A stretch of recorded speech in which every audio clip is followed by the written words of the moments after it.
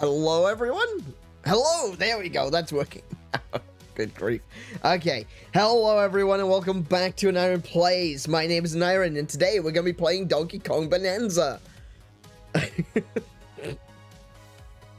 It's always something, isn't it? You know, I think this is my own fault this time, honestly. I actually do think this is my fault. I've not been affected by a Windows update, thankfully. Yeah, okay, we'll get into that in a moment. Welcome, everyone. Before we get into Donkey Kong Bananza, sorry, I'm stumbling. I'm falling very, very slowly. Hold on a second. Let me reset that. Let me just hit the ground and get back up. Okay.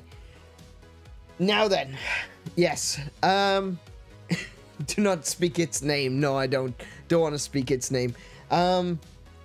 No, this is my own fault. We'll talk about that in a moment. But first of all, welcome everyone. We're going to be playing some Donkey Kong. We're getting really close to the end now. Like, we're on layer 1400. And if I remember correctly, from little things that I've read here and there, try to avoid spoilers. There's only 1500 layers, which means there's only this layer and the next layer left. And, that means we're nearly there. We could finish this tonight, or we could even finish it next week. Oh, not next week, next stream. So, yeah. We're getting close to the end of this one really, really quickly. Quicker than I expected. It's a bit crazy how deep we've gone. I want to get to the elevator so that we can actually see how deep we are right now. But it's, yeah, it's kind of crazy. Like, they're doing a really interesting take on the Hollow Earth. And we've talked about this a little bit. Like, I occasionally talk about the conspiracy theories that I'm interested in. And Hollow Earth is one of my favorites. I don't agree with Hollow Earth the way it's portrayed. You know, that the Earth is literally just a shell. And there's an inner sun, and there's cities on the inside of the globe. I don't agree with that. I do believe that the Earth is partially hollow, however. I do think that I think it's more like the Donkey Kong, not Donkey Kong, the King Kong version, you know, where there are voids in the Earth. You go down far enough and there's voids. And that makes sense because of thermal contraction. You could probably, a lot of caves and things like that are created thanks to like volcanic flow and movement in the crust, as well as thermal contraction. When rock gets really, really hot, it expands. When it hardens again, it contracts, and that leaves voids. And I do think that the Earth is quote unquote hollow, but more like a sponge, or I should say it's got a layer. I believe that if there's anything that's like this, it would be a layer of like sponge-like rock around the crust. And we kind of see that. Like, there's a lot of that close to the surface. I think about like the Mammoth Cave system in the US, and the fact that you could potentially, this has never been done because it's, you know, it's never been tested, but it's theorized that you could walk from, I think it's from South Carolina all the way through to Indiana without ever having to come to the surface. Which is nuts when you think about it. Like, think about how big of a space that. Let me just let me get you an actual number to put on that. So if I go to Google Maps, so good job I'm not showing Google Maps. That just zoomed straight in on my actual current location. Thank you, thank you, Google. Could have doxed me. Yeah, okay, so the cave systems, you know, they are around South Carolina, North Carolina. You're talking about the Great Smoky Mountains, right? So the Great Smokies are kind of central to northwest, my bad, Carolina. And they expand, the cave system starts there, really. And it goes through Alabama, goes through Tennessee, goes up through Kentucky, goes up through Virginia, goes through northern Arkansas, it goes through Missouri, and up into Indiana. You know, this cave system is enormous. Absolutely enormous. And it is estimated that you could start in the Carolinas, you could start in the Great Smoky Mountains and walk all the way to, like, the far west of Kentucky, maybe into Tennessee, maybe to Arkansas, and possibly into Indiana, where there are lots of cave systems which are believed to connect into the Mammoth Cave system. And so the idea of being able to just travel underground without ever having to come to the surface, it suddenly makes a lot of sense for a lot of other, you know, not necessarily conspiracy. It's not, I wouldn't consider these to be conspiracy theories necessarily, but like cryptids and weird happenings and strange, unexplained events and situations. Like there's, specifically in Kentucky, it is the absolute hot pot for strange happenings and weird goings on. Things like goblins, you know, alien encounters, supposedly alien encounters, fairy encounters, strange weird creatures that can't be defined easily by modern science, stuff which is often just disregarded as folklore. And even things like Bigfoot. Now, they have different names for it, but like the skunk ape and stuff like that down in Kentucky and Alabama. I think a lot of that is really interesting, that a lot of these stories all occur near an opening to a cave system that leads into the Great Mammoth system. And I just like, hold on. If there's a cave system that opens into the Great Mammoth system from the Smokies, and the Smokies are just absolute, there's another example of a location that's just rife with stories and folk tales and weird happenings. And the Brown Mountain Lights. Look that up. Look up the Brown Mountain Lights. People keep saying like, oh, it's clearly just headlights, you know, reflecting off something. And it's like, oh, okay, yeah, that makes sense. Except that, the Brown Mountain Lights have been documented going back to like the late 1700s, and they didn't have cars. They didn't have cars. I know, it's a wild thought, isn't it? Like, a world without cars. But the Brown Mountain Lights, they were documented by the very first explorers that went through the Brown Mountains. Well, not only was there no cars back then, there was no trains back then, there were no other explorers back then. These were like the first people to document the Brown Mountains. And they were saying, yeah, there were these weird lights just like hovering above Brown Mountain. There's even stories of like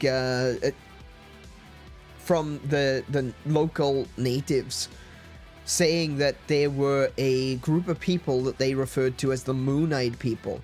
And the reason they were called the Moon-Eyed people was because they didn't come out during the day. They only came out at night. And they had really sensitive eyes. They had bright blue, sensitive eyes. They couldn't come out in the sunlight. That was a story that predates European colonization in America. And we're still getting stories like that to this day that all occur around this same location. Stories of pale children playing in the moonlight, around cave systems, around mineshaft openings. It's kind of scary, but it leads you to think that maybe there's something going on. If there was a group of degenerate hominids that went into the caves and have made a life for themselves in the Mammoth Cave system, we would never know. The Mammoth Cave system is barely explored, and yet is so vast that it is estimated that you could walk from one location to from one shore, essentially from the Carolinas all the way to Indiana without ever coming to the surface. I never actually got you that distance, did I? Let me see if I can get a... I'm looking for Brown Mountain. Hang on. Brown Mountain. Brown Mountain, North Carolina. Okay. All the way to... Let's go... Eastern Missouri. So, like, Silkston. Directions. From Brown Mountain, North Carolina to Silkston.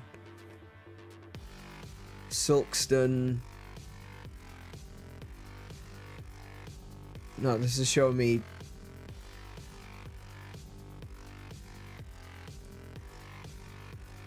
Show me the wrong thing.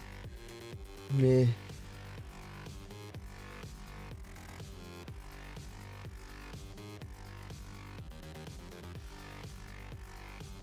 Let's do Mayfield instead. Mayfield, Missouri. There we go. Okay. No, that's Michigan, not Missouri. Oh my goodness.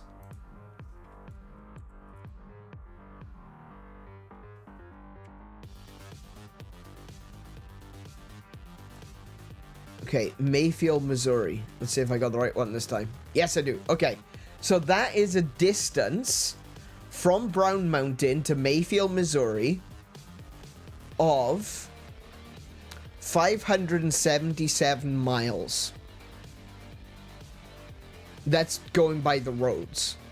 So I don't have a straight line distance, but if you were to walk along the road, that is a 9-day walk, and you could do that entire distance underground. That's insane. Think about it. That's insane. 9 days straight without ever having to come to the surface. And this is why I kind of believe in the Hollow Earth. Because I feel like if there are locations like this so close to the surface, you add miles and miles of rock between the surface and when it gets, too deep to be able to breathe, be too deep to, it start getting hot, When you think of all the distance that you've got vertically before the world becomes, impassable down there, there's got to be other cave systems like that,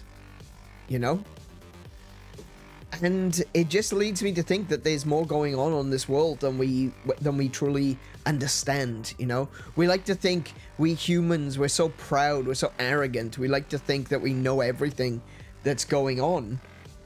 And we try our best to categorize all these weird things and say, it's just fairy tales, just folklore. It's not real. They're just stories.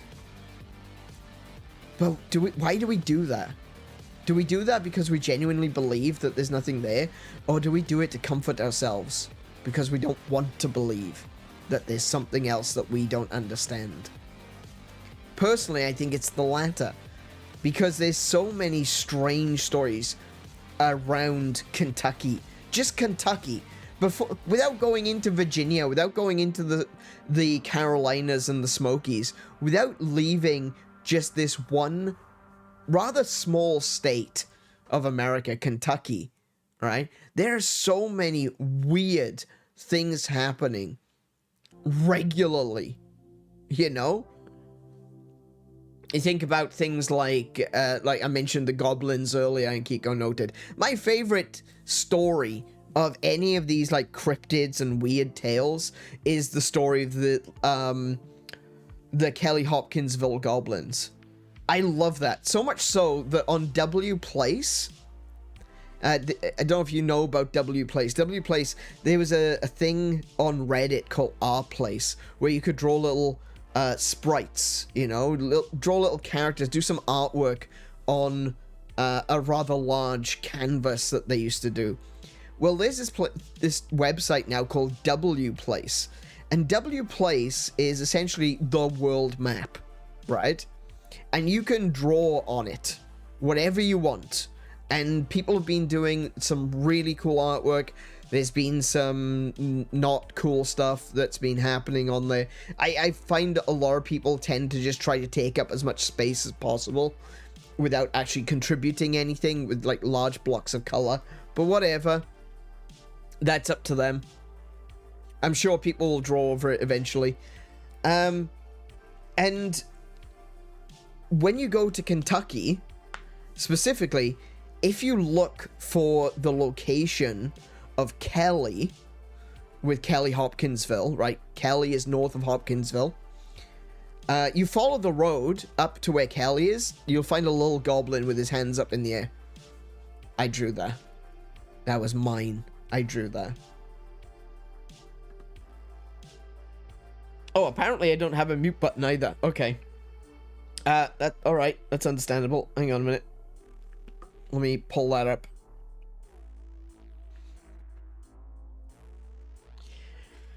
I don't want to cough on you guys, so I want to make sure that I can get that fixed. Hold on. Let's see. There it is.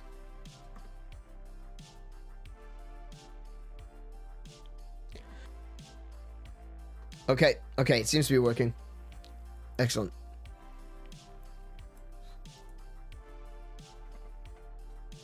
But yeah, I like my weird stuff, right? I like my conspiracies. I like my cryptids. I think this is one of those topics that is really close to my heart, because I think there is more going on in this world than what we know and what is obvious, you know? There's weird things happening, and I feel like there is a big... I don't want to say a conspiracy, because I don't think this is a conspiracy. I think it's just more comfortable for people to believe that these things are fairy tales, you know? This is just folklore. It's not real. It's more comforting to think that there aren't things beyond our current comprehension. After all, we're the top of the food chain, right? Aren't we? We're the top. We're the best. We're the ones that that dictate what happens in the world, you know? But are we? Are we really? Are we willing to have a little bit of that control taken away from us and start to believe the more difficult things to define? I always love the line from the X-Files. Are you willing to open yourself up to extreme possibility? We're not talking about things that are impossible. We are talking about the extremities of possible. No matter how implausible, so long as they are possible.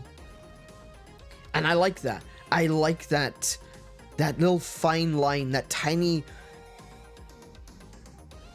barely visible veil between impossible and extreme possibility. I want to believe, as Fox Mulder put it. I want to believe.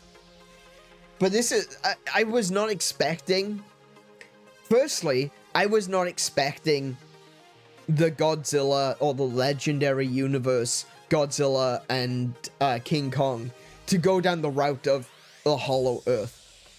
One of the characters talks about the Hollow Earth in the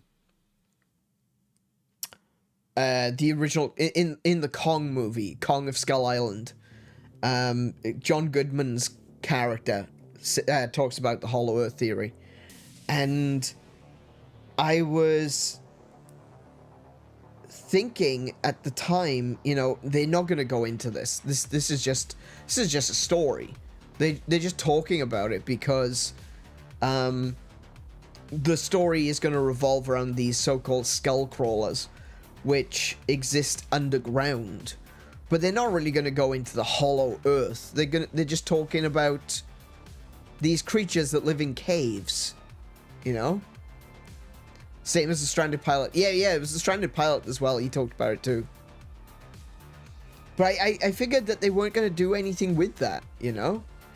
They weren't going to do Hollow Earth. They were going to do, you know, just cave systems, stuff like that, you know? And then you've got, which one was it? It was Godzilla versus Kong, wasn't it? Where they go fully in on the Hollow Earth theory.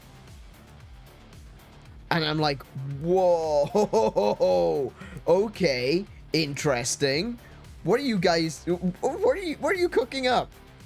And then not only do they talk about it, they actually go there. And then you've got Godzilla X Kong, where you've got Godzilla and Kong, well, specifically Kong. You start off in the Hollow Earth, and they're showing the environment of the Hollow Earth and all the weird creatures that live in there. I'm like, whoa, they're really going into this. But the way that the Hollow Earth is kind of shown in that movie is that it's kind of, it's like I was talking about with thermal contraction. It's like the world is pulled away from the crust that's above, except for some locations where it's connected. Kind of like the depths, you know? The depths in Hyrule is another really good example of that, where it just looks like the world has sunk, like something has fallen away from the crust above. And that is like kind of how, it's an extreme, but it's kind of how I imagine it, like large open caverns where there is the possibility of life evolving, or, you know, moving into those caves for specific reasons. Like there's lots of examples in history where people have moved out of towns and cities and villages and gone into caves, you know? We returned to the cave, we returned to Monk. And there are more and more underground cave cities being discovered, you know? There's obviously the one in Turkey is the one that always gets my attention. I can never remember what it's called because it's in Turkish, but hang on a minute. Turkish underground city.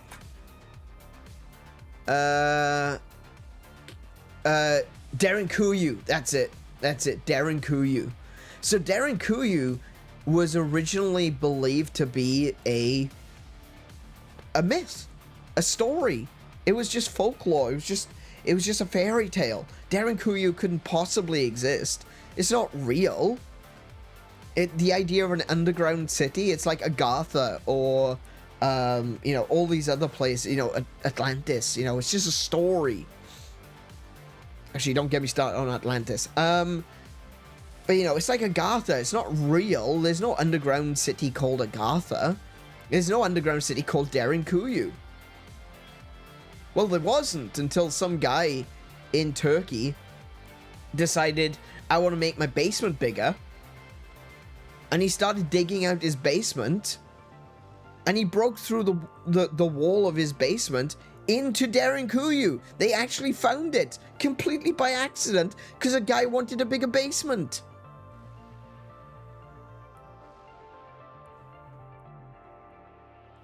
And they found it, a complete underground city. It was there the entire time under people's feet. And they never found it. They had no idea. So there's lots of examples in history where people, and you know, in folklore, in legends, in stories, of people that leave the city and they go to cave systems and they build cities underground. And the discovery of 𝗬𝗏𝗄𝗏 is a great example of why we shouldn't just dismiss those as myth, as folklore, as fairy tale.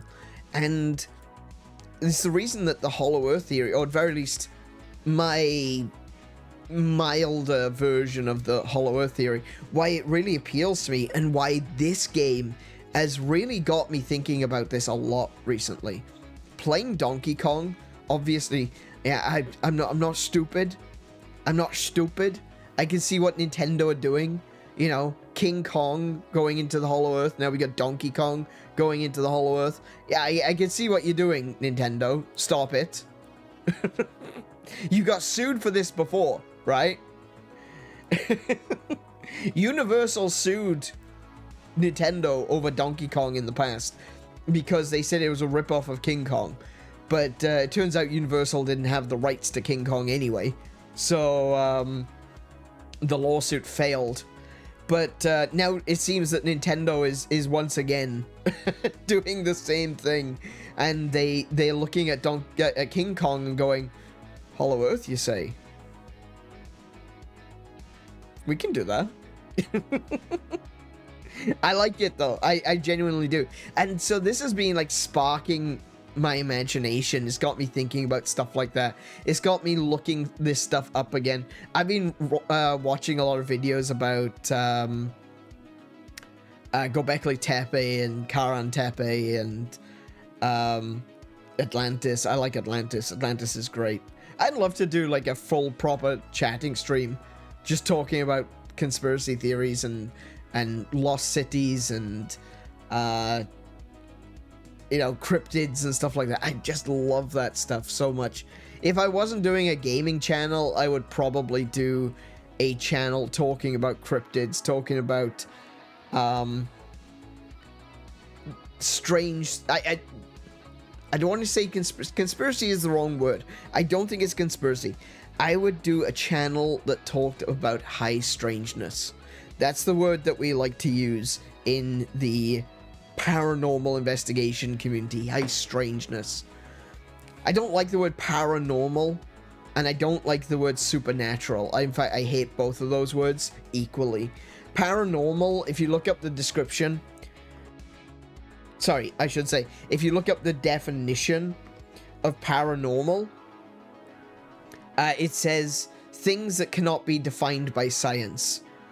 Well, I don't believe in the paranormal, because I think that once we fully understand something, we will be able to define it by science. And I don't like the idea of supernatural either, something that is beyond nature. I don't think that's true.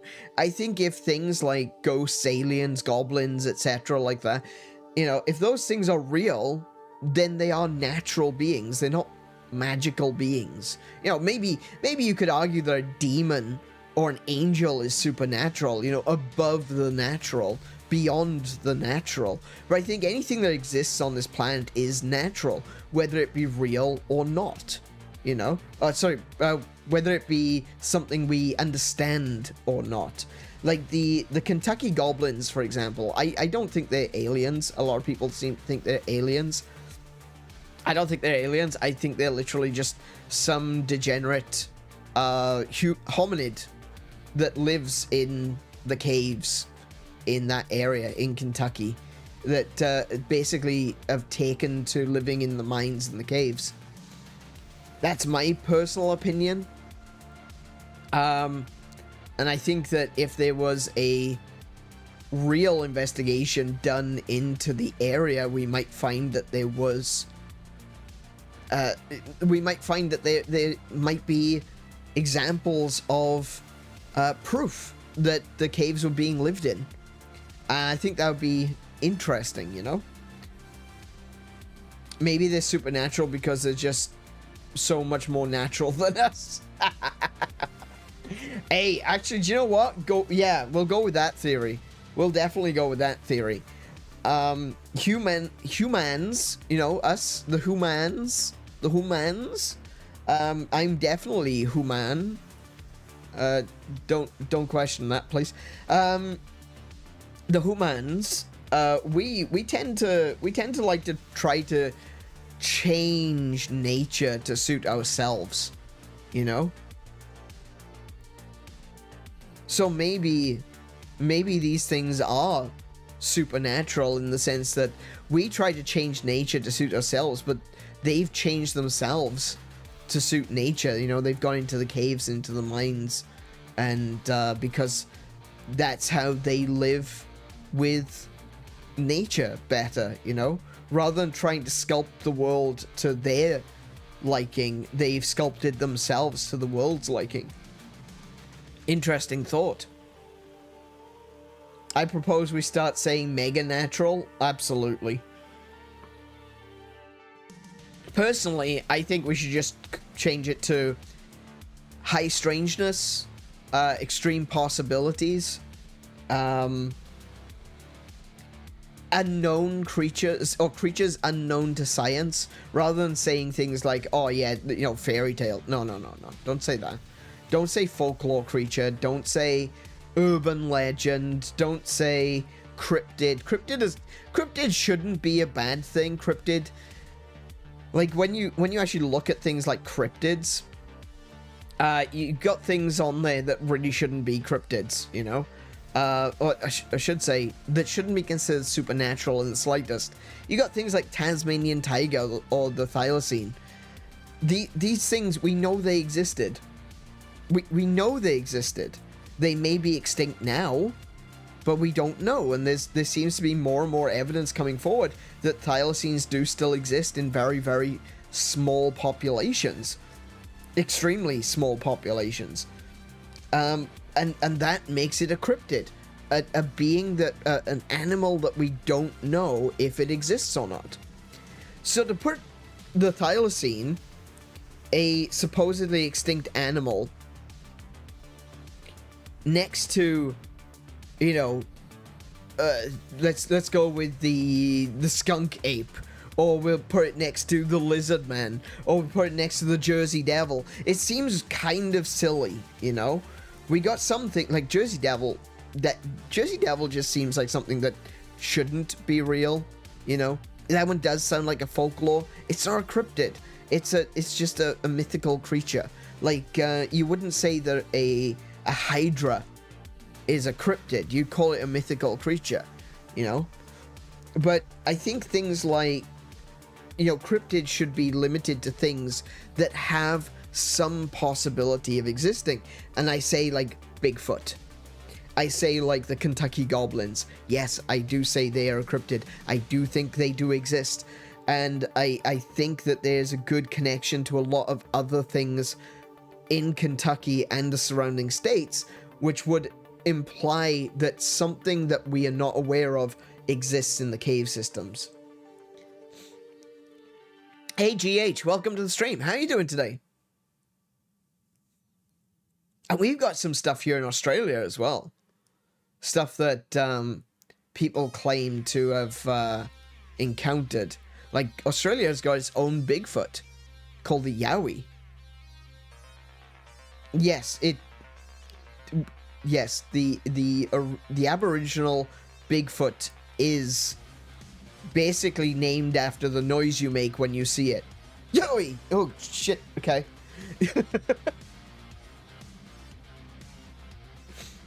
Or if you stub your toe. You stub your toe, it's like, Yowie! Ow! Oh, look, Yowie. There it is. So there's a myth about the word kangaroo. I don't know if it is a myth. I don't know if it's true, but there's a supposed myth about kangaroo, and the word kangaroo supposedly means I don't know. And I think this is not true. But it was the story that I was told as a kid. And it's a myth entirely? Yeah, I thought so. So the idea was that the first settlers coming to Australia had Aboriginal guides, essentially. And so they would go around, they'd be like, what's that thing? Koala bus. Okay, it's koala. Okay, cool. Okay. Koala. We'll write that down. Koala. What's that thing? Wombat bus. Okay. Right. Wombat. Okay. What's that spiky thing? Actually, I was about to say echidna, but that's not the Aboriginal word for it. And they see these big hoppy things, bouncing past in the distance, and they say, "What's that thing?" And the Aboriginal guide supposedly says, "Kangaroo bus," as in, "I don't know, boss. I don't know what that doesn't have a name. Kangaroo. I don't know." And they write it down as kangaroo. That's the myth. It's not true. Kiko has confirmed there that it's not true. But that's the myth, was that kangaroo means I don't know. Mario, wowie zowie! The yowie. Are you making fun of me? But there's like lots of little stories about stuff like that, like, the yowie was named after someone who stubbed their toe, or, stupid things like that. It's like, what's that thing? Oh, a yowie! But there's some really good stories about yowie encounters. Like, not as many as Bigfoot encounters, because there's not as many people looking for a yowie. Yowies tend to be a little bit more dangerous. They tend to be rather vicious. But yeah, we don't particularly have many people Bigfoot hunting here in Australia. Definitely not as many people are Bigfoot hunting in the US. And I just find it very interesting that the Bigfoot myth exists all across the world. You go far back enough in European culture, there are Bigfoot stories. You go all the way through the Indus Valley, and there are Bigfoot stories. So Indus Valley, India, essentially. You go further north, you go through the Mongol territories and Tibet and places like that. They have the Yeti.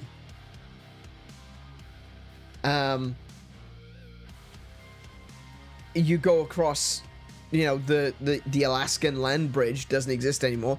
But don't worry, Sarah Palin can see it from her garden. She can see it through a kitchen window. The Alaskan land bridge, which would have been the way that populations would have come into America thousands and thousands of years ago, they all have stories of Bigfoot. And the strange thing, the thing which I find very interesting about a lot of these different names that this creature gets given, is they're all very similar. Like, we call it Bigfoot now, but there are words like there's a word that begins with W. I can't remember what it is, but it's essentially the exact same word, and it's used in Tibet, and it's used in America, and it defines the same thing. Very interesting, very cool. And I need to actually look that up. I should be doing a bit more research before talking about this, because it comes off as me not knowing what I'm talking about. But need to make sure I've got some notes if I talk about this sort of topic. How did this conversation start? We're talking about Hollow Earth because of Donkey Kong. And we're just talking about how there are just strange things in the world that can't be properly explained. And I love that. I want there to be things that can't be explained. It's one of those things, you know, I want there to be inexplicable things. I don't want to believe that the world is so small, so easily defined. Because once you've explored and defined everything, where's the mystery? Where's the adventure? I like the adventure. That's why I play video games. I feel like we've done too much adventuring in this world, and we've taken the enjoyment, the fun, the excitement out of the concept. The only thing that we have left to explore are places that are literally deadly to us, you know? And the only way we're going to explore anything else is if we can get off this world. But much like, when you think about it, much like Minecraft, after a while, Minecraft gets boring because you've run out of things to explore. No matter how many times you refresh and you create a new world, it's just the same biomes. It's just the same, you know, the same fortresses, the same, what do they call them? Strongholds, the same dungeons, the same temples. It's just rearranged in a different order. And I kind of worry about that when it comes to, you know, exploring the universe, exploring the galaxy. Is that the only worlds that we're going to be able to populate, the only worlds that we're going to be able to live in, are going to be worlds that are similar to the ones that we already live in. You know? It's just going to be the same biome in a different place. Because this is what works for us as human beings. We'll find some rock floating around in space and we can terraform it. But when we terraform it, we'll turn it into our world. We'll turn it into another Earth. And I'm sure that's fine. But it's awfully boring, isn't it?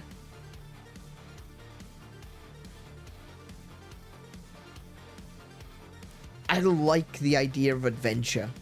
I like the idea of discovering something new. I like the idea that there is something lurking beneath. It can be scary sometimes. But I prefer a little bit of tension. It keeps life dramatic. You know? I like that. That's why I like these sorts of things. This is why I read up on ancient cities, why I like the story of Atlantis, why I love the story of the Kentucky Goblins, why it's my favorite cryptid story ever.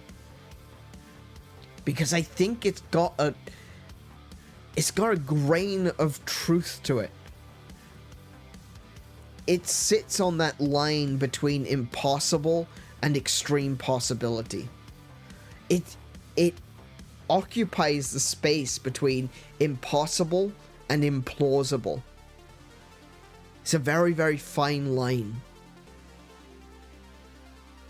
But it's something that doesn't seem like it should exist. But it definitely doesn't mean that it can't exist. And that's what I like about it. That's why I love the Kentucky Goblins.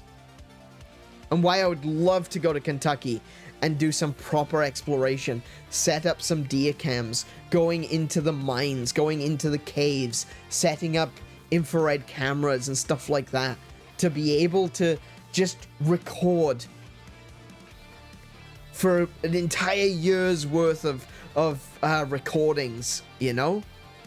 Get thousands and thousands of dollars worth of products to be able to have so many hard drives and just record constantly for an entire year and just see what we can see what we can find. I think it would be really cool. It could be a completely wasted time. It could be an experiment that goes nowhere. But maybe, just maybe, we'll see something. And that would be cool. That would be really cool. I love watching the trail cam footage of quote-unquote Bigfoot sightings. I say quote-unquote because while I do believe that there is a possibility of Bigfoot out there, I do think there's a lot of trail cam footage which is very, very fake. But there's occasionally a couple of Bigfoot sightings which look very, very real.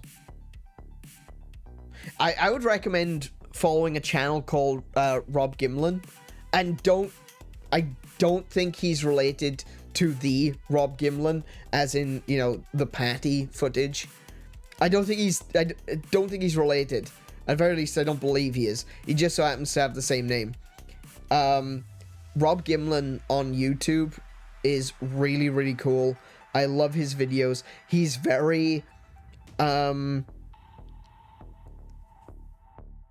he thinks about it. He watches the footage and he comes to a very real conclusion. Even though he believes in Bigfoot, he doesn't immediately go, oh, look, proof. You know, he'll look at something and he'll go, I can see this could be very good, very useful as proof, but there's a lot of things, you know, that's wrong with this footage. I think he does a really good job of taking a balanced approach to it. That's why I really enjoy his content. So definitely check out Rob Gimlin on YouTube. Feel like you'd love playing Voices of the Void? Oh, I don't know what that is. Yeah, let's get back to video games. Voices of the Void. Voices of the Void. Voices of the Void is a pre-alpha by Mr. Dr. Knows on itch.io. Interesting.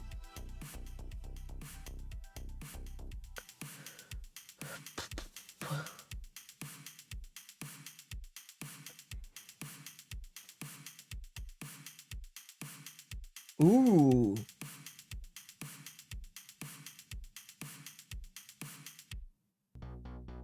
Ooh, this kind of reminds me of Firewatch, but it's you're manning a space telescope. Ooh. Do you know what? GH, you put me on the road to something here. I might have to take a look at this. I'm not logged into itch.io right now, but that looks really interesting. Voices of the Void. Let me write that down. Write that down, write that down. Oh, where's my notebook? All right.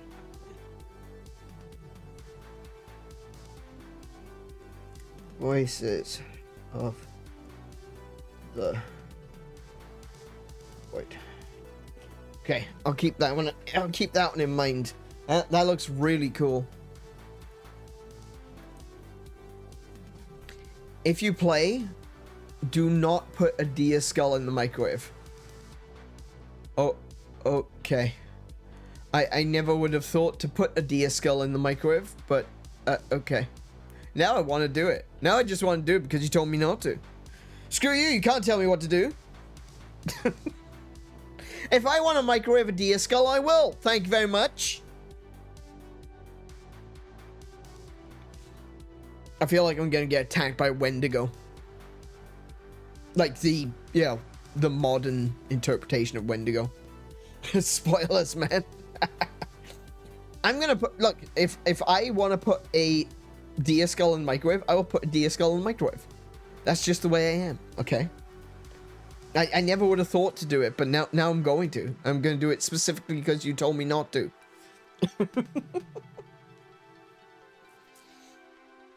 But no, it looks really interesting. Do you know what? That's another game that really got my got my imagination going, was Firewatch.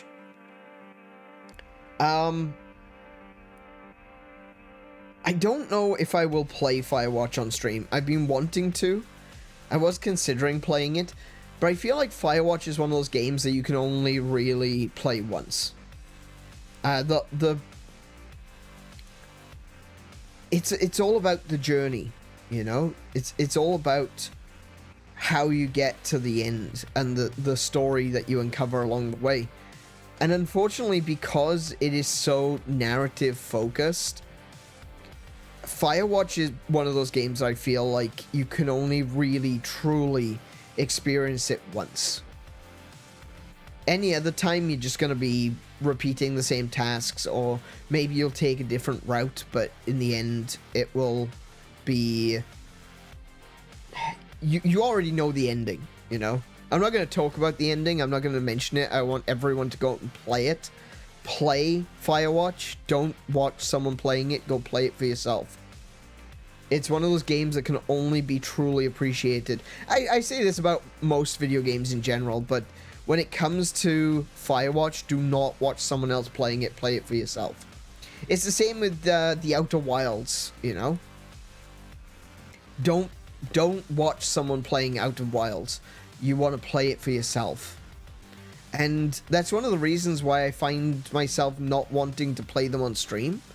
One, I've already played Firewatch, so I don't want to feel like I'm rehashing the same thing when I already know what the ending is. But also when it comes to like the Outer Wilds, I don't want to encourage people to watch me playing it.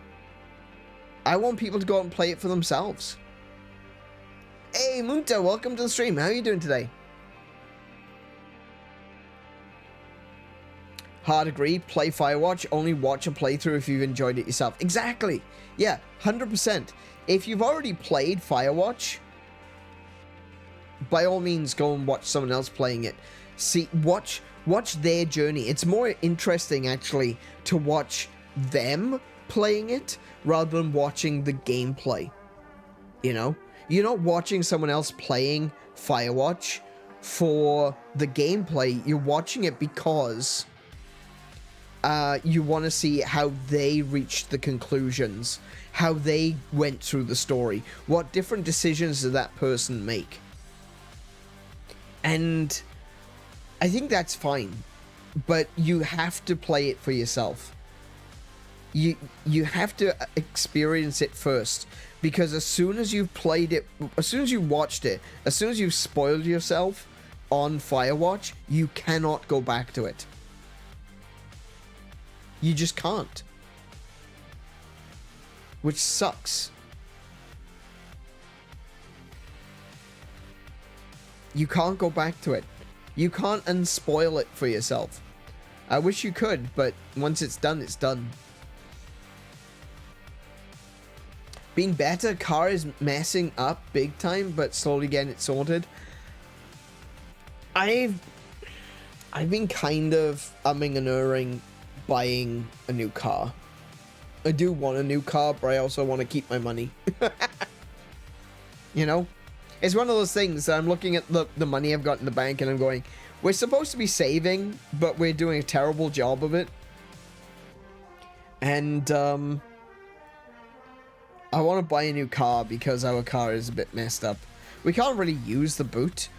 We got some rust on the lip where the seal is. So, like, clearly where the seal wasn't properly sealed, and water was collecting in the metal lip that was holding the seal on. And that's all rusted now.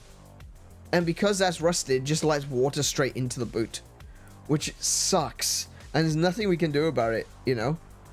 We had no idea that there was a problem until there was a problem, if you know what I mean. So, I'm very tempted to buy a new car.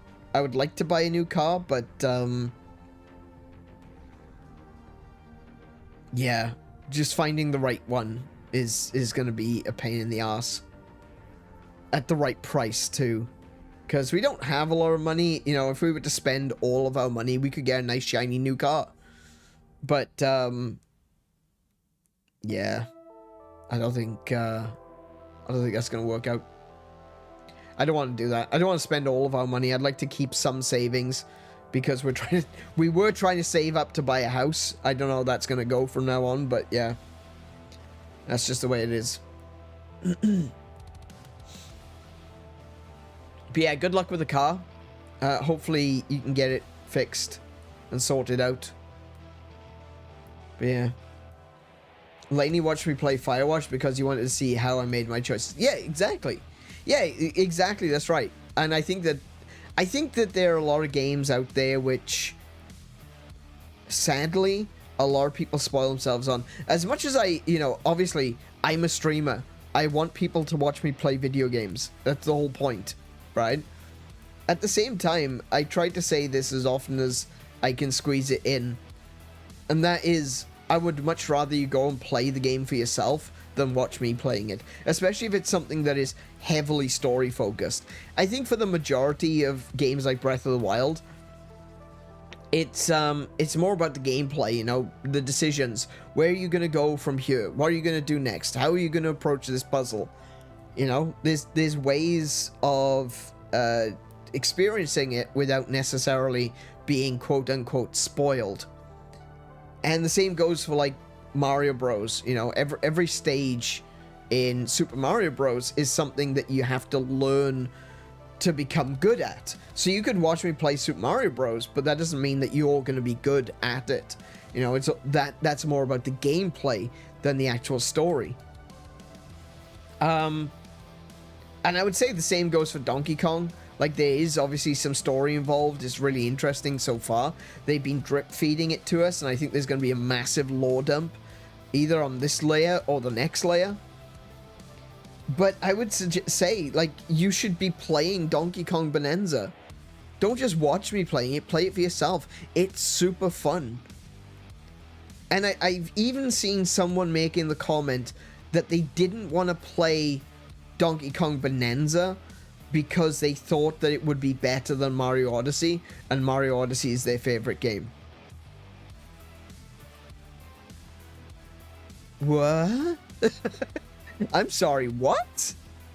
You don't want to play Donkey Kong because you think it'll be better than Mario, and Mario is your favorite game. Well, get yourself a new favorite game. That's not how that works, okay? You don't listen to Bohemian Rhapsody and think to yourself, man, that is the best song ever. I'm not going to listen to any more music ever. Because there might be a song that is better than Bohemian Rhapsody, you know? What a weird take. It is a weird take, isn't it?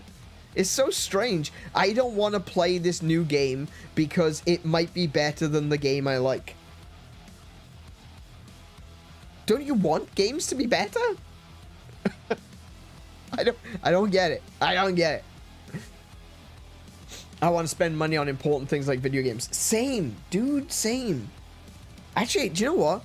I have spent less money on video games in the past few months since the Switch 2 came out. My Switch 2 just turned off. I have spent less money on video games since the Switch 2 came out than I have done in years.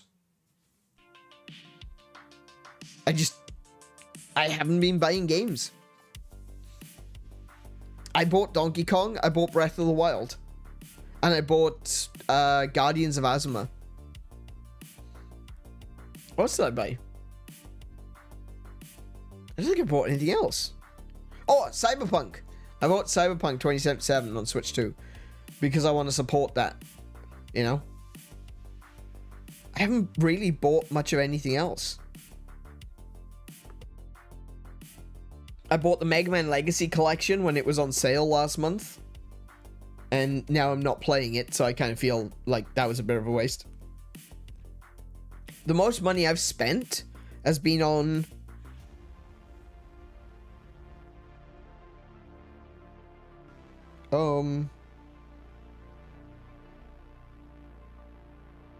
Actually, do you know what? The most money I've spent has been things related to gaming, not specifically games.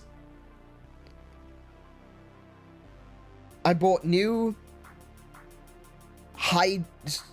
super high definition HDMI cables. So I've got 8K, I think they're 8K 60 HDMI cables, which go, that can output 4K 120.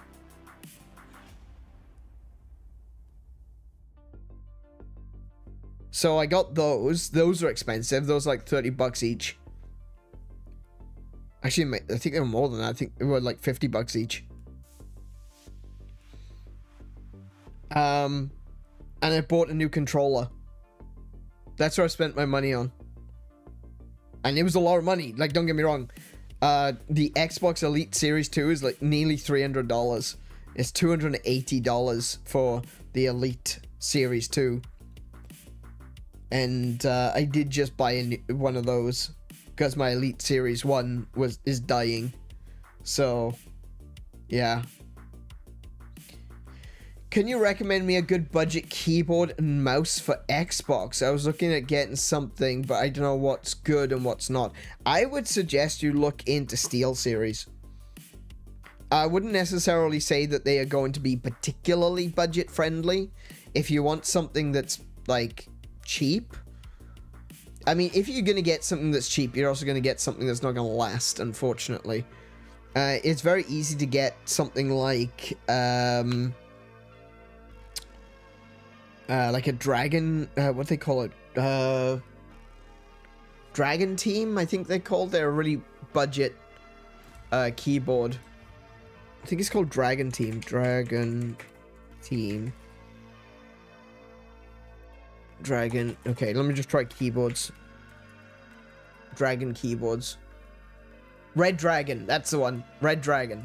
Oh, those are quite expensive. I got a Red Dragon keyboard for free years ago because I bought something else. It looks like they're making better keyboards now. I would say look into SteelSeries. It's not going to be budget, but it'll last. Let me have a look. Let me think. Normally I would say like Logitech. Logitech do some cheap keyboards, but I don't trust them. I used to swear by Logitech. Logitech were my you have a headset from them? Oh yeah. I'm using, like, all of my stuff is SteelSeries. My keyboard is SteelSeries, my headset and my my mouse, they're all SteelSeries. I've got the, oh, hang on, I can actually bring up my thing and tell you exactly what I've got. If I bring up GG SteelSeries app, I have got the Aerox 3 mouse, which is a really cool mouse. It has a grid pattern. It's not like solid plastic, which is really good because if you're doing some sweaty gaming sessions, it keeps your hand nice and cool. I've got the Apex 5 keyboard, and I've got the Arctis Nova 7 headset. So I've got a really expensive headset, I've got a mid-range keyboard, and I've got the Aerox 3 is actually a pretty cheap mouse. It's not bad. It's pretty good for a gaming mouse. It's got a couple of extra buttons on it. I definitely need to clean mine. I'm looking at mine now. It's kind of dirty. Yeah, I'm gonna have to clean that. That's a bit of a mess. Yeah. So I swear by SteelSeries. I've not been disappointed by them at all. But I used to have Logitech stuff. Logitech is pretty cheap. If you can get like a budget crappy keyboard and you're not worried about gaming, it's just gonna be for typing or something, I would say look at Logitech. But I used to have a Logitech keyboard. I used to have a really expensive Logitech keyboard, one of their top range products. It was I mean, it was expensive at the time. I think it was like $270. And the keyboard itself was working perfectly, but I couldn't use it anymore because Logitech no longer supported it, and they changed their software to, and the software no longer talked to the keyboard. So I got this keyboard which I literally cannot use because Logitech software does not detect it anymore. And I was furious with that. Like, it was a perfectly working keyboard, but I couldn't use it. You're gonna use it for gaming? I would suggest using SteelSeries. Hey, Max, welcome to the stream. How you doing today?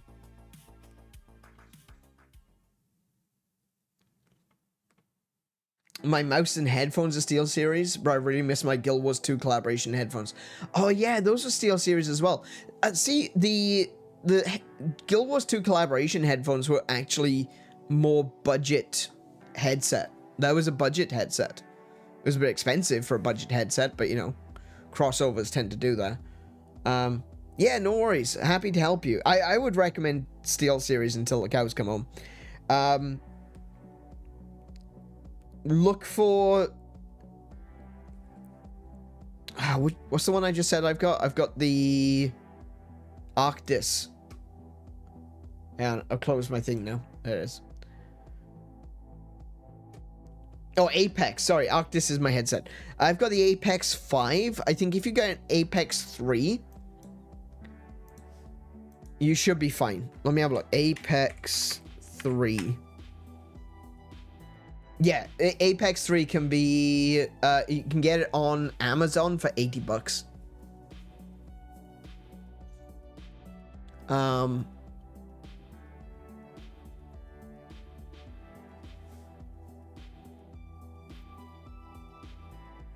You're not always going to get it for $80. I can see a JB Hi-Fi is a bit more expensive. They got it for $150. But if you shop around, you should be able to find it. A SteelSeries keyboard for pretty cheap. Let me go SteelSeries on JB. That's headset. I wasn't looking for headsets. I was looking for keyboards, but thank you anyway. So the Apex 7. Oh, actually, here we go. Dude, Apex 7 mechanical gaming keyboard with red switches. Normally it would be $170, but it's currently $70 off in JB Hi-Fi. You can get it for $100. So the same keyboard that I've got is currently on clearance because they're going to be releasing the new series next year. So Apex 7 mechanical keyboard is currently $100. That is way cheap for what you're getting.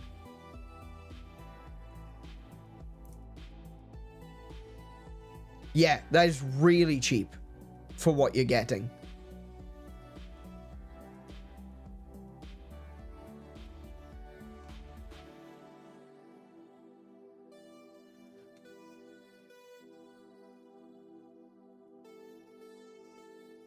As long as it isn't Turtle Beach. Yeah, I agree. I agree with that one. As long as it isn't Turtle Beach. I would recommend, GH, if you order it online through JB Hi-Fi, you can have it...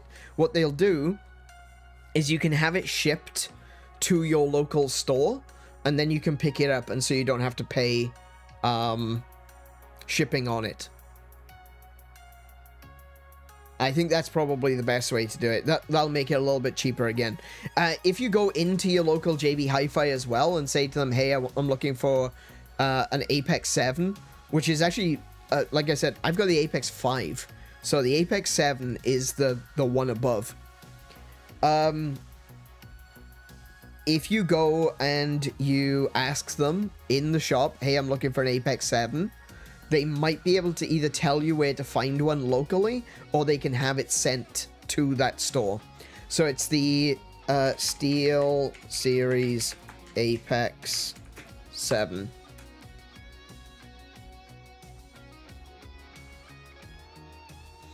I swear by SteelSeries. I do, because they are fantastic. Genuinely, I have not had any problems. The only time I had a problem was I bought an Apex 7 in 2020. Yes. Yeah. It was the I think it was the 2018 version of the Apex 7. I bought it, and what I didn't know is it had been returned, and a bunch of the LEDs went out. And it seems that the person who returned it didn't look after it. So unfortunately, that was really frustrating. But I got that one replaced, and then I think it was like last year or something, I bought the Apex 5. And the reason I had to replace the Apex 7 that I had, even though it was an older version, was because I dropped something on my keyboard and I busted a bunch of the keys and I couldn't find another one, so I bought a 5 instead. And the 5 is perfectly serviceable. I really like this one. Let's have a look. We got blue keys on this one. So it's not reds, it's not cherry reds. It's SteelSeries blue. But yeah, Apex 7, Apex 5, if you can find those. Apex 7 is the one that's on special. I swear by that keyboard. And for the mouse that I've got is the Aerox 3. And the Aerox 3 is a wired mouse. It's not wireless. I don't trust wireless mice. I just don't. I have played way too many games of Team Fortress where I've been about to snipe someone, because I always play sniper because I'm that kind of a guy. I want to turn my first-person shooters into point-and-click adventures, okay? Right? That's the way I play sniper. I have been, on so many occasions, just about to headshot someone, and my mouse has died. And I've gone, you've got to be kidding me. So, actually, I didn't say you've got to be kidding me. The language was far bluer than that. So I don't trust wireless mice at all. I will never use a wireless mouse. I will stick to my wired ones. Thank you very much. Aren't reds really loud? Reds? No, I wouldn't say they're very loud. You can get the whispers though, and that's the thing about the SteelSeries. Like, I'm not sponsored. SteelSeries, call me. I'm not sponsored at all. But I will always say that SteelSeries I've never had any issues with, and I will continue to use SteelSeries.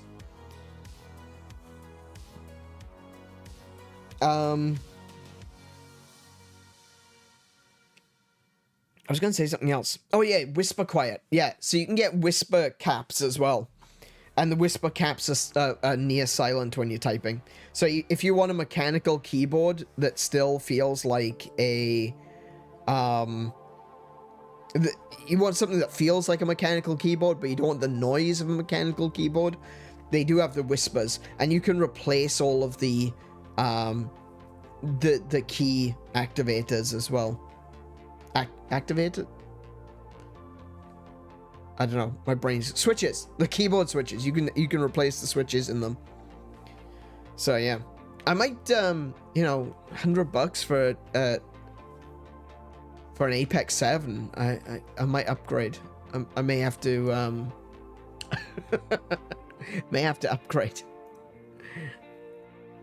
I like my Apex 5. It's nice. There's nothing wrong with it. I don't need to upgrade, but you know, a 7. A 7. Now that's doing things. I don't need to be spending more money. I just bought a bloody controller for nearly $300. Good lord. People complain about the price of the Switch too. It's like, my guy, I bought a controller that is 50% of the price of the Switch 2. Yeah, there are other issues in the world today, okay? Anyway, with all of that said, I'm going to turn my Switch back on because it turned off. Because we've been chatting for an hour. Over an hour, nearly an hour 30. And the game, the Switch turned off. I don't know why the Switch turned off. In theory, it shouldn't. I've got it set up to not do that. I'm gonna have to check my settings.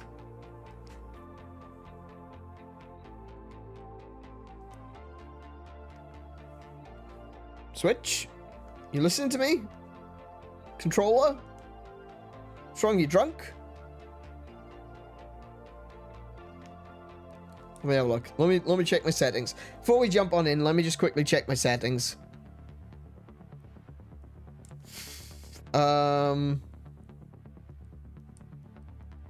Display.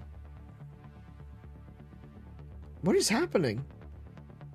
My monitor keeps doing weird things.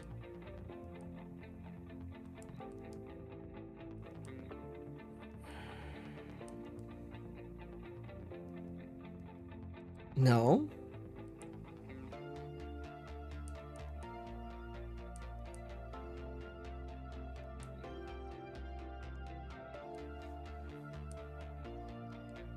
No, I got that turned off. I want that turned off.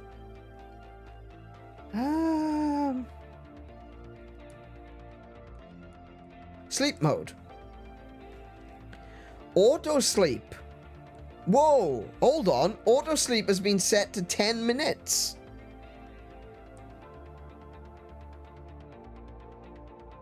Auto sleep when connected to a TV is set to 1 hour.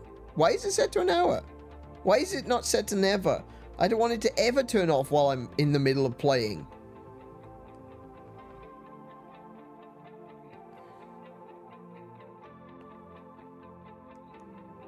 I've got it set to auto sleep 10 minutes when it's in handheld mode. That's fine.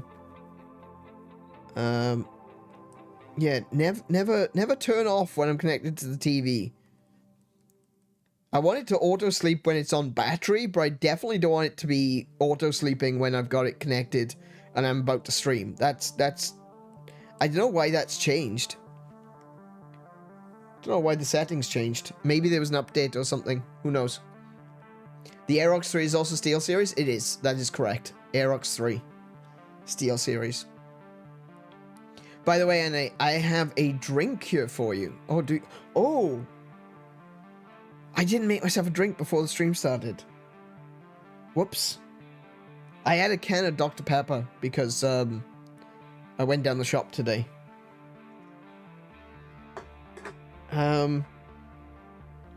Well, what I'll do is I'll quickly just mute my mic, and Kiko, if you want to drop that in, that'd be great. So, yeah. One second.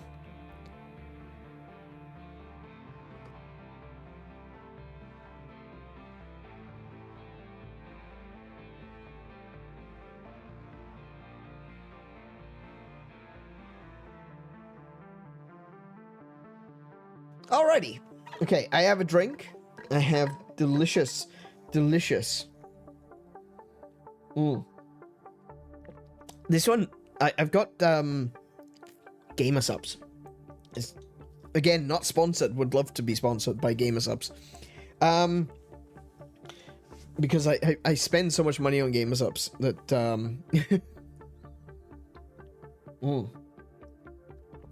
This one's become one of my favorites. It's blueberry lemon. It's called BBL.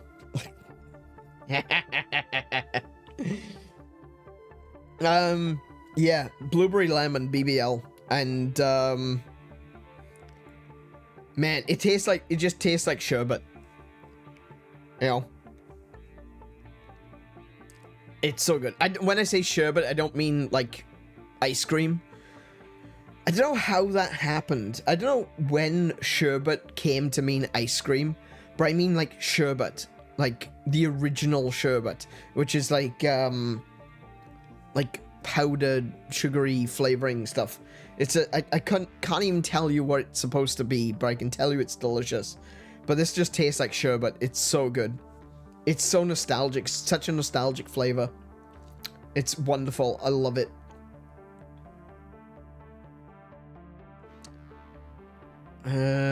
Another mouse I could recommend. When it comes to Steel Series, like, I would recommend that you get... If you're going to be using... I know you're using it on Xbox, but if you're going to ever connect it to PC, I would recommend getting, equipment that is all the same brand. And the reason I would say that is because you don't want to have one piece of software that controls your keyboard, another piece of software that controls your mouse, another piece of software that controls your lighting, another piece of software that controls your, I don't know, light gun, I guess. Another piece of software that controls your controller. You know, you don't want to be having all these different bloatware software is set into your PC for every little thing. So I would just say that I like the Aerox. It's a very light controller. If it's not something that you like the look of, if it's something that doesn't interest you, I would still recommend go for something SteelSeries. Just so then, you know, you're only using a single piece of software. Kiko, the Rival is the one that you're using, isn't it? Let me have a look. SteelSeries mouse. Oh, yeah, Rival. Yeah. That's cool. So, I know you said you don't...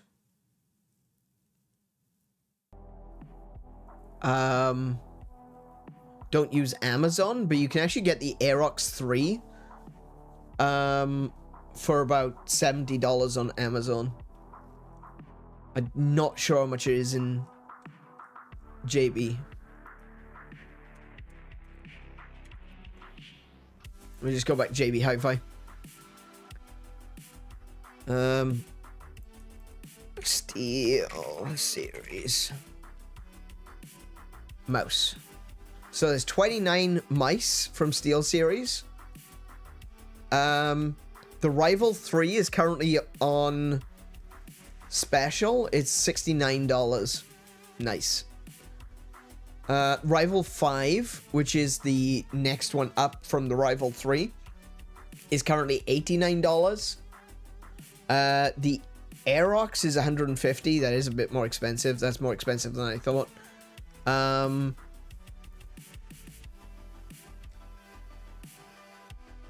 And the Aerox 3 wireless is really expensive. That's $230.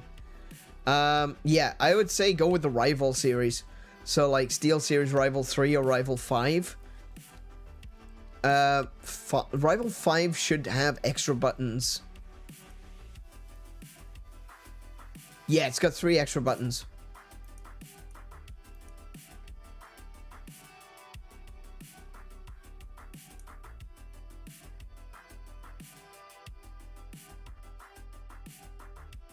I don't know about the Rival 3. What's the Rival 3 got? Does that have the extra gaming buttons? Oh, it does. It has 2 extra gaming buttons. Okay. There you go.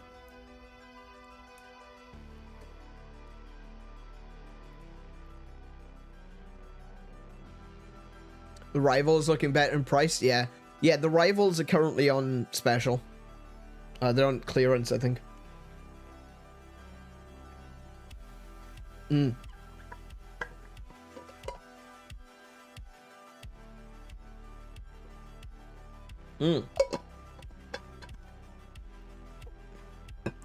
Yeah, definitely get wired. I wouldn't recommend getting... I personally do not like wireless. Anyway, with all that said, let me pick up my wireless controller and let's play some Donkey Kong. Alrighty, let's jump on in. Okay, so where we left off at the end of the last episode, we reached the so-called feast layer. Now, it's become kind of a running trend on this channel that every time I encounter food in video games, it tends to look so damn good that it makes me hungry, and now I'm terrified. I'm gonna want to go and get a burger at the end of this. I can just see it happening now. But here we are, I guess. We'll see what happens. So this is the feast layer. It basically, it's the Hollow Earth's food court. So we're gonna have a crack at this. We'll see how far we get. We'll see what we do. We may even finish it today. I don't know yet, but we may even finish this game today. If we finish at a reasonable hour, we can go for a drive and get a burger. Don't tell me things like that.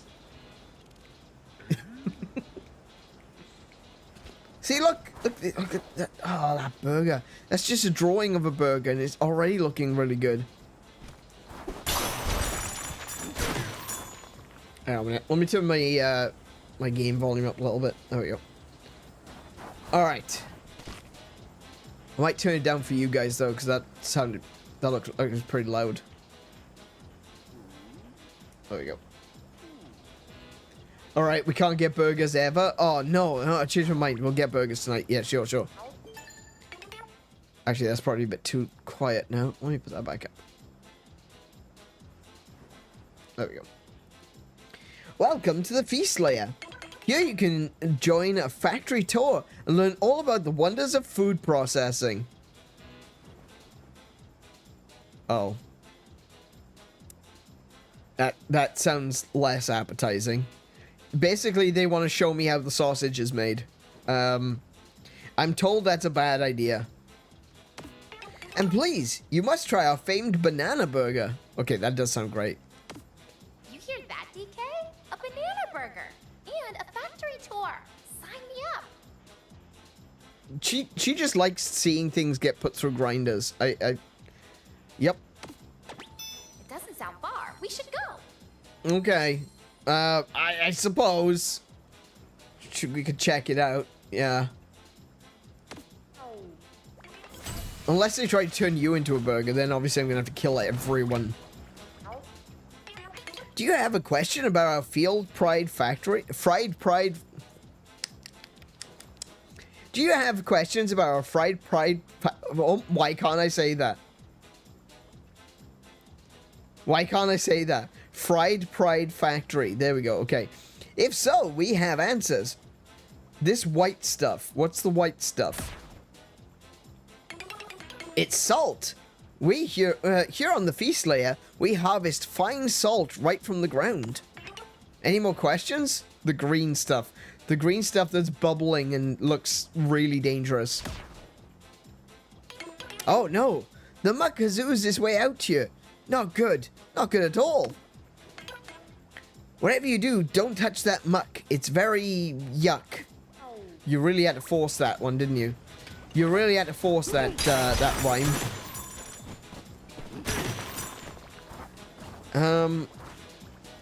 Yeah, that doesn't look appetizing. Are these rocks made of meat?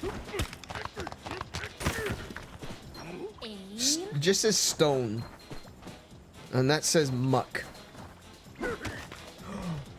Oh, hang on. Can I use salt on the muck? Oh, I can. Oh, ooh, hang on. Interesting. So the ground is made of salt, and this muck dissolves when you hit it with salt. That's cool.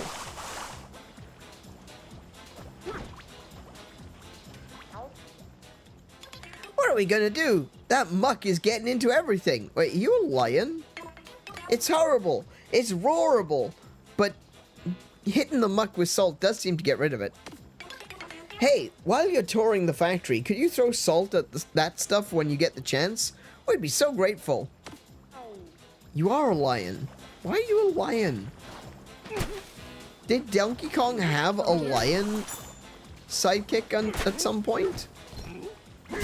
Oh, no. I don't remember that part. I don't remember him having a lion.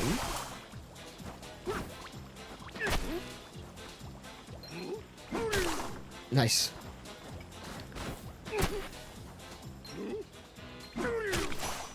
There goes all the muck. I don't know what the muck is supposed to be, though.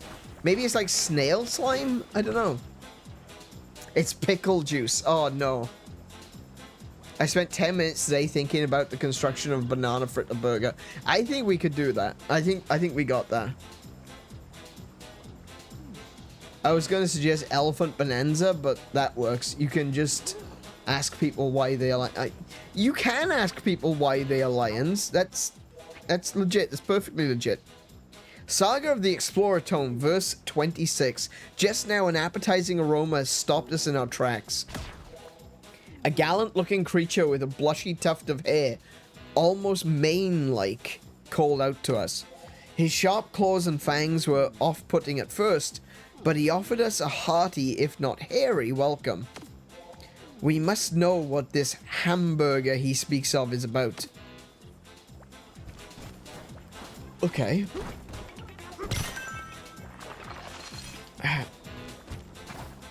So, you are made of salt. Watch now, I can use your head to get rid of the muck. See? You made of salt, my dude. You are safe. Good one. This is very... Oh, hello. Oh, you're a monkey. I traveled all the way here just to get a taste of that giant banana burger folks are always going on about. Supposedly, it's a burger that's also a tower. And I hear they let you eat any chunk of it you tear off. Okay. The Banana Burger Tower is supposed to be behind the main gate. Over here, the main gate. The main gate. We're gonna do My Little Pony puns. Is that what we're doing? My Little Pony friendship is bananas. Okay. Banana Burger would hit the spot right about now. Welcome to the main gate market. Okay. Alright, alright, alright. Welcome to the feast layer. Oh, he exploded. Ah, it's a shame.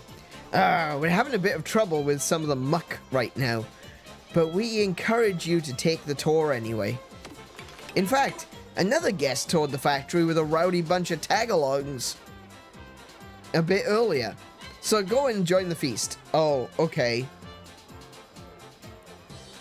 So the reason that we've got muck everywhere is because of Void. I mean, kind of obvious, I guess, but still.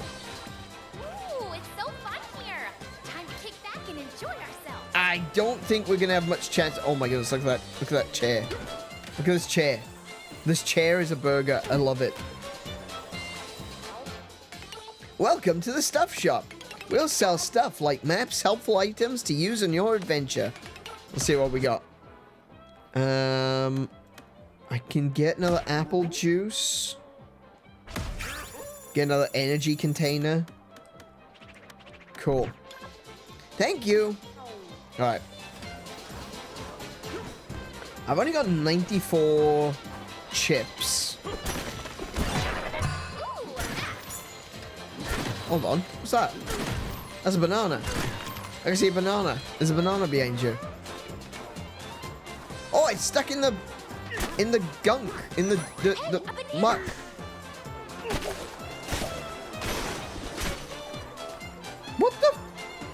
What the just happened?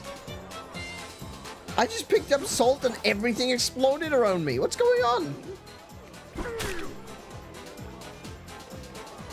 Wait, why is this not? What?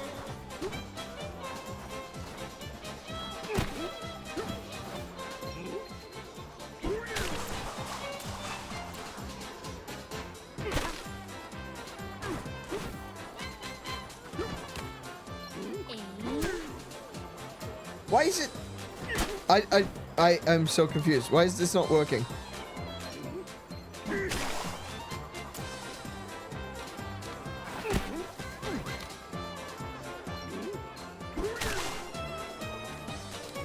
Looks like you kind of have to aim above the muck. And then it kind of falls down. And dissipates it. Sometimes.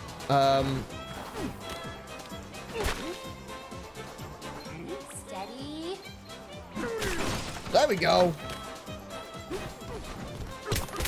Nope. Hold on. There we go. I got one. I got one. Hey Sam, welcome to the stream. How are you doing today? Friendship is bananas. Yeah, friendship is bananas, alright. Was that better charge up? Oh wait, what was I saving up for?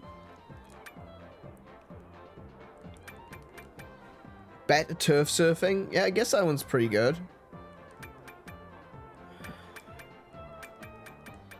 Yeah, let's do the turf surfing one.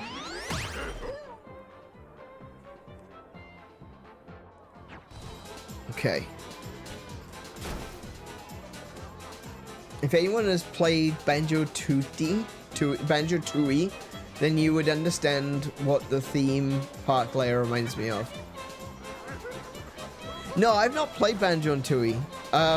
I was trying to get a copy of it a while back, but have you seen the price? Good lord.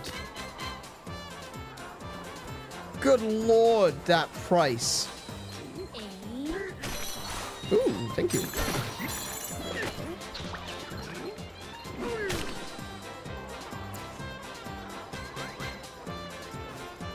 I guess I don't need to get rid of all the muck, I suppose. I do feel the desire to, you know, demuckify everything, but I guess I don't need to do that.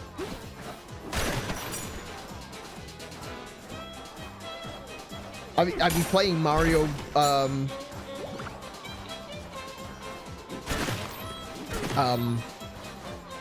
game. What was that? Why can't I remember? Mario Sunshine. Oh my... I couldn't think of the name. Mario Sunshine. Yeah. Hang on a minute. I was right. Look, it's a slug. It's a slug creature. Okay.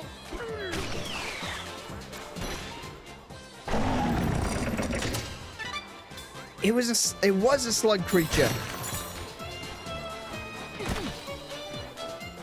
Let's get rid of this goo.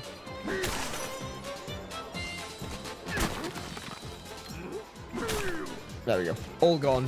Brilliant.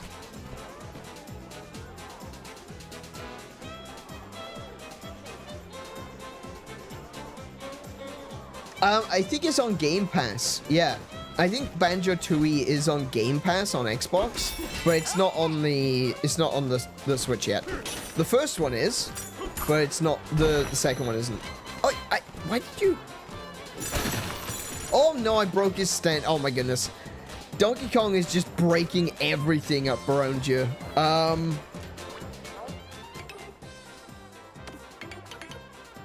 right, let's have a look. What we got? What options do we have? Purple Britches reduces shock damage from electrified iron or muck by 10%. Okay, I like those ones. I like the burger patches. Those are pretty sick. Okay. The Yum Yum Tie. Press Y to eat any foods or food-based terrain, not just fruit, will recover your health.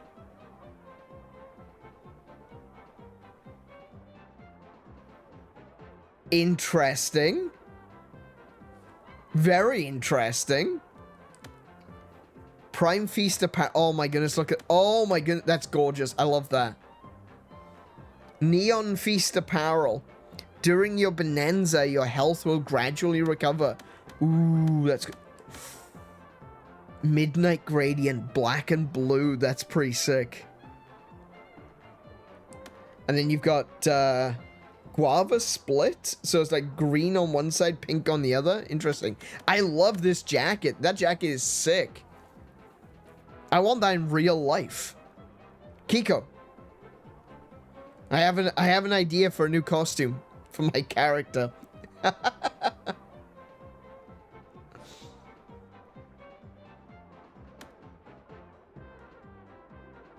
Oh wait, number 2 is on it. Oh wait, Banjo-Tooie is on it? Oh, okay. Okay, I thought the Tooie wasn't on there yet. Okay. Alright, so I'm gonna aim for...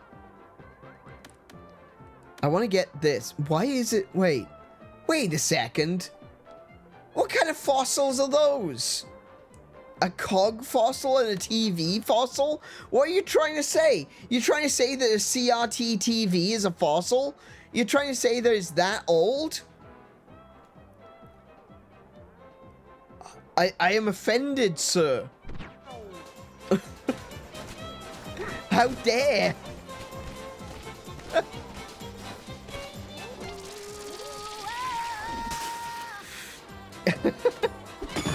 Challenge accepted. Pikmin future 𝗬𝗄𝗵. Yeah. Bloody hell. CRT TVs are for... Oh, one of these? Oh, I did so poorly at the last one. Okay.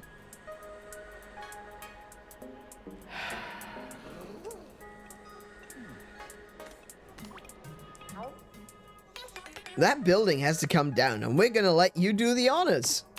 Finish within the time limit, and we'll give you a banana for it. Finish with 20 or more on the clock, you'll get another banana from our stock. Aim for the concrete, and you'll have this building beat. The last time I did one of these, I did so poorly.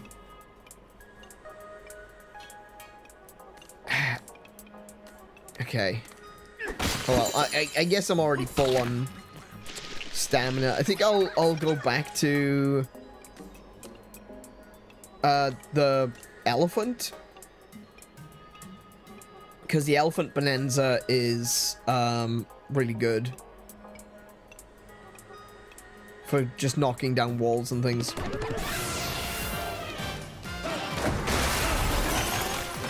Oh, hello. I wasn't expecting you to be there. Good grief. Oh, what am I doing? Oh, no. Okay, I'm not going to finish this in time now. Oh, there it is. All right, no, it's fine. The first one is just a, wait. Maybe I should use, the Donkey Kong, you know, the Kong one. Yeah, maybe I should use the Kong one for this rather than the, oh, I'll take that. Oh, wait, I'm running out. Oh, no. Okay.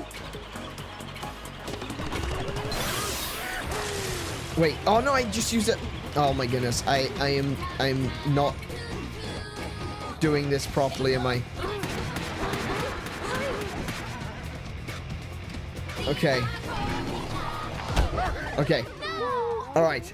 No, I get it. I understand. I'm taking this way too casually. That's not how you do this.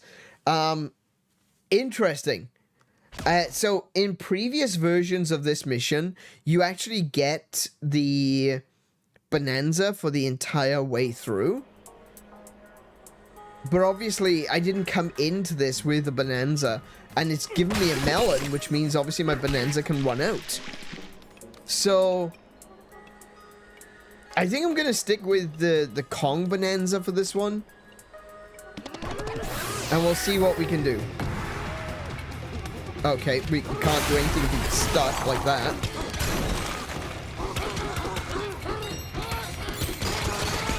Oh, that's not doing it. Okay. I need explosives.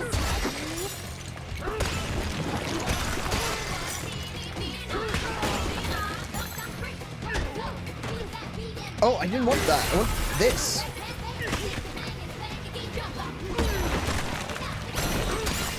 There we go. I guess I need to switch to this. Oh, no. And switch back. Oh, I run out. That's a problem.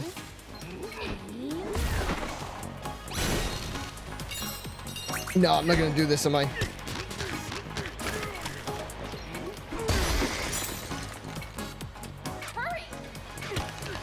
Oh my goodness, it takes so long to tear a piece off. Oh no!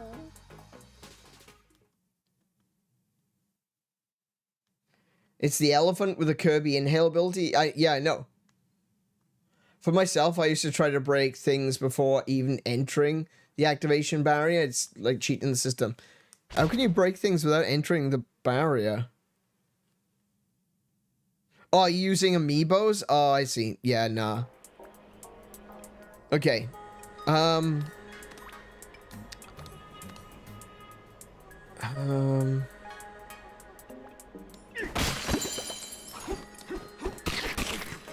It's more about just like, obviously, you kind of have to figure out where things are before you can even, you know, try to do the attempt. You need to make sure that you actually understand the location and where things are. So I know now for the bottom layer, I need to go straight to the right, because that's where the explosives are. So we'll give that one a shot.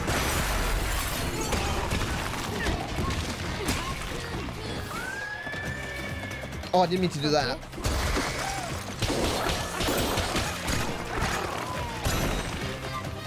I didn't mean to do that. I'll take that. Wait, what'd that explode on? Just exploded in my hand.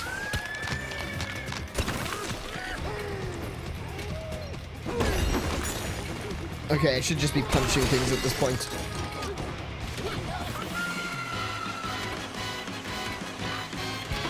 Can I? Why can't I?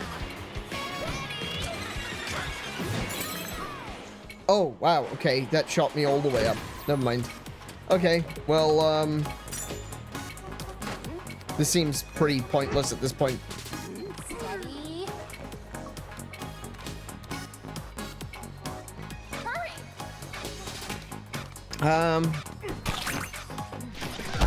Yeah, I don't know. I just don't, I don't get these ones. I did the first couple, and the first couple were fine.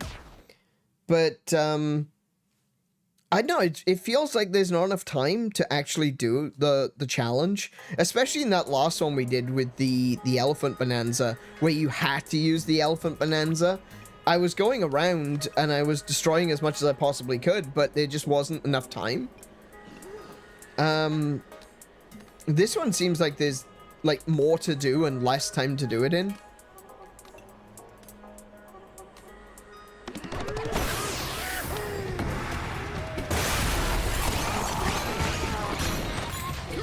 And he keeps grabbing the wrong stuff too. That doesn't help me at all.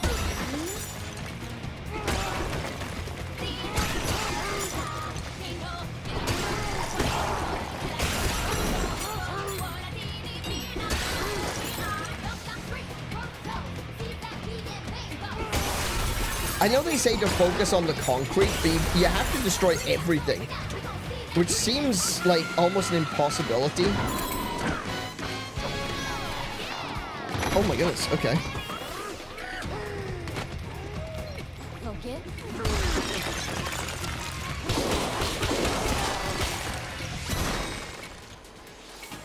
Oh no, see, oh my goodness, I fell straight through the floors. Yeah, now it's, there's absolutely no point in even trying at this point because I'm not gonna get up there. Hurry.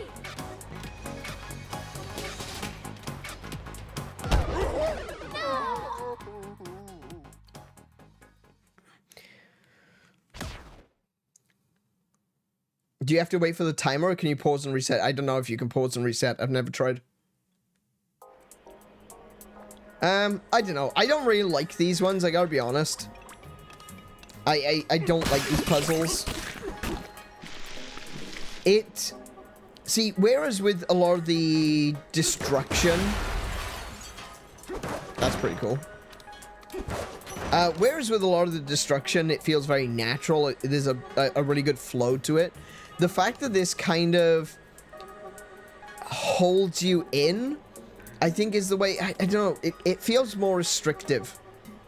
I'm not a big fan of it. I like the free roaming destruction that this game has, you know?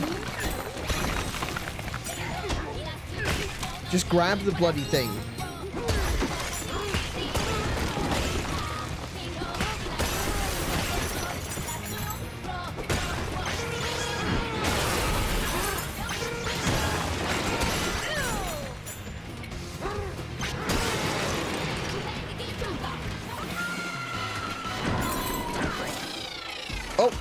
Oh my goodness. Okay, that is really frustrating.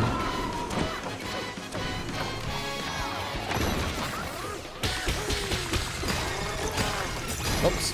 Well, that would have been useful. Oh, and there goes my, bonanza. Yeah, so basically, if you reach the end, if you end up with, if you end up, not having a bonanza, if you don't complete it in the time limit that the bonanza gives you, it's over. Essentially. There's really no way to recover after that. Yeah, I'm not a big fan of these ones.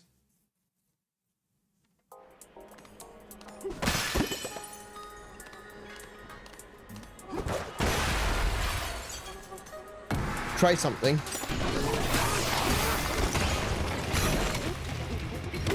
Oh my goodness. I'm trying to grab the explosive, but it's just grabbing the bricks on the floor. No, that's not as good as I thought it would be.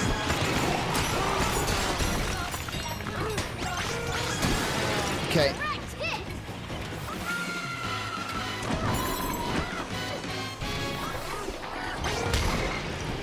Oh well, that worked, sort of.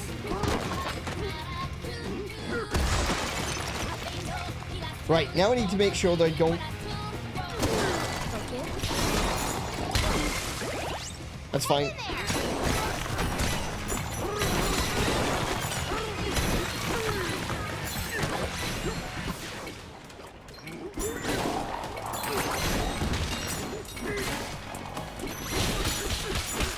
Nah, I'm not gonna get this done.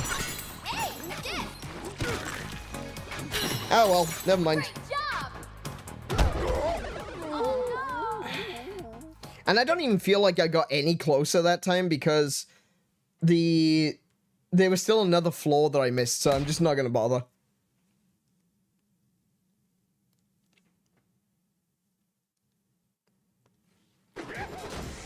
Like, if you have to use amiibos to... No, I was not close. There was an entire there was another floor that I hadn't done.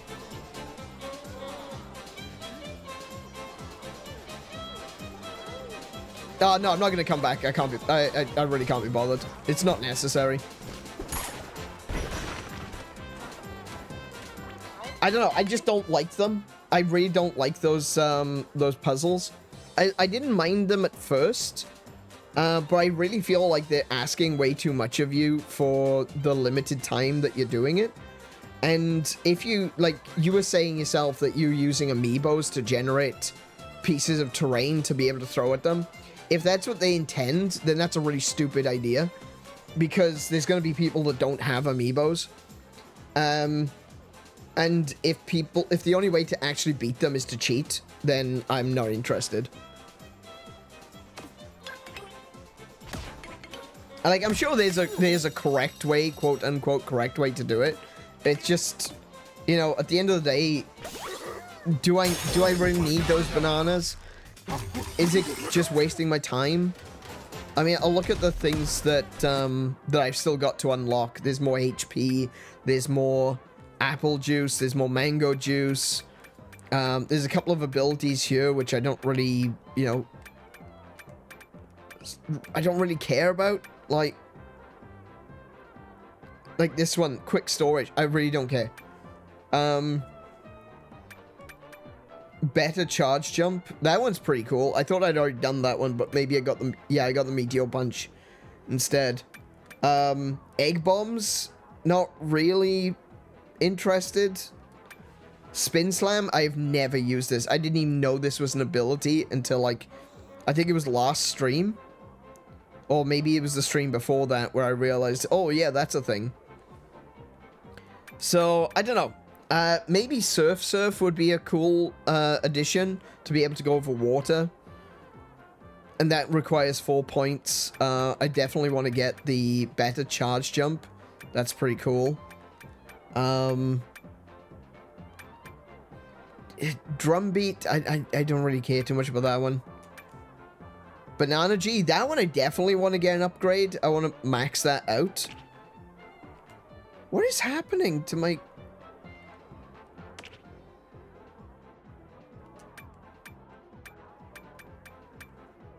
There's something that's not quite right here.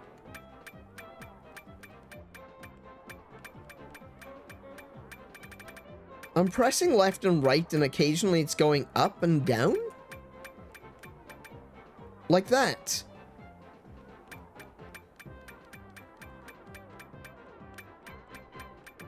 Like that.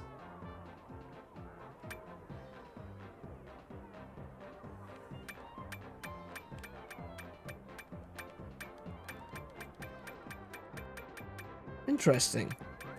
Wonder why that is. Weird. Anyway, yeah, as I was saying, I think for people, you just have to be quick. I use the amiibos just to break those walls quicker. I'm sure there's an original method. Oh, yeah, look, like I said, I'm sure there's a a correct way of doing it. But at the end of the day, with the amount of time that's being wasted versus what my reward is going to be, at most I'm going to get 3 bananas out of it. I could probably have more fun collecting bananas in a different way, and definitely feel like,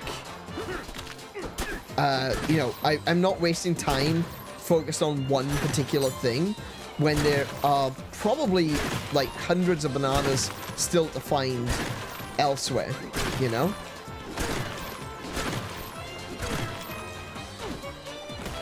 Oh, hello. Focus.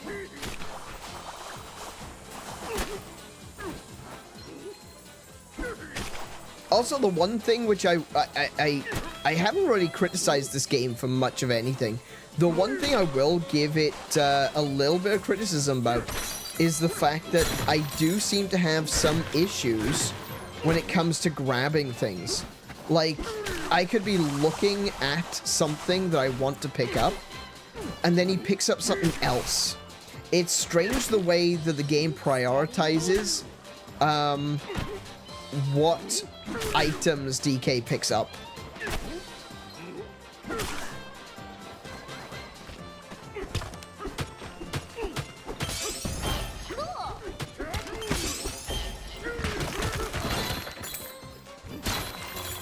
Oh, there's another thing. Ooh. There's a fossil in...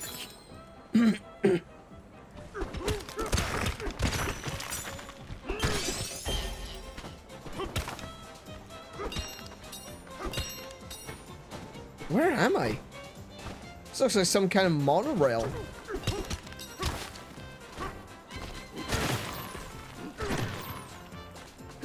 Okay, you.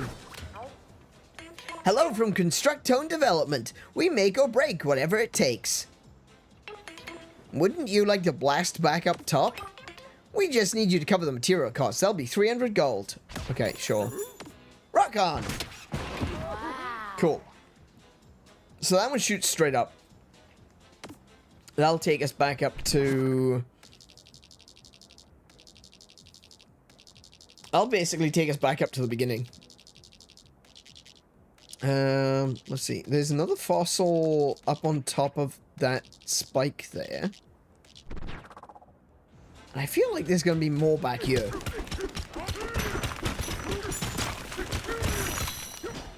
No? Wait. There's like a There's a big steel block here.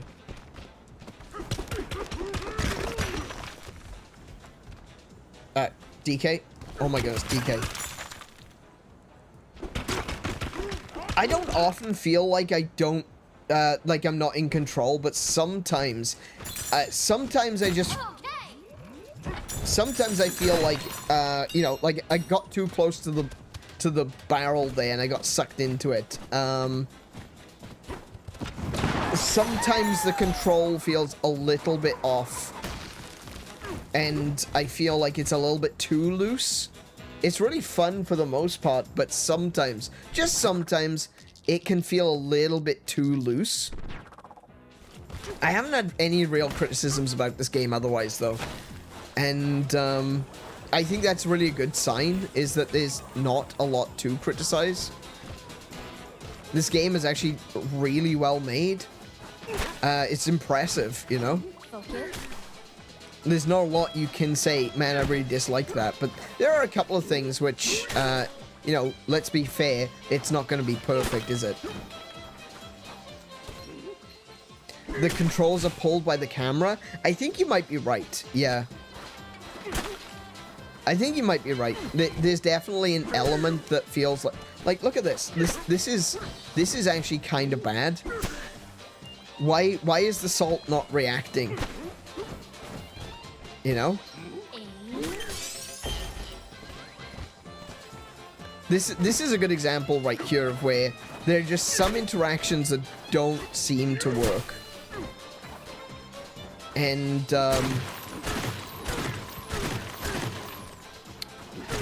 I don't know why. I don't know if they need to be adjusted or if they work exactly as intended, but, there is a certain element of, man, I wish this was a little bit cleaner. I wish it was a little bit more precise. Let's do this. The salt versus muck thing is tedious. It is a little bit. Yeah, not gonna lie.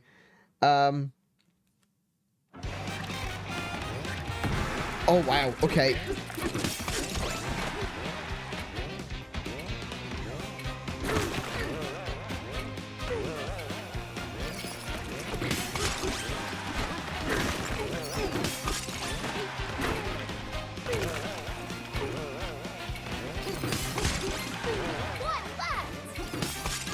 There we go. That's pretty straightforward. I prefer those ones where you gotta fight the enemies rather than trying to knock down a house. Okay. Yeah. The concept is fine. The unnecessary precision of throwing the salt isn't. Yeah, I think that because of the way that it works, because of the way that the system is built, right? This salt is considered similar to dirt. It's a soft, it's soft, you know? So when it hits something that's harder, it basically just explodes. Like, watch now. If I do it here, look. Boom, just explodes. And the reason for that is because you're throwing a soft thing at a hard thing. So, when you throw a soft thing, and it just so happens to be a hard thing nearby, if it even slightly touches the hard thing, which would be the rock, it just explodes. And I think they could have probably done that a little bit better. Gotten more precision out of it, but, yeah.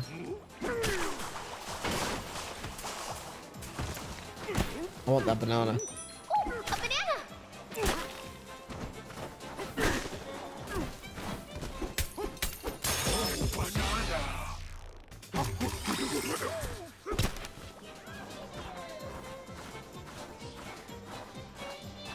Where else? Where are we? Let's talk to you. Are you lost, perchance? We suggest you head back upstairs to the main gate market and take a tour of the coaster stations in order. Oh, yeah, that's probably a good idea, right? Is there anything else while we're down here?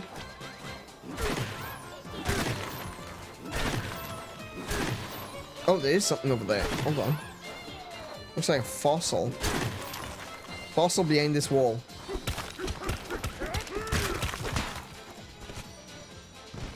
Oh, hello. That's not a fossil. A map. It's a fossil map. Where is this? Okay. Interesting.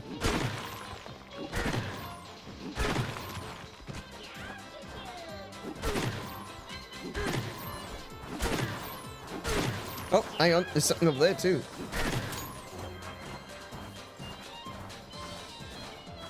Hello. There you are. Actually, one of the other examples of, let's call it,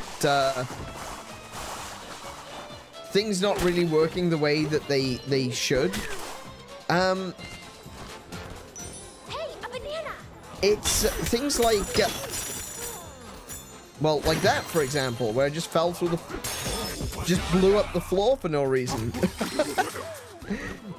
No, I think a good example of one of the other criticisms which I would have about this, regarding accuracy, is the, you know, punching fossils. So many times in this series, I've been punching fossils, and it just doesn't seem to break.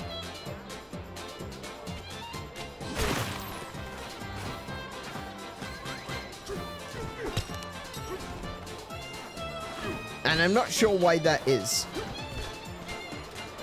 Hey, let's stop by that little lion over there. What little lion over where? Little lion? Where's the little lion? Are you lying to me? Hang on.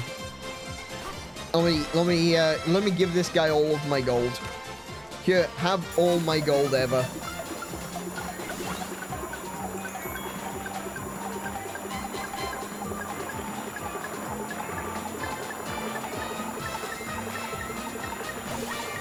And let me be clear about something, right? I think it's fair to have criticisms of games. You know, just because a game has got something that can be criticized doesn't mean it's a bad game. Not every game is going to be perfect. In fact, no game is perfect. And I feel like, you know, there's this attitude. There used to be an attitude way back when where, you know, people would only listen to negative reviews, you know.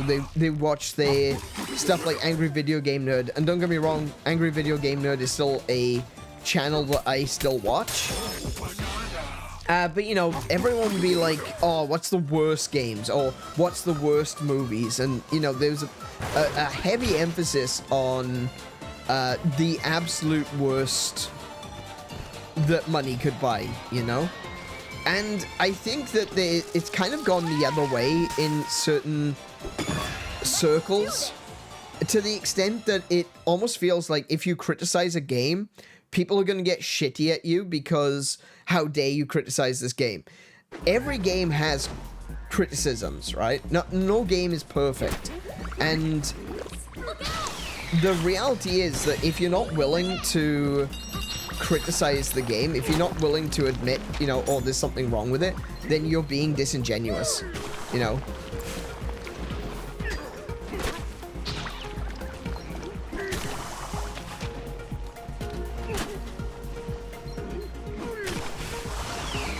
And there's one thing for accepting a game the way it is, and you absolutely should. There's no reason to criticize a game for being something that it was never meant to be, you know? That's silly. That's stupid. It's unfair. You can't turn around and say, you know what, Donkey Kong Bananza is a bad game because it's not a first-person shooter. You can't say that, you know, that's unfair. But if you don't criticize it at all, if you're like, well, you know, I'm gonna pretend it's perfect, then that's also unfair. And it's unfair in a completely different direction.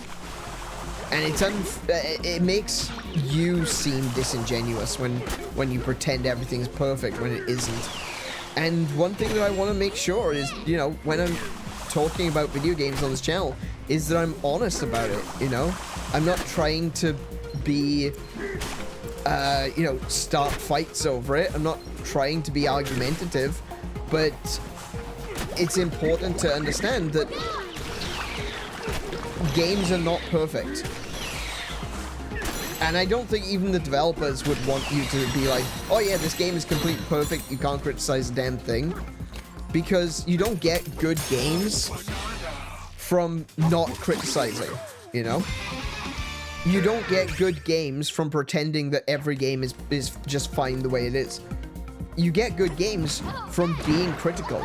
You get good games from saying, you know what, this is really good, but this is really bad. You should change the bad thing.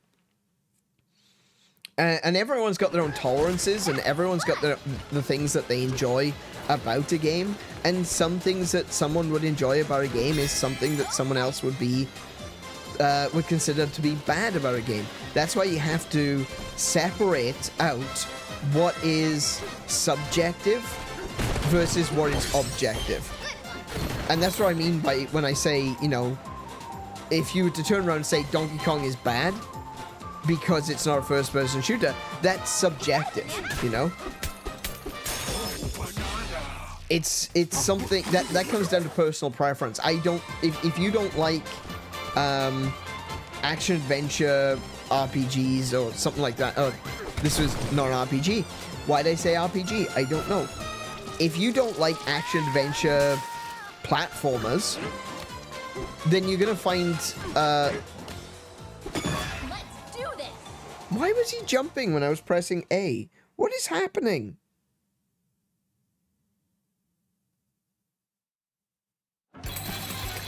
Anyway, yeah. Oh.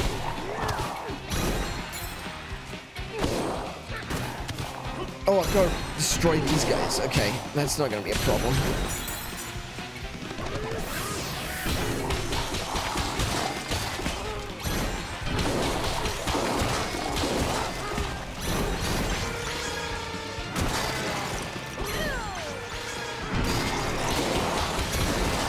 There we go. Sorted.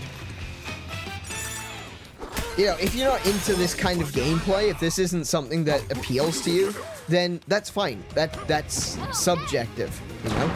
But if you turn around and you go, you know, I don't like the way that Donkey Kong controls in a particular way. If there's something that, you know, you can pick up. If I pick up this dirt and I'm like, oh, well, I wanted to throw this dirt in a particular way, but it doesn't seem to work, that is objective. You're talking about a specific mechanic as to whether it works or not, you know? How can a gorilla attempt to destroy everything, not hold a gun? That's impossible. Right. Yeah, exactly. That's what I mean by subject. Actually, that's not what I mean by subjective. That's just weird. But you know, if you're like, oh, you know what? This is the opinion, and this is the thing. The opinion can still be objective, right? Oh, sorry, subjective. You can still be like, you know what? I personally don't like the way that dirt stacks. You know, that's a subjective opinion about an objective fact. The way that the dirt stacks. If the way that the dirt stacks is broken, that's objective. You know, it's like, oh, that doesn't work, so that's a problem. You know. But like, I think it's important to critique things, whether it be subjective, you know, whether it be your opinion on something, or whether it be whether or not the thing is broken, because it helps in the future for better games to be made. You know, people will discover your review, people will look at reviews, people will look at the reception of a video game, and they'll go, you know what? This person's got a point. What if we were to do this better? Or what if we were to do this different? Excuse me. And that results in better games being made. So, like, critique is important. It's really important.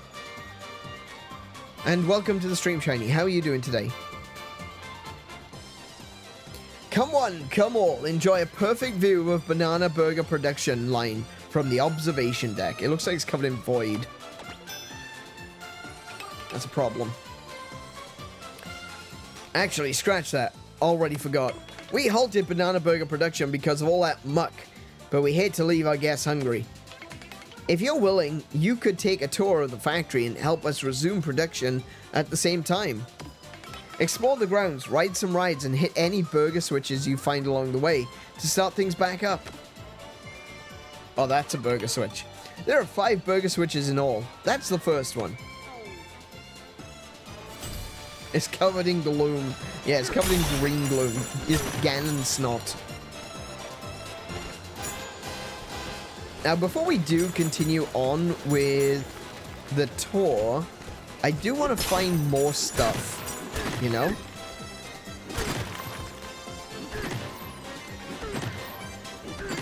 I thought I saw something, but clearly I didn't.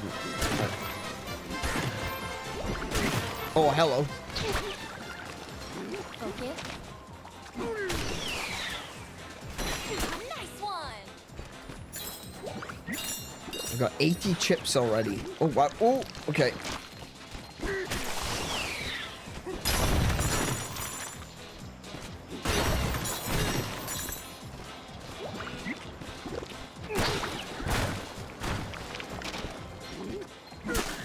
What? That is an objective problem right there. When you throw something and it just explodes. Steady. What did that even hit? That's a problem. That's something that needs to be resolved. That's not something that that's not subjective. That's not an opinion. When you throw something and just randomly explodes on nothing, Why is it just... You know, that's a problem. That's something that needs to be resolved.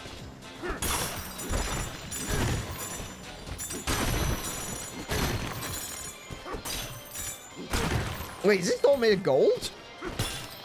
No, it's not. Okay. Oh, hi. Crispy, crunchy cheese, bruh. No.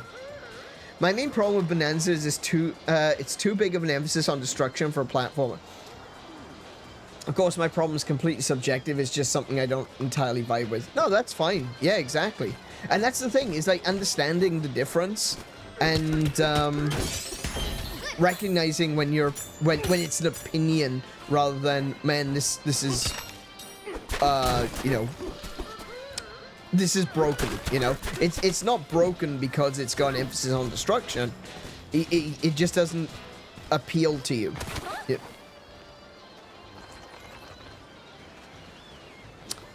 right. Okay. And I think that's that's fair enough, you know.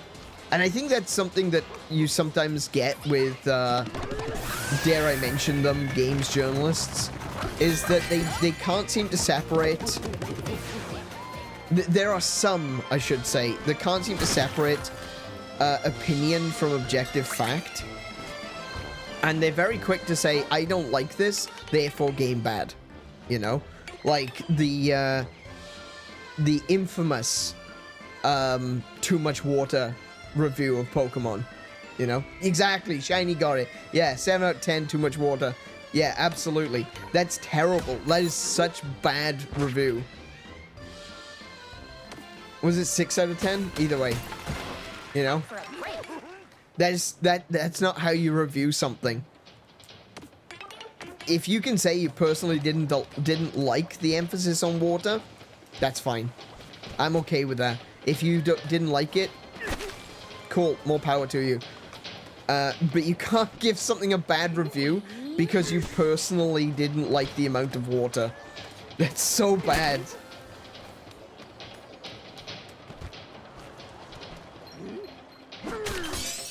There we go.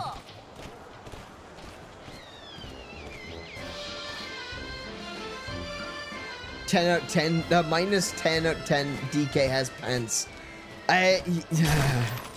Look. I think Lex Luthor said it best. Actually, what was the line? Lex Luthor said it in one of the Justice League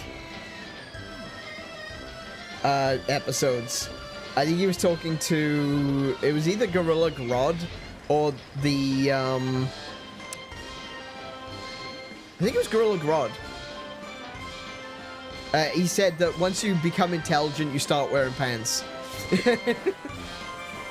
You know, I kind of agree with that. I gotta be honest.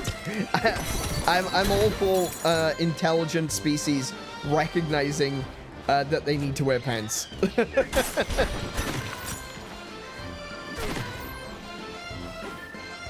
This I like this world. This world has got such an emphasis on cheese. I love cheese. Cheese is great.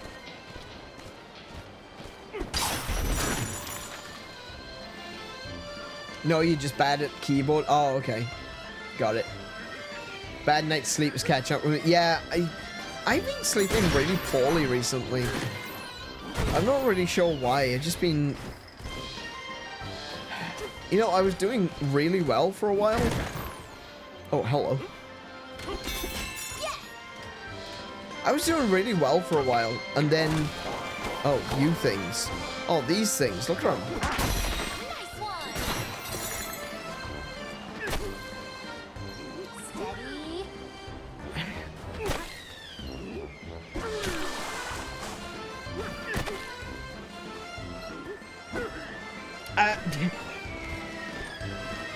That was going a bit high. Oh, well, oh,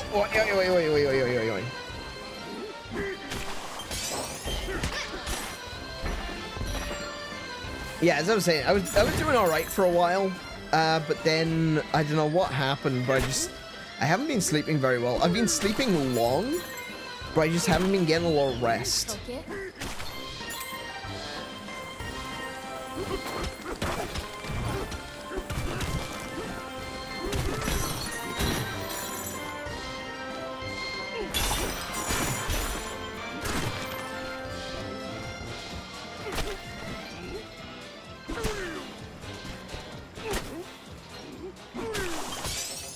Oh, nice. I didn't think there was anything in there. I was just doing that for the sake of it. Okay. I don't think this is a gift shop. No, it's not. Let me solve this for you. Challenge accepted. Gaming journalism has a different problem too. Not just personal bias towards certain elements of gameplay and world building, but also bias towards productions that match journalist politics. Yeah, I try to avoid talking about politics on this channel, generally speaking, but I don't mind, you know, talking about it when it directly intersects with video games. And that is a reality that, unfortunately, we are currently dealing with. Oh, I'll say currently dealing with. It's not as new as you might think. You know, it's something that has been a problem for a long time. It just wasn't as obvious for a while.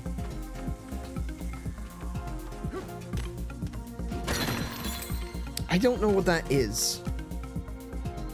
That looks sticky.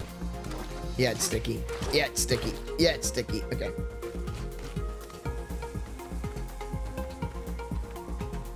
Is there a way to get up on top? Because I feel like there's something over there. Hang on a minute. Can I grab some of this? Nope. Hang on. There's a gap up there, look. I want to get up there. I don't know how to get up there, though. Can I... No, I can't break that, obviously. If I grab that... Okay. I can't go up that way. Oh, wait. Hold on a second. If I go... Can I do this? Oh no, he grabbed the wall. Let go of the wall.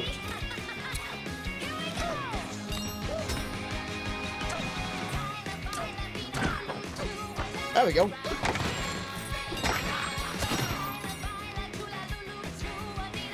Wait, I can't go up? Oh wait, what's still there? Oh, are you joking? That was... Oh, okay. Okay. I could have just broken through that wall. Alright, never mind. How do I get up then? Why do I think I need to go up? I don't know, but oh, there we go. There we go. Let's get that gold.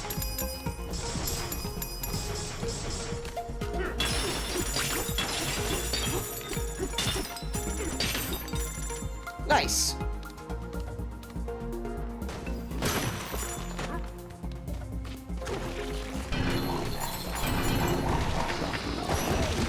Oops, no, no, no, stop. Stop.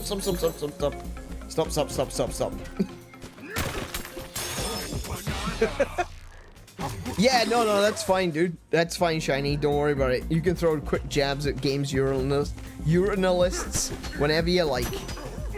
I'm not a big fan myself. No. I've been one of the, you know, like, I've been at this for like 20 years now. You know?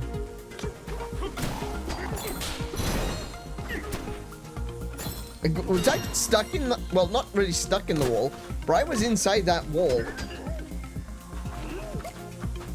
Ooh. Oh my goodness, you actually slide down. There's a disc. I know, but how do I... Wait, where'd it go?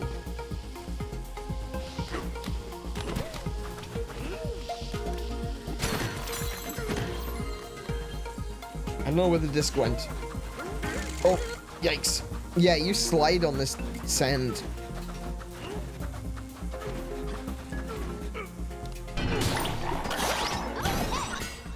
Oh, another disc. Oh, nice. Sick.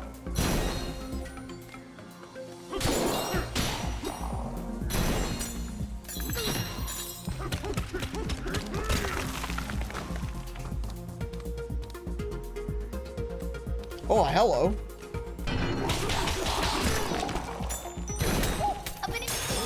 Nice.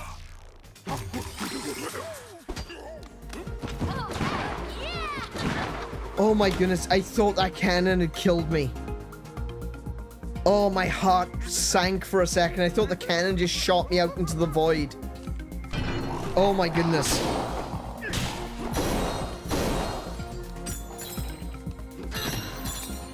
Hi.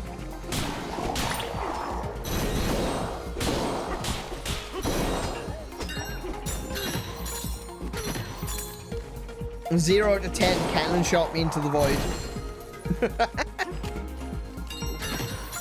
0 out of 10, I gotta keep going down to pick up the bloody banana chips.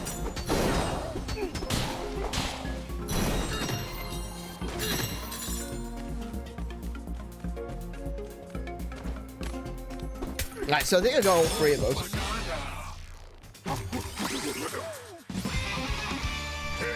There we go. What do I need? I still need 1 more. Oh, no. Better charge jump. There we go. That's what I need. Okay, 3 points. Got it. Nice. I don't think Surf is going to really help me at this point. I've not encountered any puzzles that require Surf. So it's not like it's going to be that important going forward. What I think I'm going to focus on is getting more HP and more energy tanks. Oh, wait. No. Banana G. I want to max out my Banana G. We'll do that one. So we need 4 points for that one.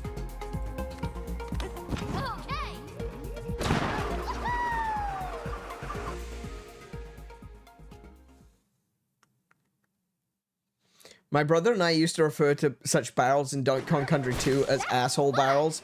Our dad was not pleased with us. Yeah, the barrel, man, I thought that barrel was just shooting me off into the void. That was actually a bit scary. I just thought, oh, you know, barrel. Cool barrel, you know? That's gonna shoot me up, right? No. It's gonna scare the crap out of me, but it's gonna get me where I need to go. It's still gonna scare the crap out of me. Look.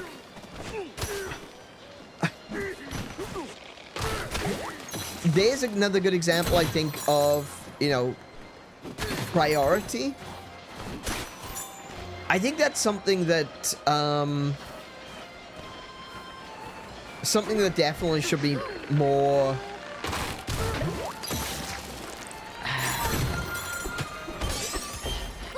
I don't know, look, I can't say this because I'm not a programmer, but I feel like programming priority is something that should be a thing, you know? If you've got a bunch of stuff in front of you, do you want, more likely, if you've got something like a carrot in the ground, or you've got ground, and you can pick up the ground, obviously you can pick up the ground, or you could pick up the carrot, I feel like the game should realize, oh, he's trying to pick up the carrot. So maybe there should be something to, some kind of a program of priority, so that the game knows, oh, if he's standing next to the carrot, grab the carrot, don't grab the earth. I don't know how easy that would be to program. I don't know if that would be difficult to program. I don't know if there's, you know, some way of doing it. I genuinely don't know, but I feel like that's something that could really change the game for a lot of things that you don't want to be, like, when I'm, you know, how many times have I walked up to one of these guys and just punched them? You know, because it hasn't registered that I'm in talking range. Wait to sculpt the surrounding scenery. You'd be great as an artist. A piss artist, more like. Yeah, DK artist. Have you tried it? Oh, that's what he's talking about. Okay. Sculpt and paint, carve and scrape. Express yourself or go ape. You can try it by returning to the title screen. I know.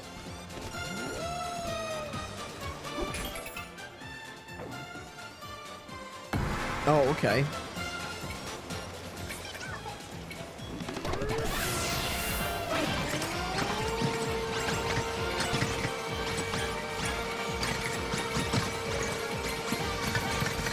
There we go.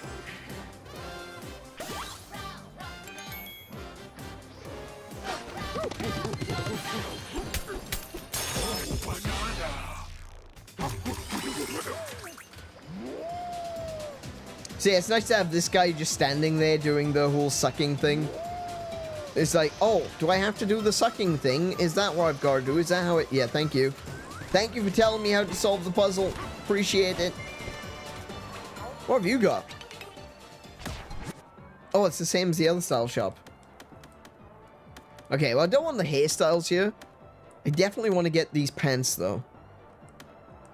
And I want that tie. I haven't found a TV, though.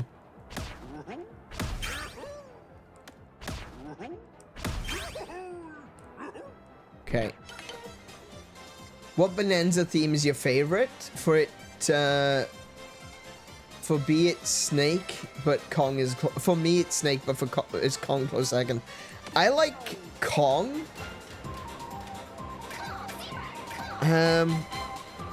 Is it the zebra one that... Hang on.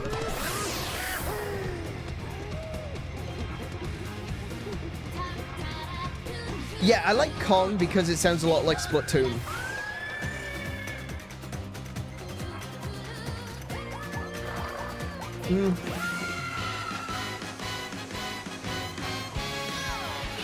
Yeah, not a big fan of that one.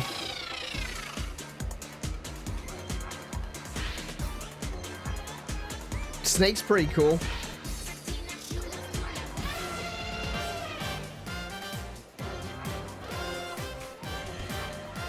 I kind of like the elephant one as well. I think Kong is my favorite though. Yeah, I would say Kong is my favorite.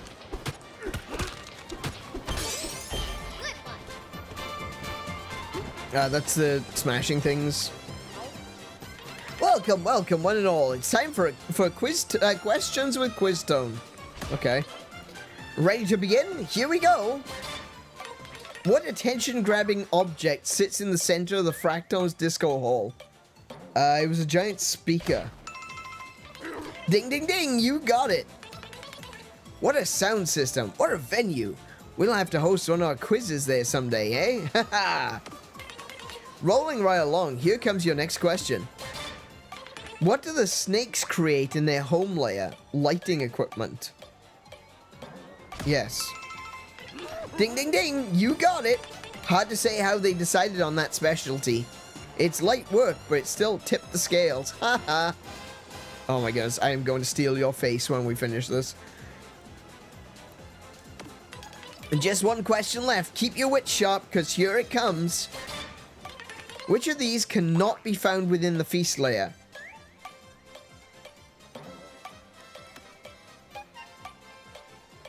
I don't know, I haven't explored yet.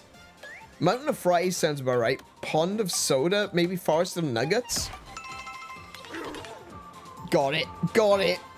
Ding, ding, ding, you got it. A burger tower, French fry mountain, and fizzy soda pond. The feast layer is one big combo meal. Congratulations. Oh, sorry, congratulations. I'm so stealing your face. You got them all right. We have a fabulous prize for you.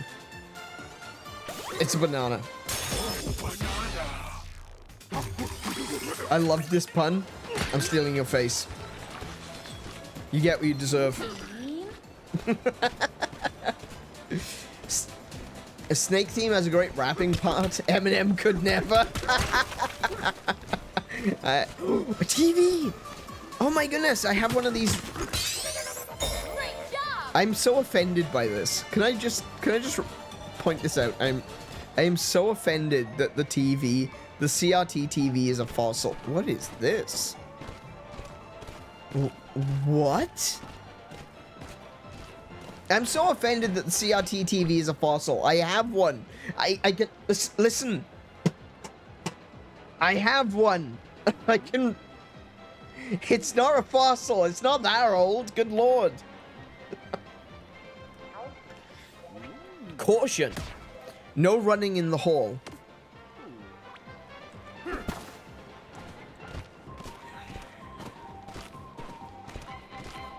If this hallway only exists for that joke, I'm gonna be so mad.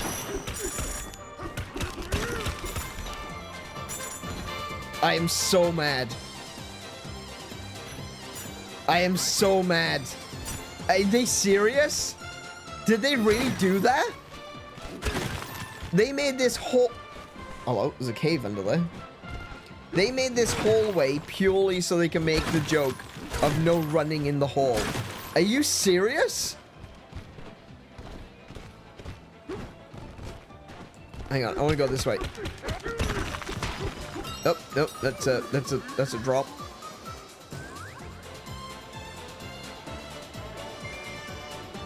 That's a long way down. Okay. What about gold nuggets? What about gold nuggets? Wait, what am I missing? The quiz town just learned that they should take everything at face value when you give.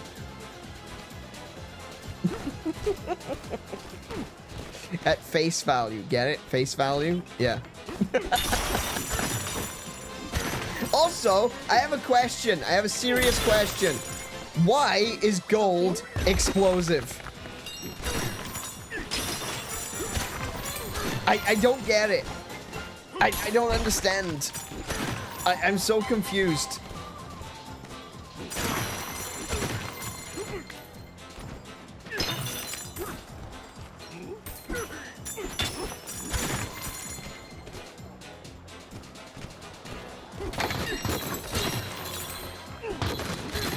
Okay, well, I've got one TV. I could probably...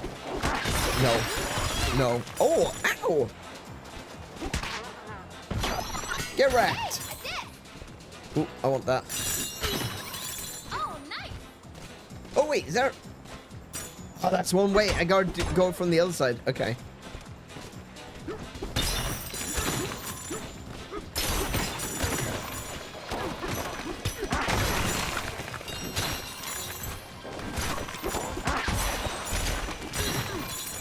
Oh, there's no salt down here. Oh, hello, there's a banana down here, though. Oh, yeah, yep. Ow.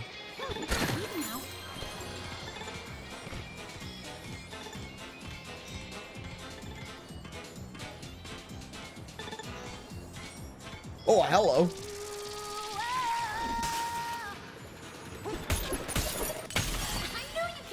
Why not make it rain? Oh, oh. Yeah, so that yeah, just what I thought. Oh, look, another TV. Nice. Great job. Oh my goodness. Oh my goodness. All right.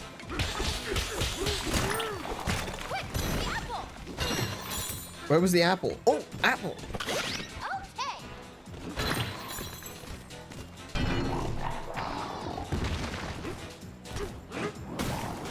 So I gotta be honest, those were quite the jump scare when we first encountered them.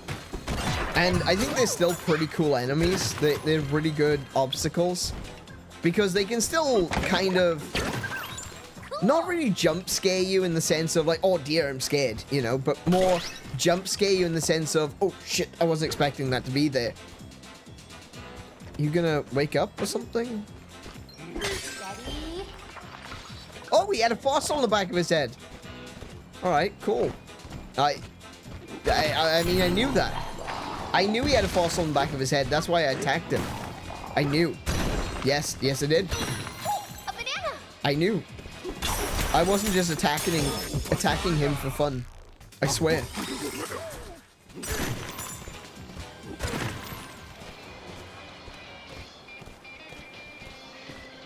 Oh, we got another getaway.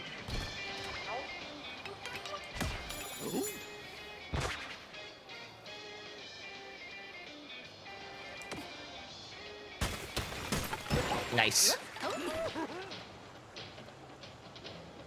You've built 3 getaways in this layer. The bed's here now. Comfy level 3. Nap in 1 to get a +3 bonus. Very nice. On a serious note, though, I would love to have a modern TV in that style. I mean, we could connect modern devices to it, but the screen gives that old vibe.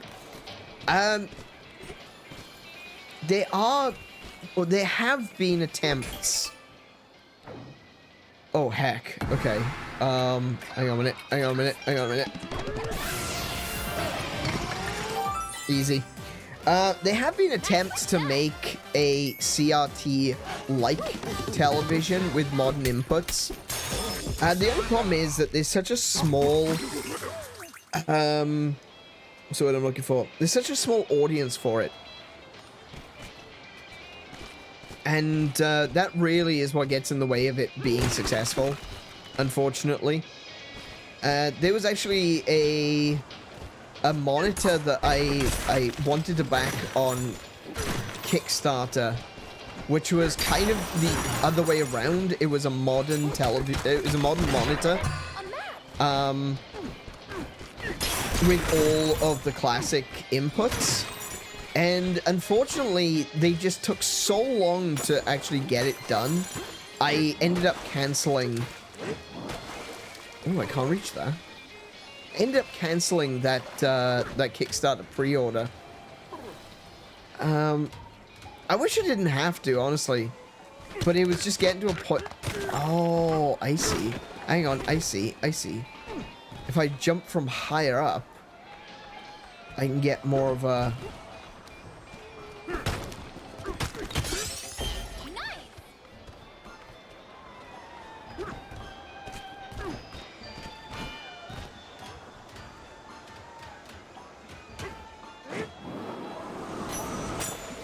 I still... Oh! I thought I was gonna...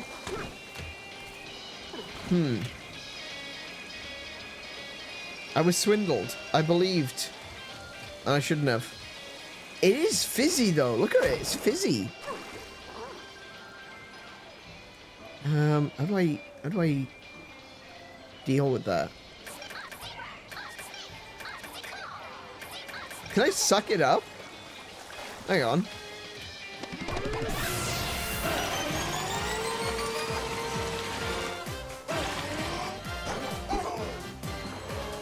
No. The answer is no. Okay.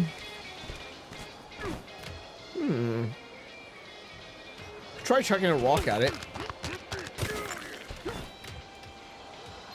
Focus.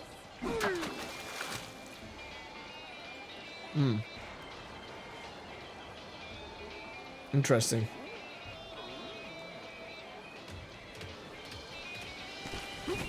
Where's that pipe coming from? I'll follow the pipe. And maybe I could turn it off at the source or something. No? Okay.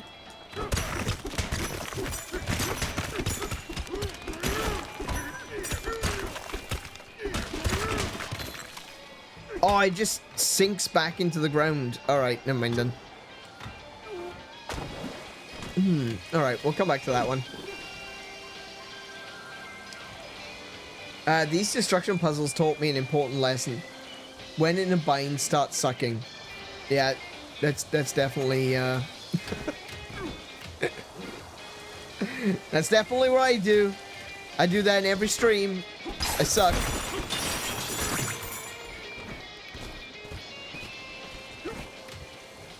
I wish that sucking worked here.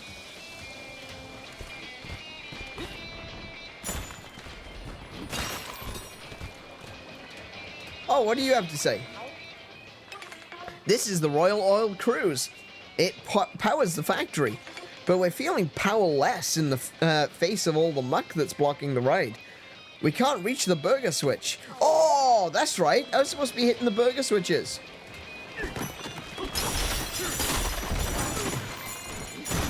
Hang on a minute. There's a chest there. Ooh, oh, but I already had 3 of those. Never mind. Damn it. Ooh, hello. Did I do that? I probably did that. Oh. This poor nozzle needs cleaning. Oh, wow, it does too. Okay. Hang on a minute. We'll clean that. Salt?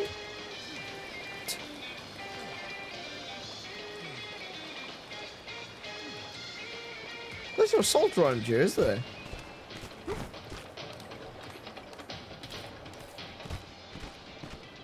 Where can I find salt?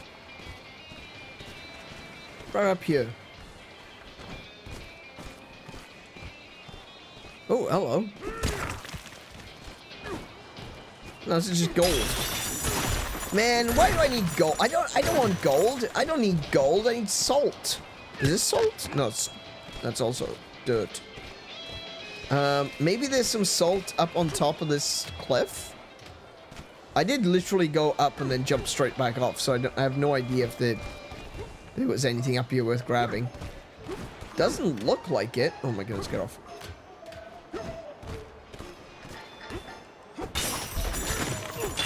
Oh, what was that? Oh, it's another puzzle.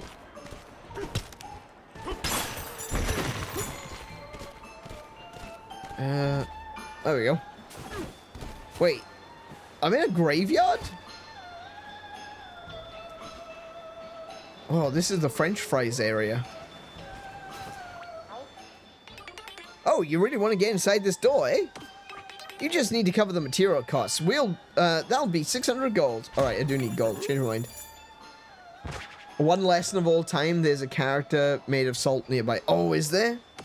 Oh, okay, I'll keep an eye out for that.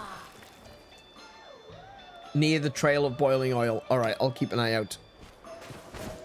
Let's do this one first. We'll go back down.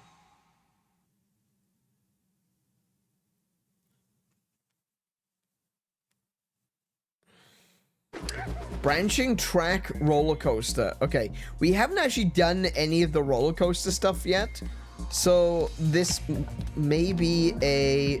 Oh no. Ready. Go, go. I was gonna say this might be a puzzle I don't really know the mechanics of yet. Oh no, okay, I recognize this. All right. Oh, I feel like I should have gone that way now. Oh, ooh, ooh, ooh. Okay, pay attention, pay attention. Oh, okay. Let's blow that up. I'll grab that anyway.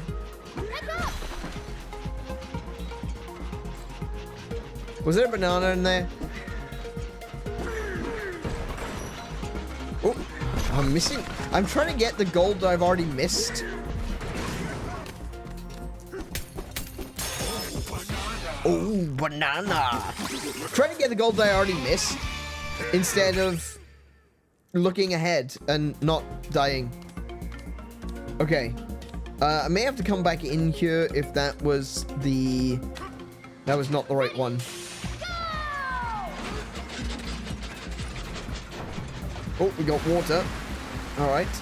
This has turned into a bit of a log flume. So I want to go left.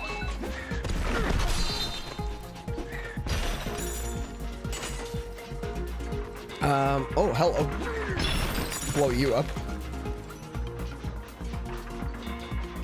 I want to go gold direction. Oh, hello. Blow them up too. And you. Watch it.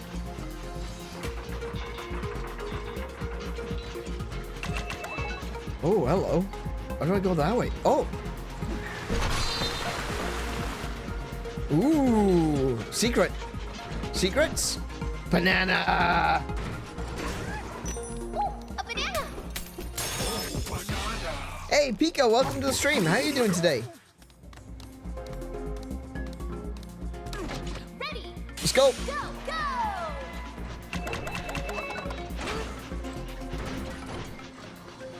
We'll grab that. We'll grab that. More of that.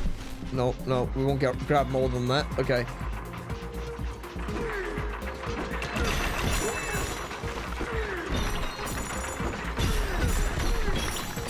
Nice.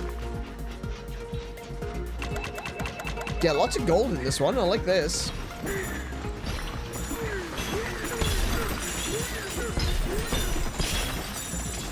Oh my goodness, there's so much gold.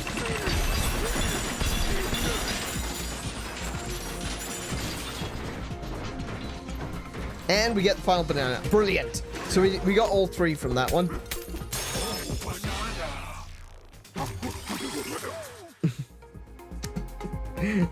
Some might say I'm addicted to coffee. They'd be right.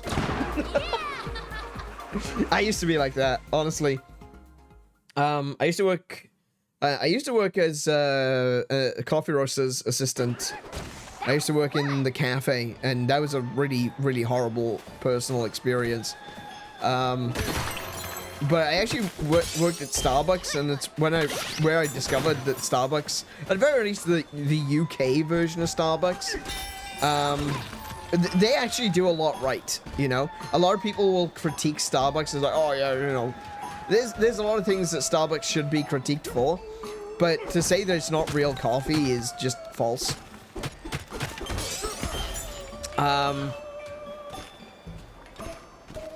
They actually do quite a lot right at Starbucks, but yeah, I used to work at Starbucks, and while I was working there, boy, I would be drinking so much coffee. Like, you get free drinks all day, so you know, you just drink coffee, you just keep drinking coffee. I knew there'd be a reason to go around back here. Sponsor message. Oh no. A smiling mouth enjoying taste of food can light up the world around it. Sponsored by Radiant Slayer. Okay. I'm so glad I came back here. Good lord. I'm currently playing a game called _Carters 2. Yeah, you mentioned that in Discord. I did see that. I'm not the biggest fan of the Crash Team Racing mechanics, so probably won't check it out. But if people like the mechanics of Crash Team Racing, there's a game currently out which is basically the most basic kart game. It basically just uses the mechanics from Crash Team Racing, but it's entirely workshop compatible, and so people have been making their own races for it, which is a really cool concept. And I had a similar concept. I was thinking about this the other night while I was watching WWE with Kiko. I was saying that it would be really cool if we had like a generic wrestling game. There was no characters in it at all. The only thing that you had in this game was a create a wrestler mode and like thousands of moves, right?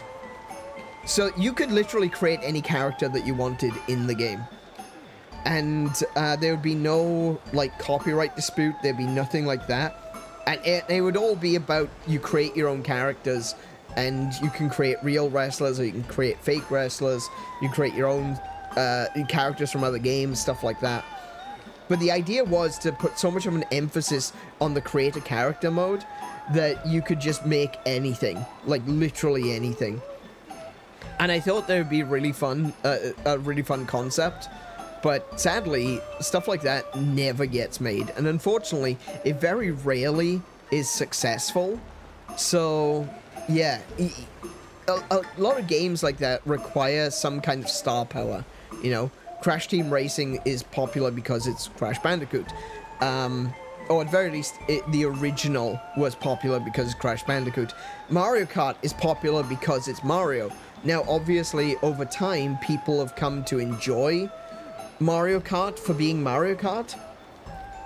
And so, when people, even people who don't like Mario, you know, the Mario games, they will still like Mario Kart. And I think the same is true of Crash Team Racing.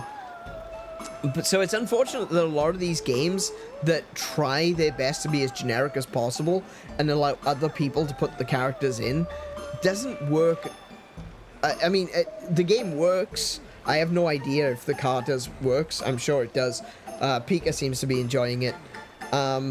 Unfortunately, they're rarely successful.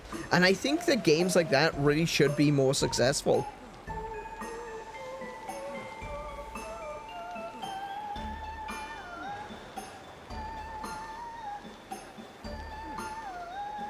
Where am I? Next Super Smash Bros. Should be a WWE format matches. Ooh, that would be kind of fun, actually. Smash Bros. Wrestling, that would be pretty sick. I'd be down for that. That's the one thing I love with sports games. Either make a character like you, super attractive, or completely goofy. Yeah, exactly. I would love to take something as... I would love to get a system that was either as simple and straightforward to create a character like the old WWE games, you know? You just create, you know, randomly generate a human face sort of thing, right? And then, if you want to go into more detail, you can go into ridiculous amounts of granular detail. That would essentially be it. The majority of the development time would be making a create a character mode, which would allow you to make lifelike characters that look exactly like real people, you know?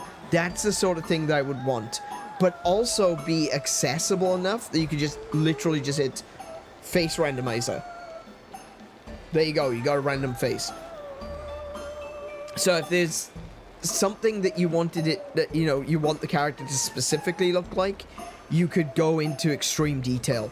But if you just want to create a character quickly, you can also do that. I would love to do a game like that. Unfortunately, I do not have the skills to be able to do that. 3D modeling is not my thing. I do sprites, right? I do textures. I don't do 3D models. That's not my thing. I could never make a game like that. Well, at very least, at this point in time, I don't feel like I'd be capable of making a game like that. But boy, that's a game I would love to see. Is a wrestling game with no characters, no license, no music, nothing like that. You can literally upload your own music. You could create your own moves. You can create your own characters. You could create your own videos and upload them so that they appear on the Titantron. You know, that sort of a thing. Create a completely generic wrestling game and make it so that every single character is a custom character, rather than having to pay for the licenses of like WWE wrestlers or you know, legends from WWF or WCW. You know, avoid all licensing, make it as cheap as possible, but have this absolutely ridiculous, over-the-top create a character mode that allows you to make anyone ever. I think that would be great. I would love that. There's a workshop character in it that's just the 20th century. Yeah, I saw that in your screenshots. I was looking, I was like, what is that? Is that literally just the 20th Century Fox logo? That's kind of wild. That's weird. I like it. I would love to see Captain Falcon powerbombing Wario. I used to make goofy characters and name them names my lawyer advised me not to share online. Yeah, for a while I was doing that with my ships in Elite Dangerous. Yeah, I had a few pretty edgy names in Elite Dangerous. I came back to Elite Dangerous just a couple of weeks ago because we were planning on playing some ED on stream, and I get into one of my ships and I see the name. I'm like, oh my goodness, I cannot put that on stream. That's that. Wow.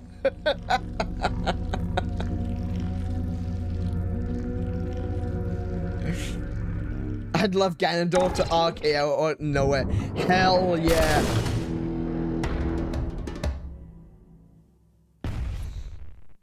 Man, it'd be so... I would love a game like that.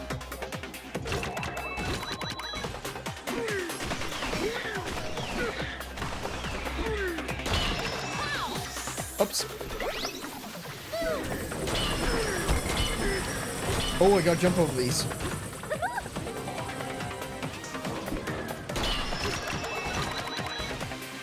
Okay. I remember this. I remember doing this.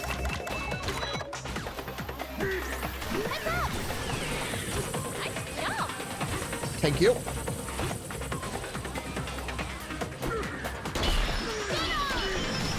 Oh!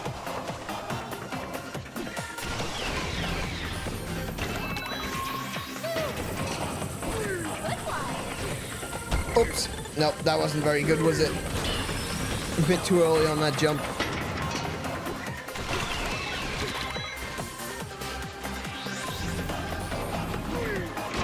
That's right, well.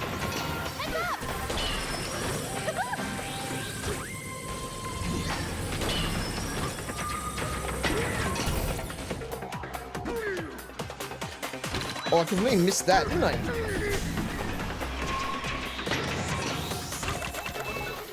Could you please come out of the oil? Thank you.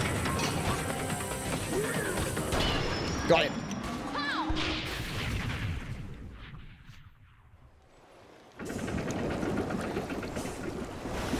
Ooh, that's a lot of bananas. Company made that thing. Wonder if he's... Oh, sorry, I should have waited for... There are 5 burger switches. Let's hit I need to remember to stop just going and doing the thing. I need to listen to what Pauline has to say. Okay, so that's 2 points. What did I say we wanted to get? We could do the speed up drum beat right now. I kind of want to get the NG tanks though.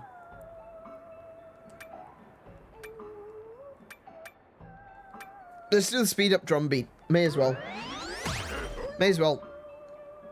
Just, you know, save a little bit of time. Now then, there was a giant apple around here. Where did that end up going? Oh. Easy now. I think I already destroyed the giant apple. Oh well. Alright. Where to next? Where was I going?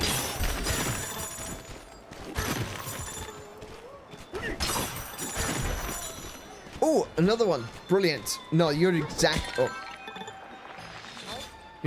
what I was looking for. Would you like to build a getaway? Yes, please. Rock on.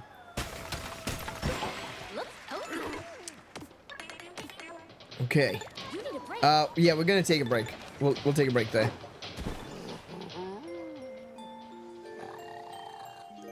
If I made a ship, I would add a metal ram to it and name it the Penetrator. Oh my goodness.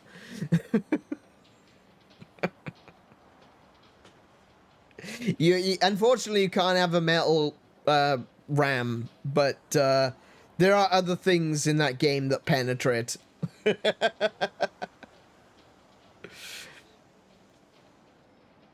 I love this mini boss. It's very platformy. I think I really like that mini boss as well. Really cool design. Well, I think I've only done 2 of them so far, but I wouldn't mind if there was more. The minecart tracks here are set up like a really cool roller coaster. Yeah, I noticed that. The carts swoop up and down and go flying between the support beams. So scary, but so fun. Turn the volume up a little bit. Wouldn't it be fun to ride one through a bunch of loop-de-loops? Yes, yes it would. But then again, the carts aren't attached to the track, so you'd probably just fall off. Yeah, that might not be fun. Can confirm, falling out of roller coaster carts, not fun. Oh, I don't speak from personal experience, but I have been there when it's happened.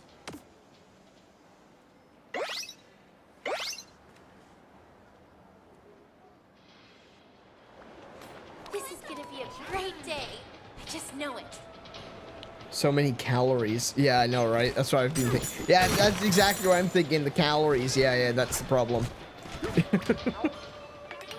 One thing I do like about this world is that there's literally style shops everywhere. That is so realistic to a theme park. The fact that you could just buy t-shirts anywhere. All right, let's go with the Yum tie. I do like this tie. This is really cool. Yes, really, we'll get that tie. I want to get this for AneurynPlays' health will gradually recover. Yeah, I want that. Okay, and we're gonna get this one because that's where I want Pauline to wear.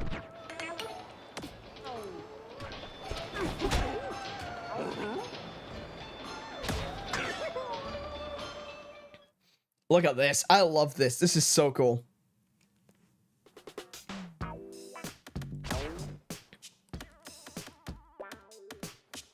Yes.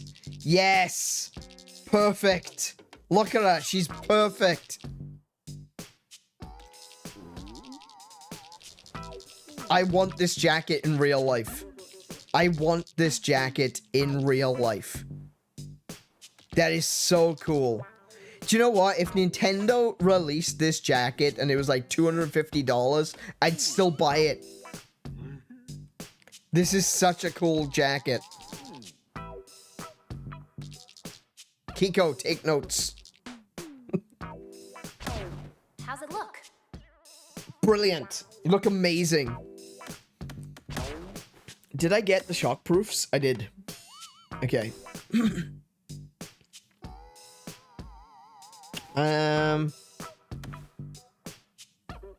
Poison. Ice. Shock damage. Burn damage. Swimming speed. Okay. Let's stick with the defense breaches for enemy. Defense against enemy attacks.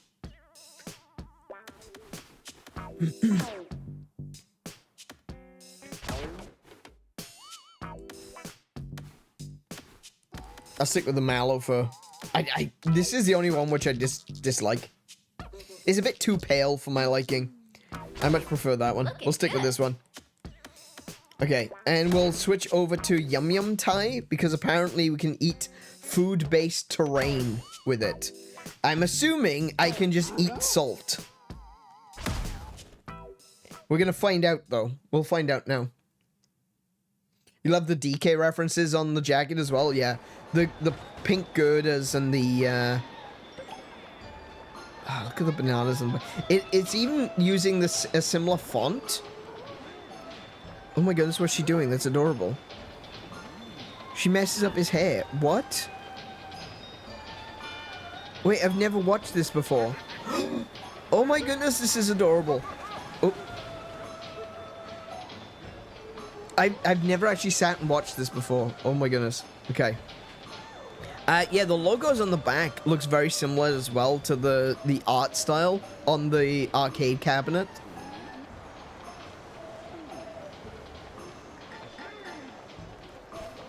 I like it. Okay, cool.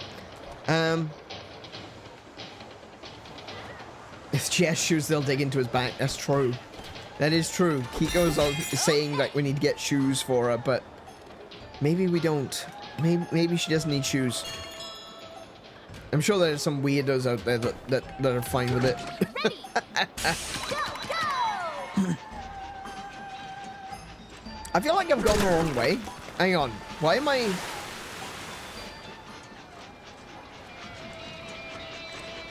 Oh. Oh, there was... I saw... Yeah, I saw it! Unfortunately, I can't seem to turn around right now. Can I do this from you?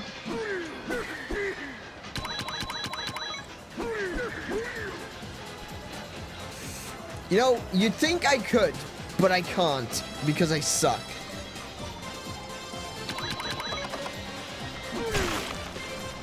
Oh my goodness, I just can't hit anything. Oh, hello, what's that? Oh, hello. Hang on. Place a pin. There we go. What the? What's over there? There's another banana over there.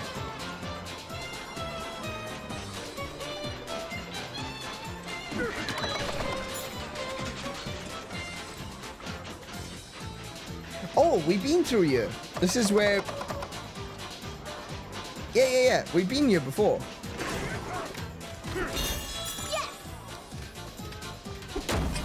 There we go. So we're back at the beginning. Alright, that's fine.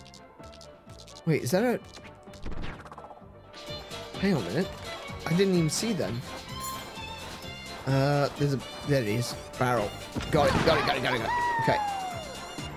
So there's another getaway up here that I missed.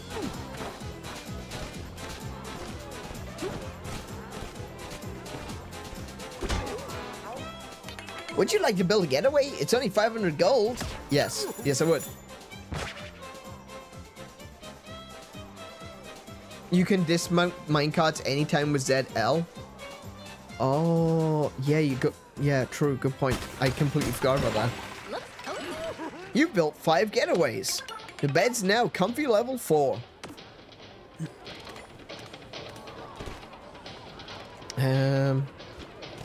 Okay, I think I'm going to take another ride on the roller coaster. Well, sort of roller coaster.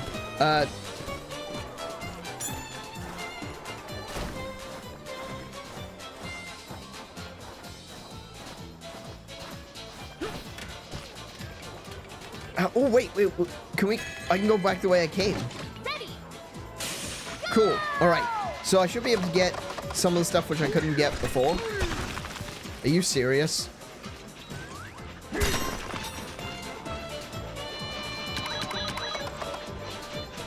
Okay. Oh, no. I thought I was going to miss with the first one.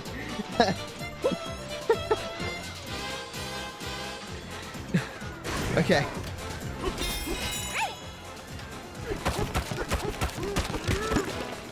Free the melon. Oh, hi. Give me a face.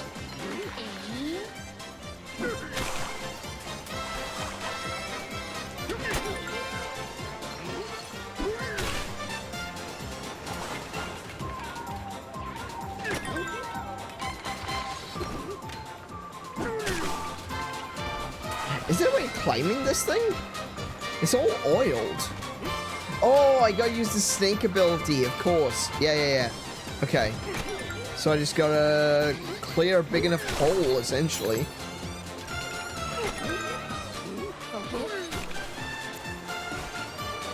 That looks like a big enough hole.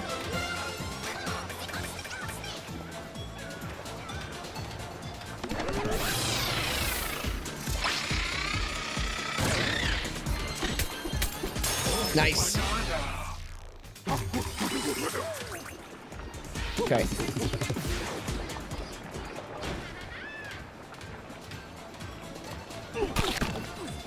And we jump in here. Oh, I don't have any of my bombs. I'll use some. Right, got that one.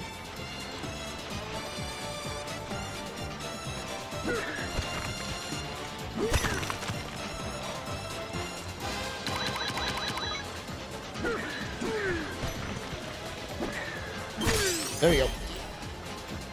Oh wait, there's a dude in there.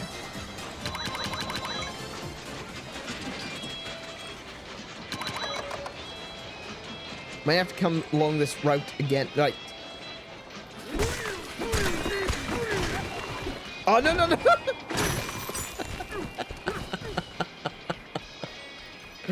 Okay.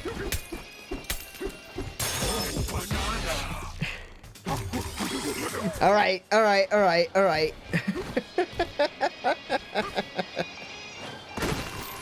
I ruined my trip now. No. So jumping out doesn't actually prevent the thing from not continuing. Oh, there you are. Oh, that's dangerous. Okay.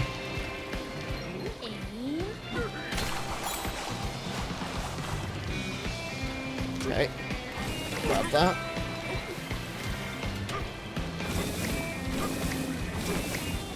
Nice. Okay.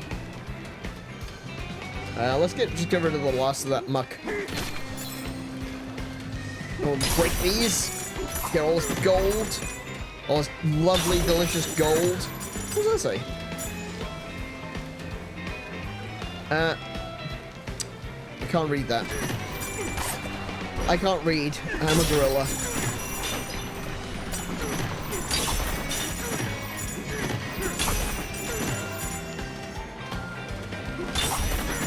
What's this one? No food and drink in the food and drink place. Got it. No food and drink in this restaurant. Oh, I'm sorry. There's definitely a banana in there.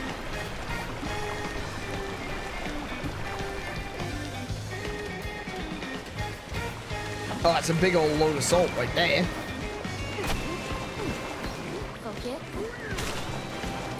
Ah, that didn't do as much as I'd hoped. Okay, no, I did bad. Okay, we did good. We did good. We did good.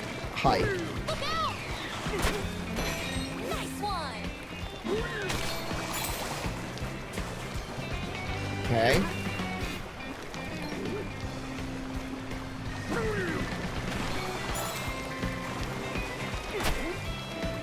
Yeah, it looks like the way to do it is basically just aim high and let the crumbling. See.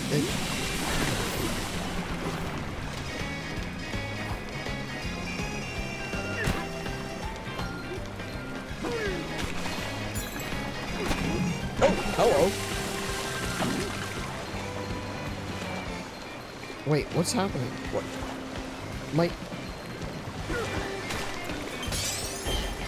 My gyro controls are being weird.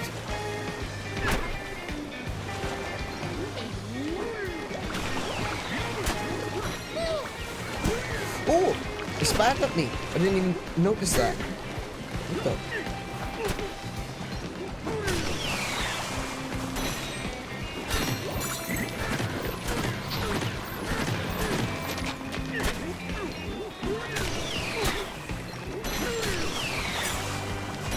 Oh, okay. I'm gonna have to jump over that one. Ooh, there's a thing there. There's definitely a thing there. Okay.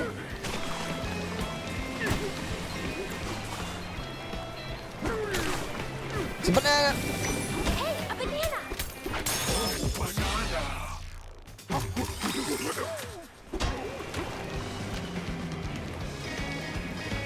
Oh wait, no, I can't go that way. Hang on. Can I grab this? Oh, I can. Hang on, can I use this to eat? No, I can't, apparently. Steady. Can I eat the salt? No. I guess I don't need to eat anyway, but yeah.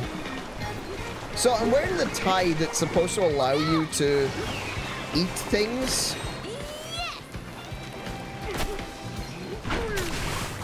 Oh, watch out. Right. Yeah, look, it's doing it. Okay, alright, so, alright, let me show you what I'm... Oh, I can't really show you what I'm doing. I'm tilting my controller up. Okay, now it's doing it fine. So I was tilting the controller up, but it was looking down. It was like every now and again, it's doing it now. It won't look up. There we go.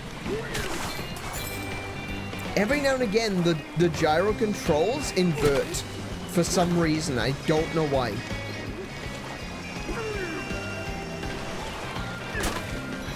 Nice one.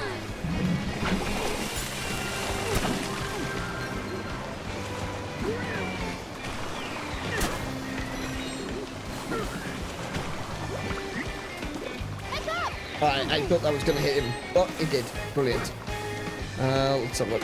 We'll get rid of that one. Ah, goodness sake. It seems to be while you're moving. So it's like while I'm being moved forward on this platform, the gyro seems to like reverse sometimes. I don't know why that is.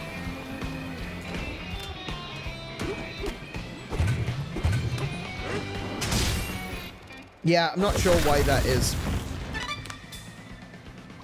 2 down. 3 burger switches. I have a weird craving for a deep fried ice cream, seeing the chips floating in the oil. I gotta be honest, I do have a craving for chips. I think we will be going to McDonald's after this.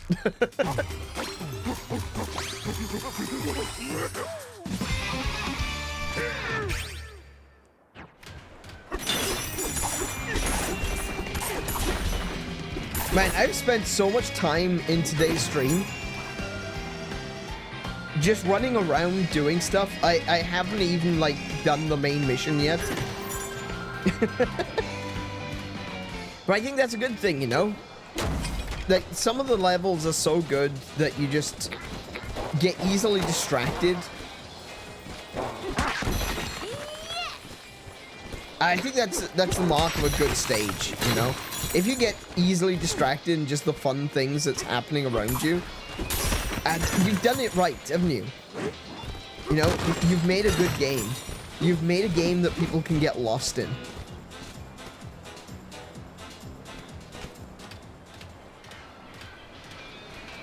Now, how do I get in there?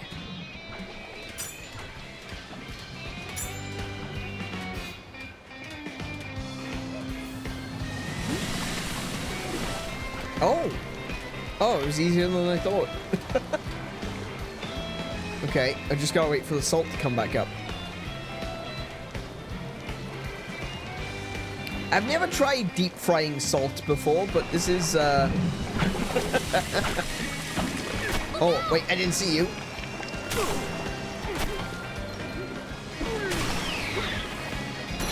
Nice one.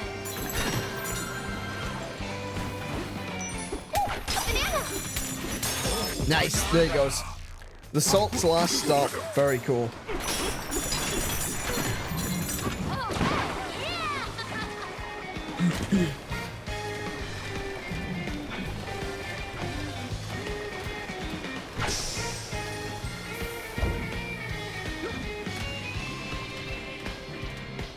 I'm tempted to do a 0 health upgrades run, make the game really hard, go one step further and not have the apple cans.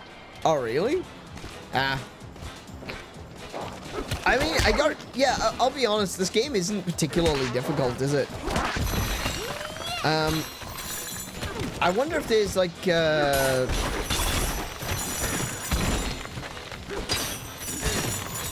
only things that I've really had trouble with, now that I think about it, are those destroy the building puzzles.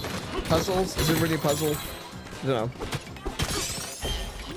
That's the only ones I've had any sort of trouble with at all.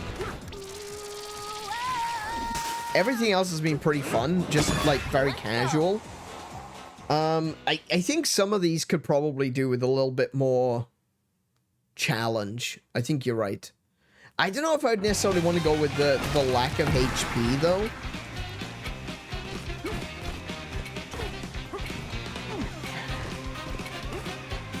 Wait, what am I looking for? 5 remaining? Oh, right. Oh, okay. Alright, I know what I'm looking for now.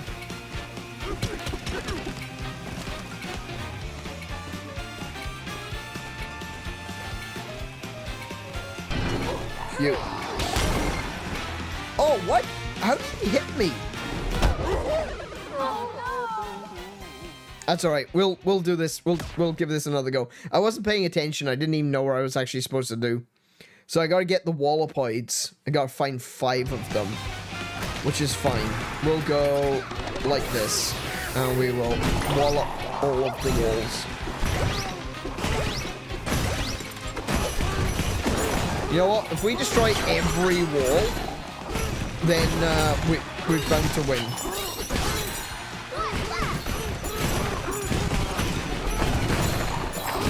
There we go. Dealt with.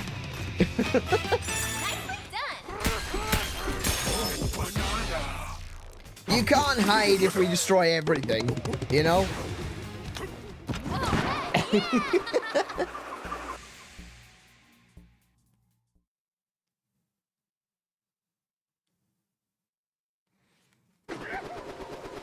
What do we got next? What do we got next? Oh, hi.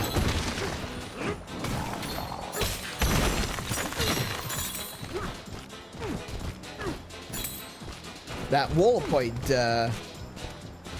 respawned. Oh, it isn't. Can I grab that? Thank you. What else we got? So we're back to the center, thank goodness, because Thank goodness we're back to the middle. Oh man, that looks delicious. More burger switches to go. Can't hide from us. Can I grab a piece of tomato? I can. Oh my goodness, I got a big chunk of tomato flesh. Can I use Y now to eat it? Am I doing this wrong? Or is it because I have full HP? Hang on a minute. Hang on, I need to hurt myself.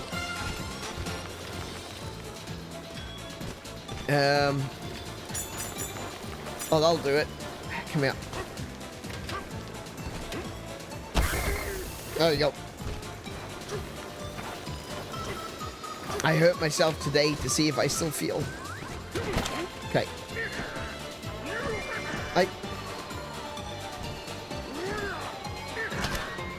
I'm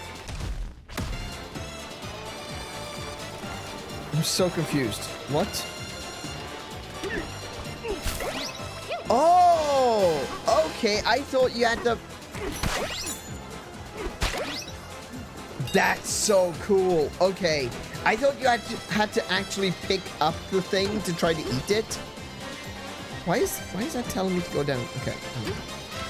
All right. That's really cool. All right. I get it now. I understand. Comprende. You just punch the terrain. Yeah. Yeah.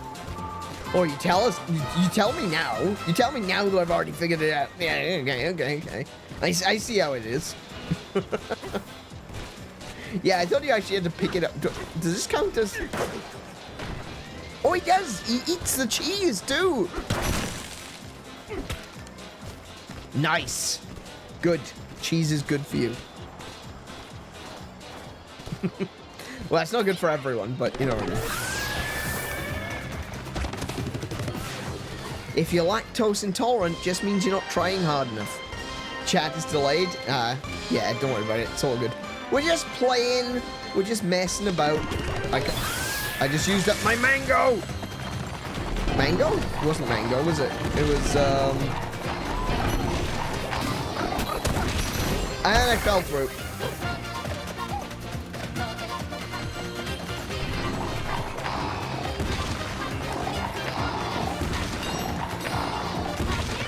Oh no, I fell through again! I'm gonna run out of, Banana-G now. At least the hole has healed up. Excellent. Let's power down. Power back up.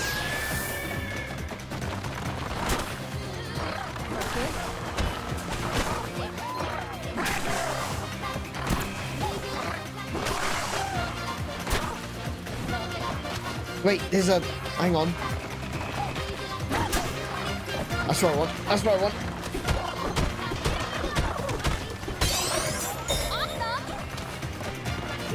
We got another TV. I tell you what, though. Trying to find a CRT TV can be a real pain these days.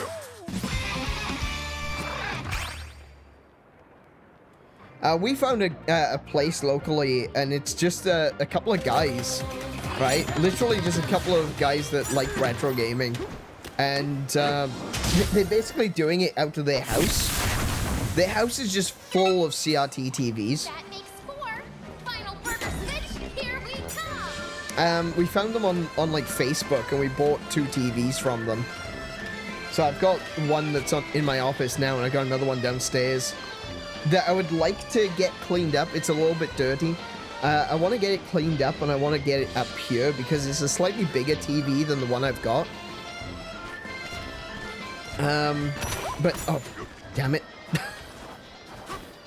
But yeah, getting CRT TVs these days is so difficult. I would love to be able to get them, because there's more to a CRT TV than just simply, you know, oh, I want to play retro games on a retro TV. There's some games you literally cannot play on modern televisions. And I know that sounds like really weird, but it's all to do with lag, essentially. So games like Super Mario Bros. And Duck Hunt, right? Specifically the Duck Hunt. Specifically the Duck Hunt. Oh, excellent. Specifically Duck Hunt. You can't play it on a modern television because it's got a little bit of frame delay. And I was mentioning the Kickstarter earlier that I was actually, you know, trying to, that I'd backed. And we ended up canceling the backing on that one because it was just taking so long and we needed the money for something else.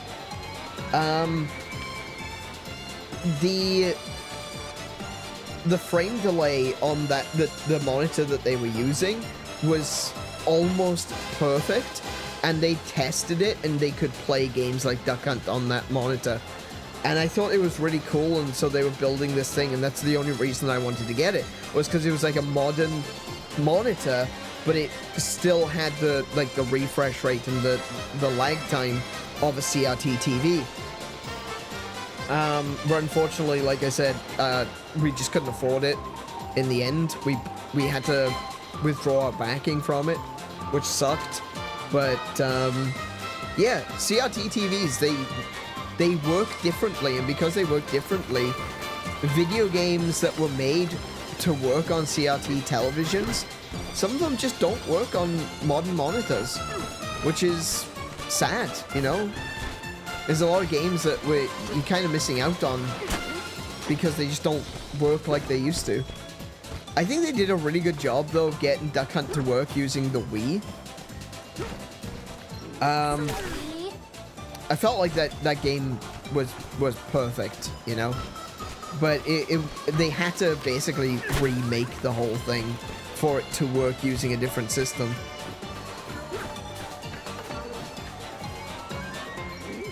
Like, yeah, basically all the for goodness sake, all of the Zappa games do not work because of the way that the Zappa works.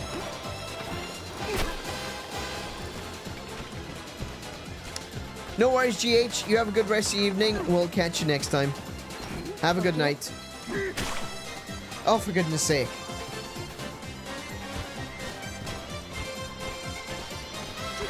Plus, some look better on CRT. And see, that's become the debate, right? That's become the debate in modern times, is whether or not pixel art looks better on a CRT or whether it looks better on modern hardware. And I gotta be honest, I'm actually, I understand what people are saying. I get it. It definitely looks smoother on a CRT television, but I like my sharp pixels. It's something that I just personally am fond of. I enjoy sharp pixels.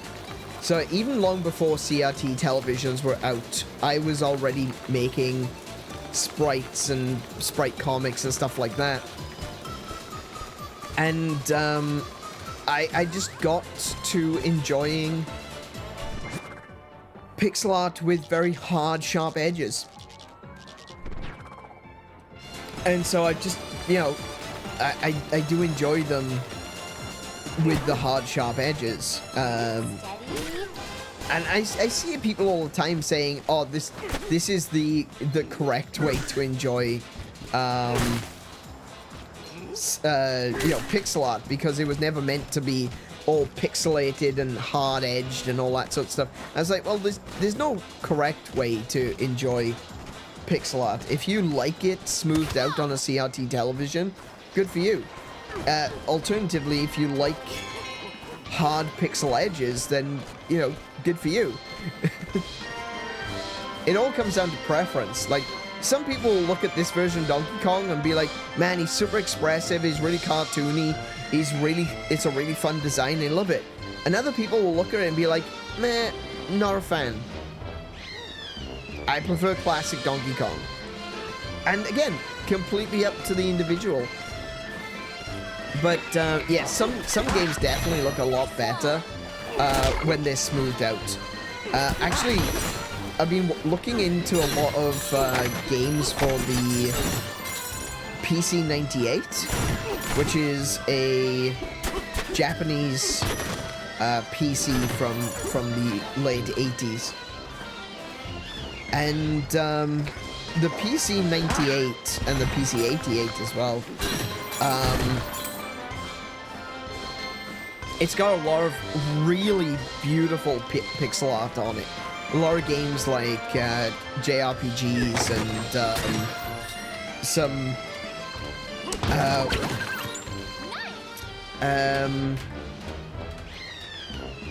visual novel games, you know?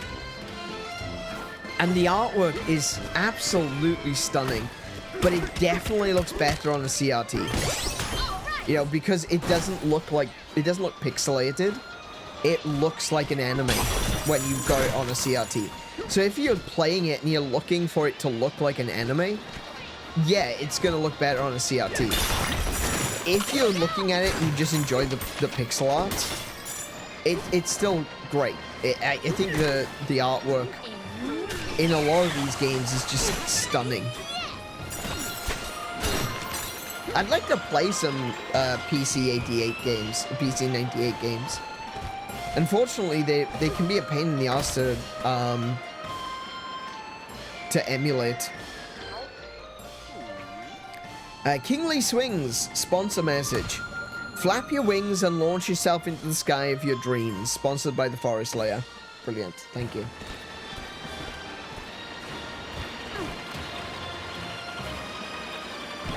Wait, no, wrong one, but never mind, I'll do.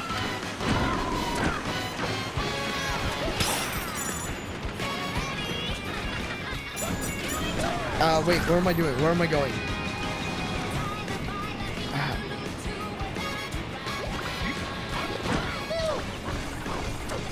Let's turn that off a second.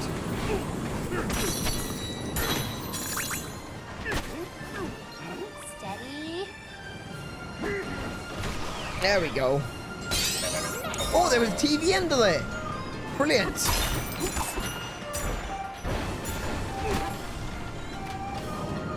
Okay, now where am I going?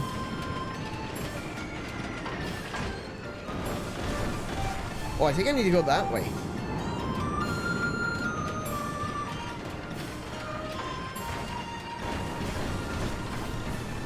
Oh, there's a thing down there too. Hang on. Oh, for goodness sake.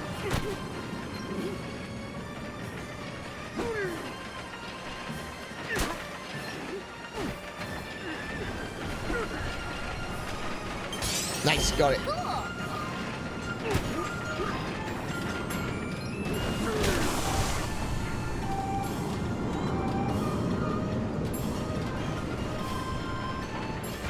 Oh.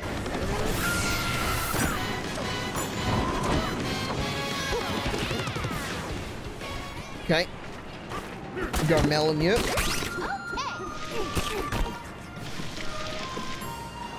Where are we going now? Oh, wow. Okay. Didn't mean to break into the floor like that, but alright. We got a sluggy boy there. Get melted.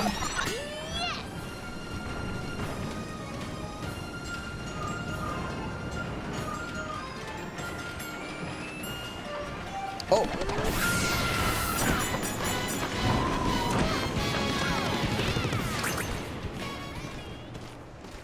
Oh, we got lots of gold. Hell yeah. I don't think we even really needed these melons here. Like, the melons are great and all, but I do love the giant melons. But I feel like there's enough gold around here that we really wouldn't need it. Oh, heck. Don't dissolve my platform, please. I need that to live.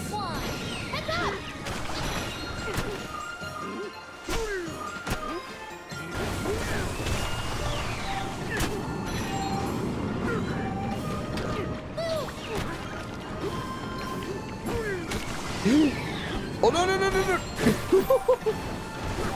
Okay. Alright, never mind, never mind. I fell off, but it's okay.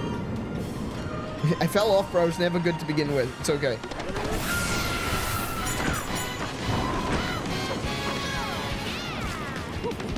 Okay, now I need the melon. I should not have said I don't need the melon. I definitely need the melon. Thank you for the melon. Really appreciate it. Thank you, game.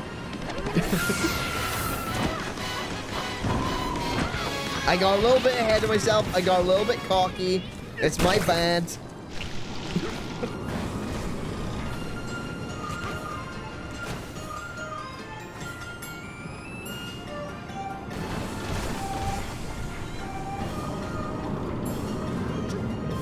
Oh, no, no, no. Speaking of getting cocky. Okay, you can't jump that far. Got it. Got it. Got it. Got it. Got it. Got it. I thought that was closer than it actually ended up being.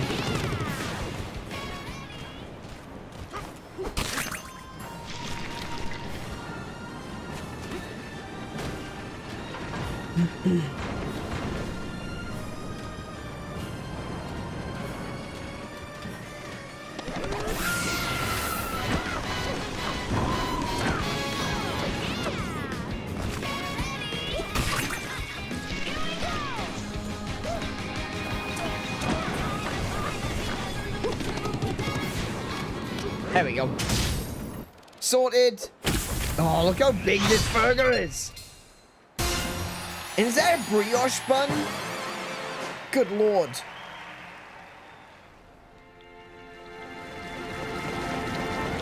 How decadent. I love it. I want one. It can't be. All of those fools failed me. They're all fired, fired, fired. Every last one.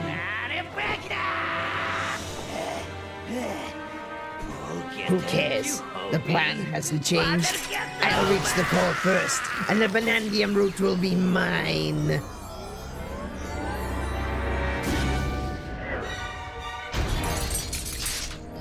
Oi! Once I put the final piece in place, at the core, the stage will be set. What is he trying to do? What is he trying to achieve? I don't know what he wants. Oh. His mining company struggled until he found exploited the Banandium root's golden tendrils. Oh. Oh my goodness, look at the bacon on it. Okay. So he was just a regular worker.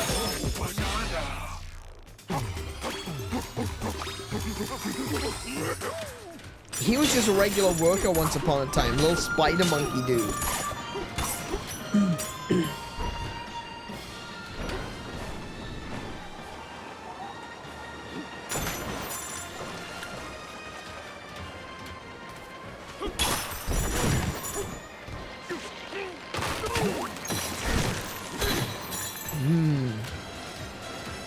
His story is getting deeper, but at the same time, like, I still don't really know what his goals are. What's his plan? How is he... What does he want from the root?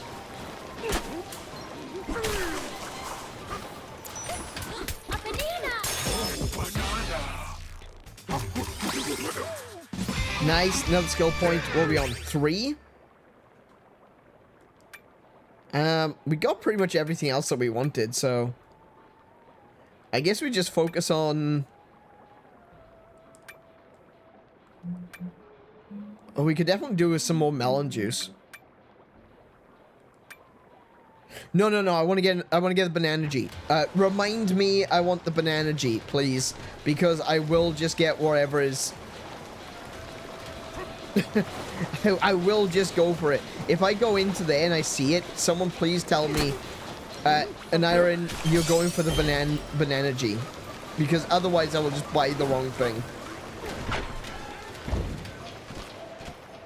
Right, what else can I buy? I can level up the tie.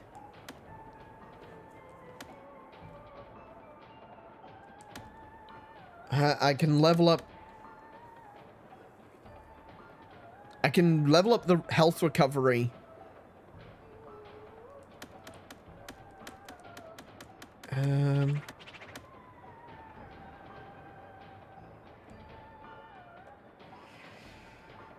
I'm not too worried about that one. Electrified iron and muck. Honestly, this isn't, that's not really that helpful in this stage. I don't know why that's the... I don't know why shockproof is on this stage. I don't get that. Okay, so let's level up the health regeneration. Oh, I can do another one? Oh, yeah. Okay. There you go. Maxed out. Brilliant. Okay.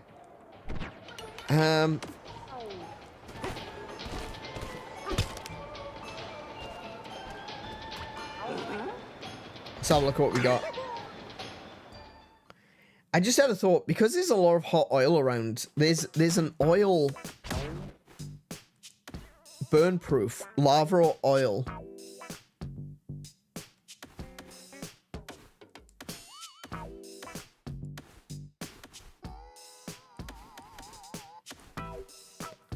It's only 20% though. We'll go with that one. Looking good. We'll do that one for now. 𝗵𝗵𝗃 is cool. It's very useful, but it might be...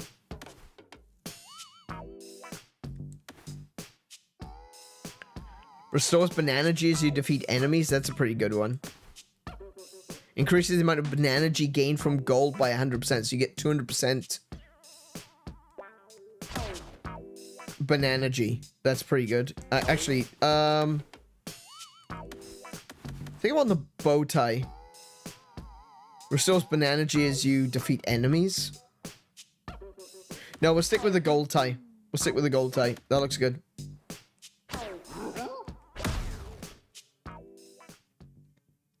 And Pauline is maxed out now as well with that current outfit. Alright, so we did pretty much everything. Just need to go back over here now. This way to the main gate market. That's where we want to go. Ready.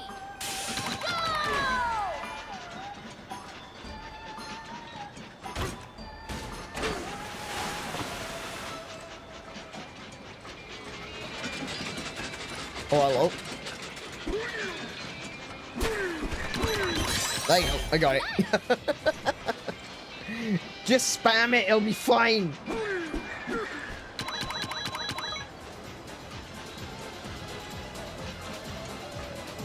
Oh, wait. Oh my goodness, no.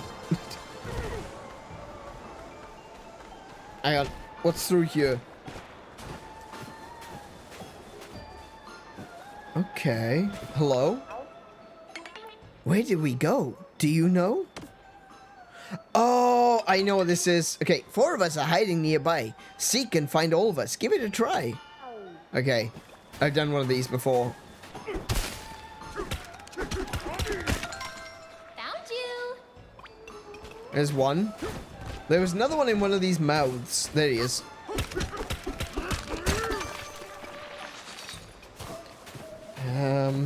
Oh, hello. Very nice. Hey, this one's a lot easier than the other one. Maybe. I get the feeling I need to get some salt. What does it say?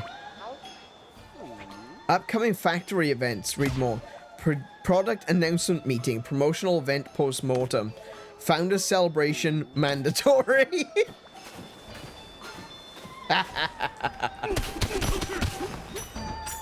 Okay, I need salt. Is there someone around here that's salty? Any Redditors nearby?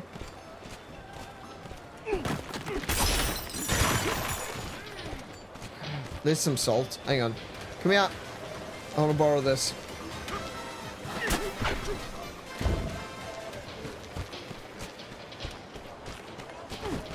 Oh, let's see now.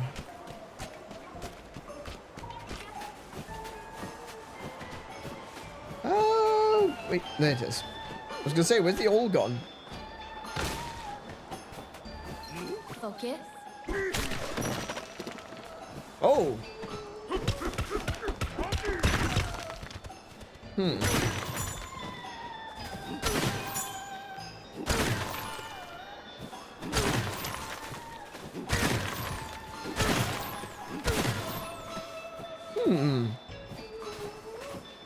This is the trouble I had before. I got to the last one, and I couldn't find the last one. Cool. I ended up destroying the entire area.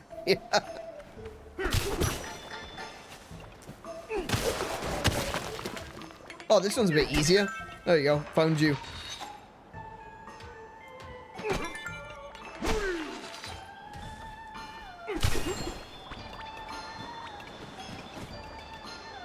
One, two, three, four.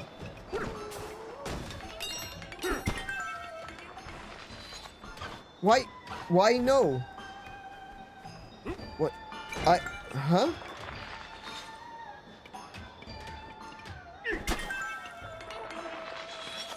Okay.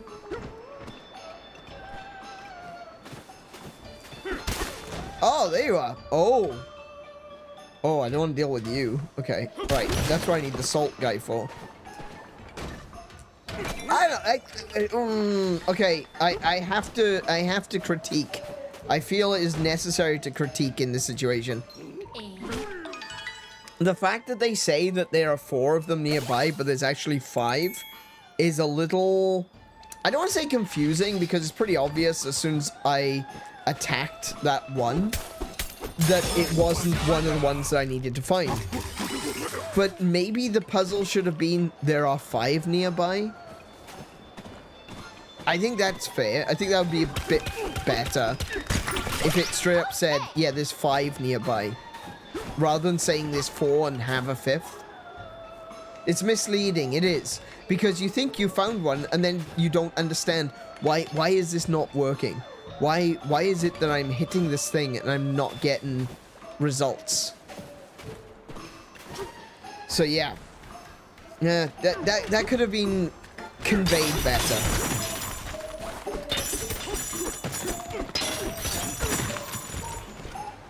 Right, where am I?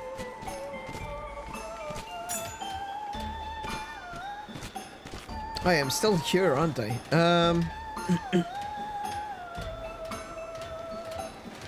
Oh no, this is the...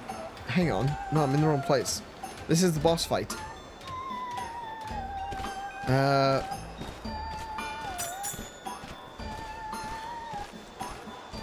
guess I just...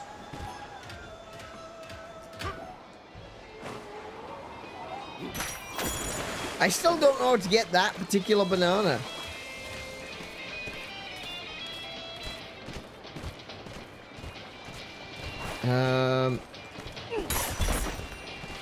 Oh, look at all this bananium root. Loads of it.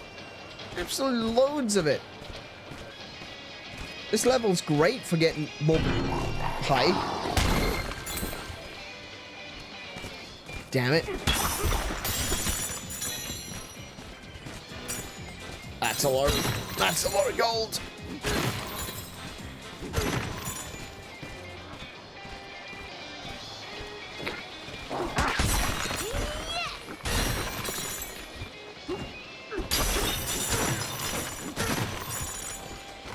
Hi.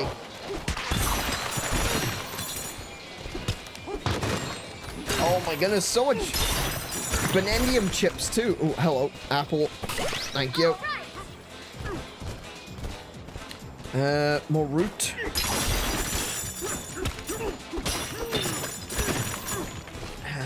Where am I? Where am I? Right, I'm right next to the center. Got you. Got you.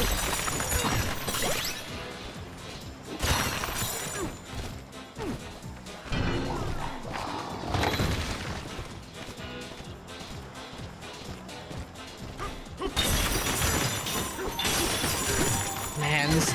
Yeah, the absolute destruction is one of the things I love about this game.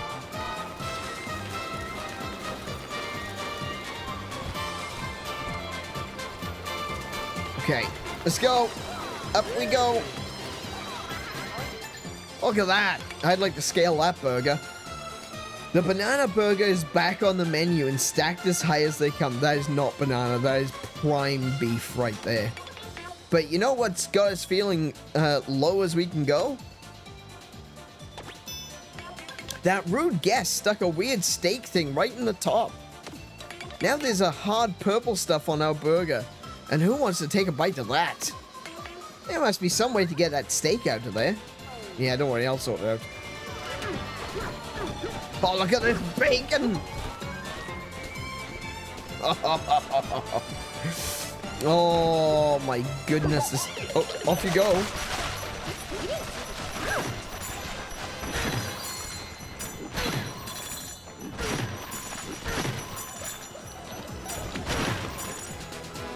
High five. This is the 80-meter mark. That's as tall as 2 Kong elders stacked on top of each other. Patty up and party on. Oh my goodness. They're actually counting how high this thing is. This got the world record for the tallest burger in a video game.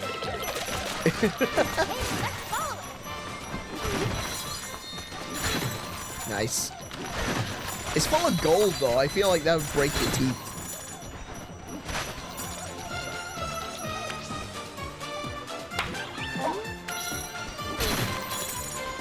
Where are we at now? You've reached the 120-meter mark. The zebra's cooling tower is about this tall too. Higher heights, bigger bites. Okay. And climb this bacon here. Oh, look at that. That looks good. Ooh, hello. Are you telling me I can have a house up here? I want a house made of meat, please. Yeah, build a getaway.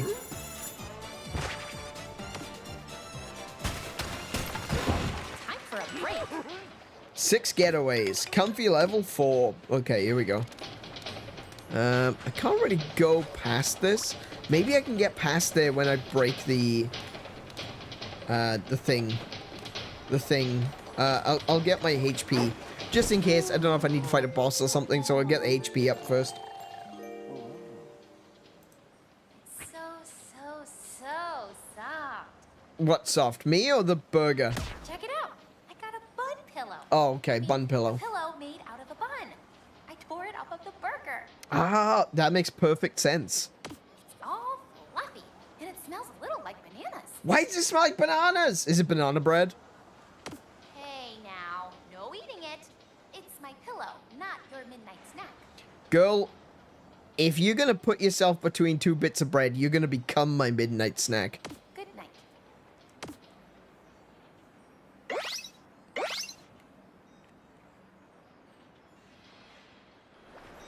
Bet you dreamed about bananas, didn't ya? No, I dreamed about this burger. I always dream about this burger. Oh my goodness. Okay, you, talk to me. Good job getting to the top. We're about 200 meters up. Great view from a burger so tall. Only a giant could eat it all. I know, I'd give it a bloody good shot, I'll tell you that. Look at this brioche bun. It looks delicious. Oh, hello. There's a chest in there. Ooh, a banana gem map. Is that just going to tell me there's a banana in the pool? No, it tells me that there's a... I know there's a banana there. That's not helpful. Let's go get it. What have you got to say? We need bananas right into these buns. Really? Okay, so it's like a banana brioche? Okay. Welcome to the Ferrell wheel. That's not what that's supposed to be.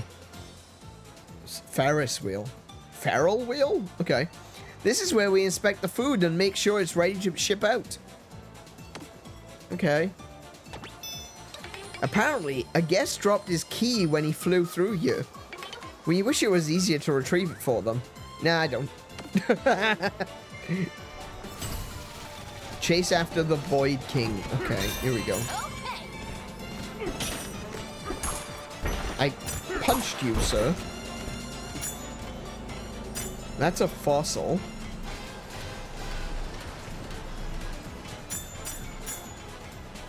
We're gonna have some issues if one of those Wallopoids come out.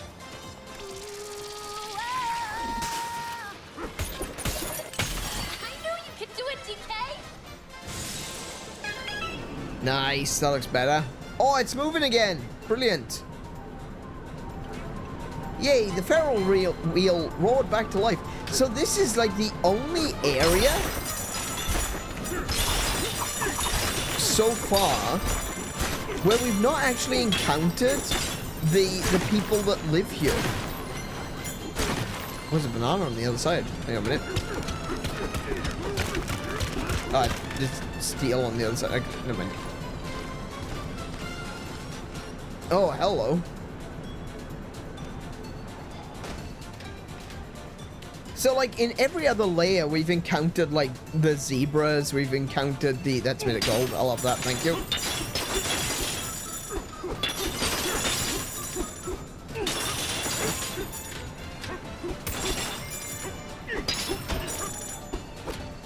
Yeah, so we've encountered the zebras. We've encountered the snakes. We've encountered everything else. But there are no lions here.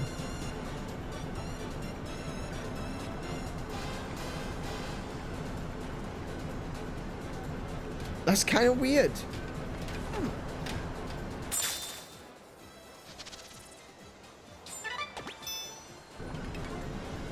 You put it back where it belonged. I did. That's what you're supposed to do. You're supposed to put things back where they belong. Oh, that's got some muck on it. What's in there? I bet you there's a banana in there. There is. Of course there is. Okay. As it goes a salty crocoid with a big piece of meat on his... Oh, hello.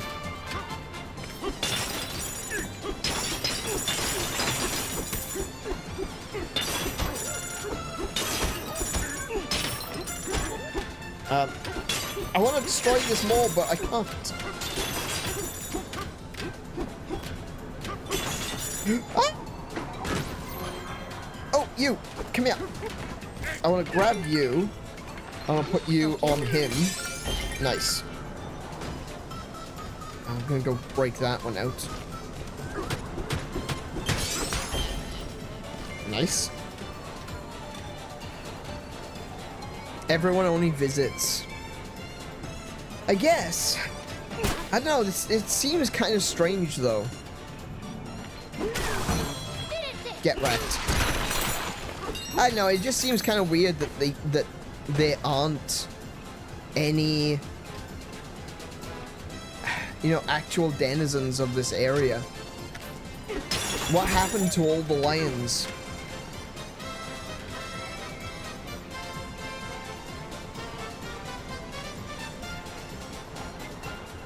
I wonder if they were planning on doing lions and there would be like a lion bonanza. Feral Wheel, sponsor message.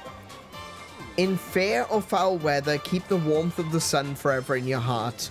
The Tempest layer. Oh, that's nice. I like that one. They became rocks. Yeah, it seems that way. Now, where's the... There, here it comes. Here it comes. Steady. Oh, I need a bit more salt.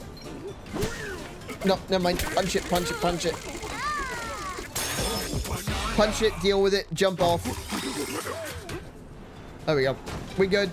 We're fine. Because this is meat? No, that's not meat. That's just rocks. I guess we can... I guess we can climb. Thank you. I can just jump off this onto the burger. Give me some burger. Wait. Oh, I'm not wearing the right tie. I can't do that. Oh, no. Okay. Never mind. We'll just do that. It is open.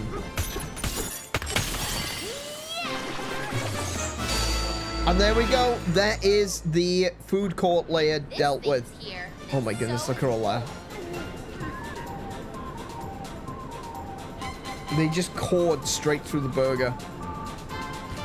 Down we go.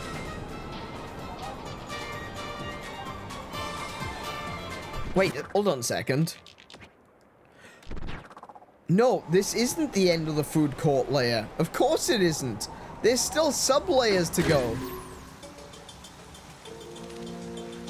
Sub-layer 1401. We've still got a long way to go. Look at me. You know, acting like it's already over. It's not already over. There's still a while to go. Right, Banana G. That's what we want. Banana G. There we go. Got it. Hey, Marley, welcome to the stream. How are you doing today? Salted banana. Salted banana's not bad, actually. I think you could definitely put a little bit of salt with bananas to get some of that sweetness out of it. I like bananas with cream cheese sometimes. Mmm. Interesting. Bananas and cream cheese. I haven't tried that. If we have a long way to go, the stream will be very long. Yeah, don't worry. We're not going to be... We won't continue. We are probably going to leave it there, though. It is already 10:45. Hang on. Hang on. Hang on. Hold up. Wait for it. Wait for it.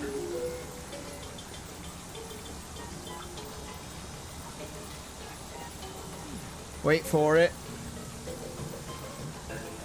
Now it's 10:45.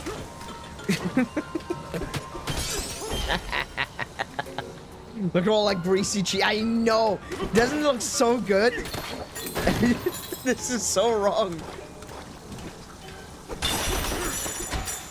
It looks delicious. Oh my goodness. Alright, so what we're going to do is we're going to do this one. We'll do this puzzle. This will be the last one we do for today. Let's go.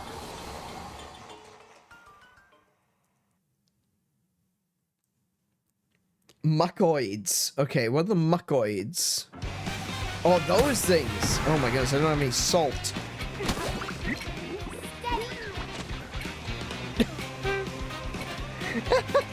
Okay. There we go, there's the salt.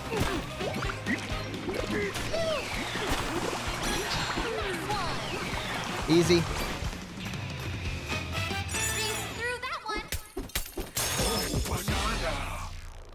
Pink salt, I don't know what the pink does, but it's pretty. I know. I do like Himalayan rock salt. I do. We used to have we used to exclusively use it, but the truth be told, aside from a little bit of iodine in it, it doesn't really, it's not really much better than regular salt. What's in these boxes? Nothing. Okay.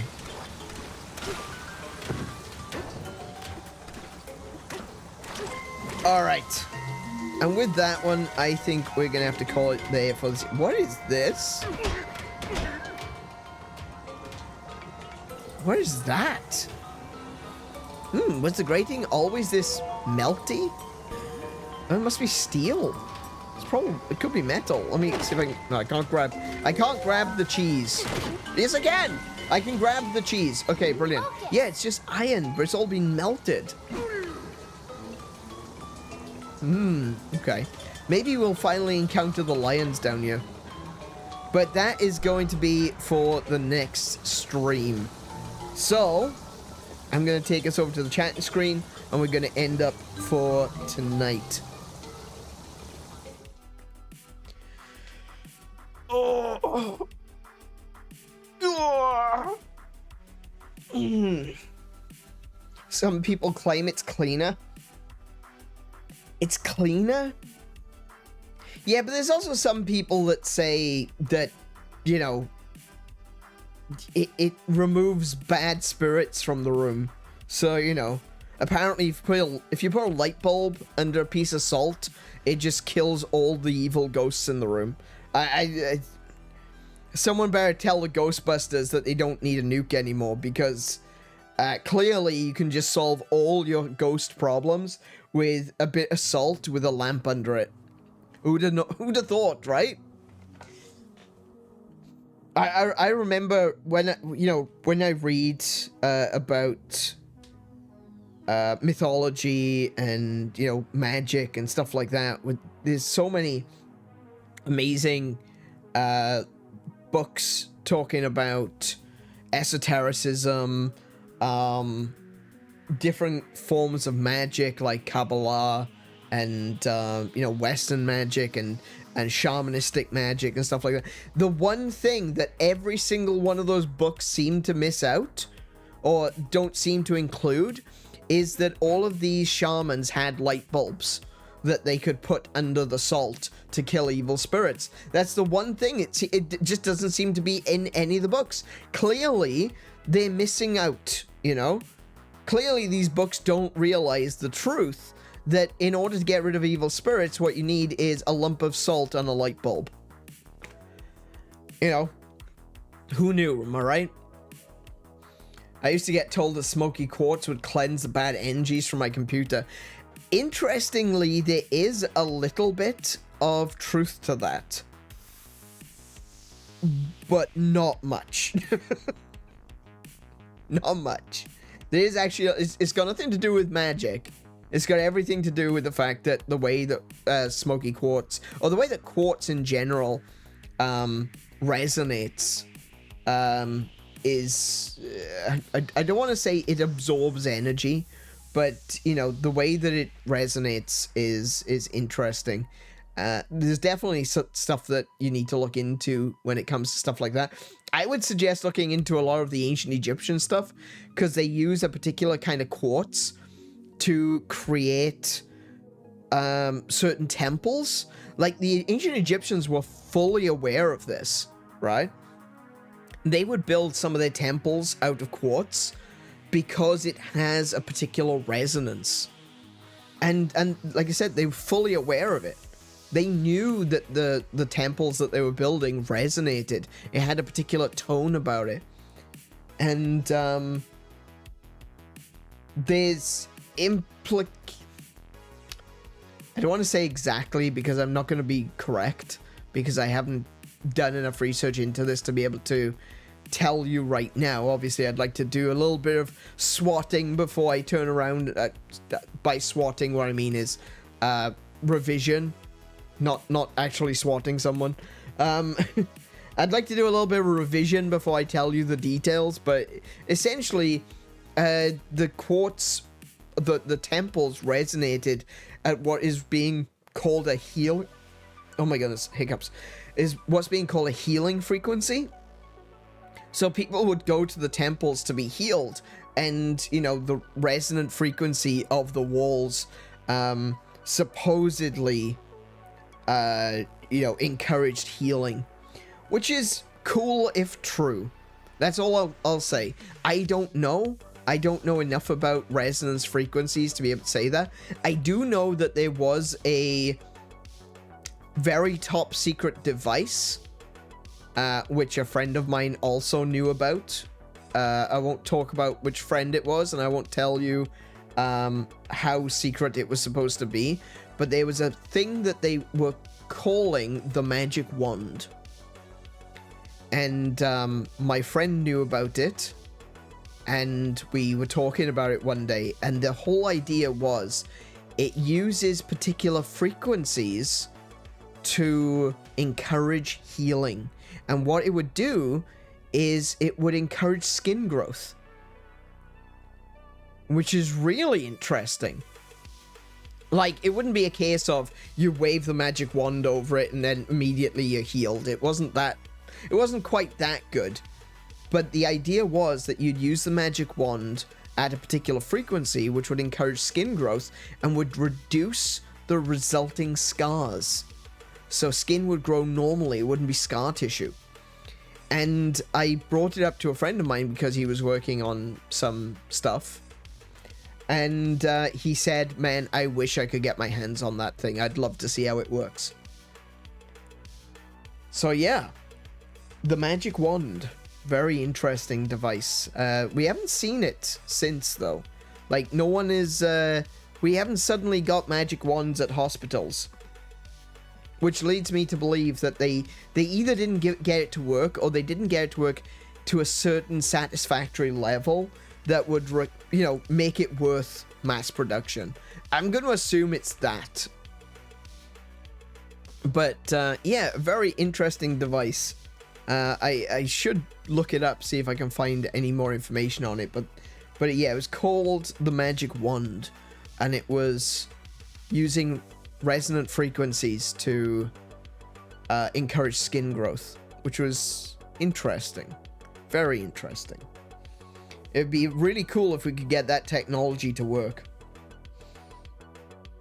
But, resonant frequencies is what, going back to what we were talking about at the beginning of the stream with, conspiracy theories about, the ancient Egyptians and ancient cities and stuff like that. It's ridiculous when you look at how much stone the Egyptians moved around. Like, hundreds of tons of stone. Like one single hundreds of tons rock that they moved around. And some of the more out there theories is that the Egyptians understood resonant frequencies to the extent where they could create, a certain amount of levitation. And I'm not sure I fully agree with that theory, but they did know a lot about resonant frequencies, which is kind of cool, kind of interesting. I do like, I like that stuff. I want to know more. I want to learn. I want to discover. Because I feel like there's so much information that we don't have anymore. There's a lot of things. There's a lot of things that our ancient ancestors may have known that we don't. And it's interesting. I find that interesting. Technology comes about because someone's looking for a new way of doing a thing. But that doesn't mean there wasn't an old way of doing a thing. And that's what I like. That's what I want to find out more about. Is like, was some of these things that we do today, was there an old way of doing it? And considering when you see some of these like slabs of stone, some of these obelisks that the Egyptians would move around the desert for hundreds of miles. I think about the statue of Ramses II, the two enthroned pharaohs, the statues of Ozymandias, and the poem Ozymandias was based on these two statues, the statue of Ramses II. That was once a solid single piece of stone. And it would have been tons, literal tons of weight. And they moved it 500 miles. 500? Was it 300? Anyway, either way. It's kind of crazy. That's kind of wild. That's really out there. Like, how far they were able to carry those stones. And it makes you wonder how they did it. And people would say, oh yeah, they used slaves and rollers. Really? Slaves and rollers? So did they just like lift the stone onto the rollers? Is that what they did? Something that's several tons? They just lifted it onto the rollers. Okay, fair enough. The thing is that these statues of Ramses, the Ozymandias statues, they are so heavy that they are actually sinking into the ground. And you're telling me they moved them on rollers? That's an interesting theory. Have you got any more? Have you got a better one, perhaps? Oh, dear. Okay. Where am I at? What am I doing? I don't even know anymore. I'm just talking about stuff. Stuff that I find interesting. Oh, what happened to me? Where'd I go? Oh no, where'd I go? Oh dear, oh dear, oh dear, oh dear, oh dear. Something went wrong. There we go, I'm back. There we go.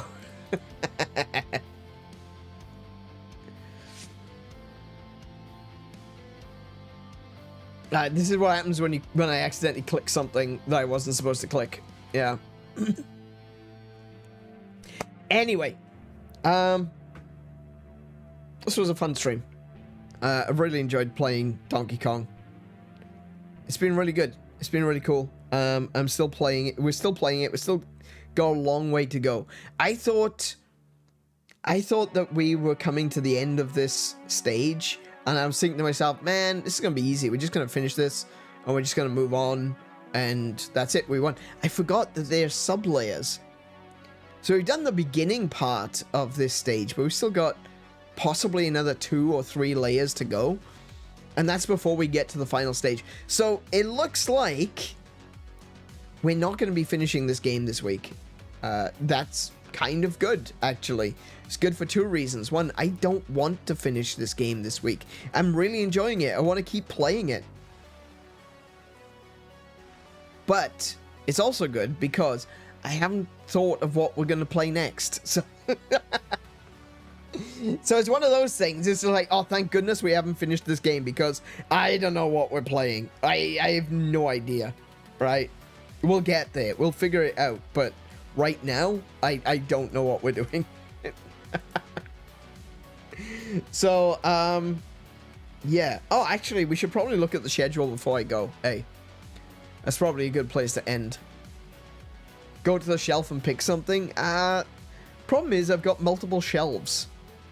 You know, it's not just the Switch shelves. I've also got my Xbox shelf. I've got my Super Nintendo shelf. I got my Steam shelf. Some of these are digital shelves, but still. There's a lot of things. There's a lot of games I want to play. And, yeah. I want to try to catch up on a bunch of games, but they keep releasing new things. They keep releasing new things. I don't like it when they do that. How am I supposed to catch up if they keep releasing new things? Anyway, let's go over to the schedule. So, we didn't have a stream yesterday, and that was because I needed to take apart my desk and rebuild it. My setup right now looks so much better than it did yesterday. Everything is pretty much in the exact same place, except I've got no wire clutter. I had a bunch of wires sticking out every which way. Now the only wires that I can see are the wires connected to my Stream Deck and the wires connected to my keyboard and mouse. That's it. There are 3 wires. And I've got a bonus. I got a big plus now that it's going to be a lot easier for me to plug in other consoles to be able to play. So currently I've got my NES Mini to the left of me, which is connected to my PC. And I've got another HDMI cable plugged in on my right, which will allow me to connect another console if I wanted to. At any point, I could just plug a console in and we can play something on stream. That means that we can play some Wii U, GameCube, because we can play GameCube on the Wii.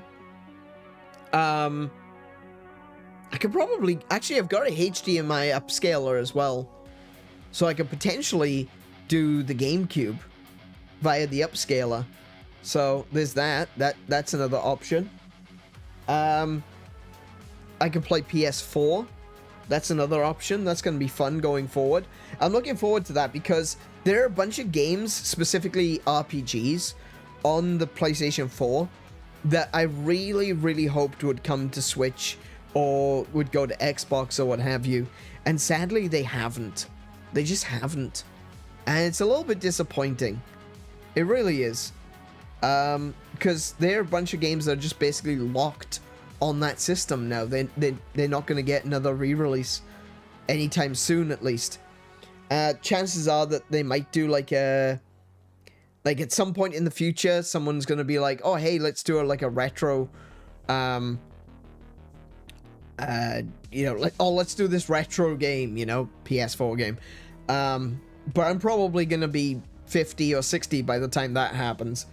And, you know, they'll remaster the games for current systems at the time.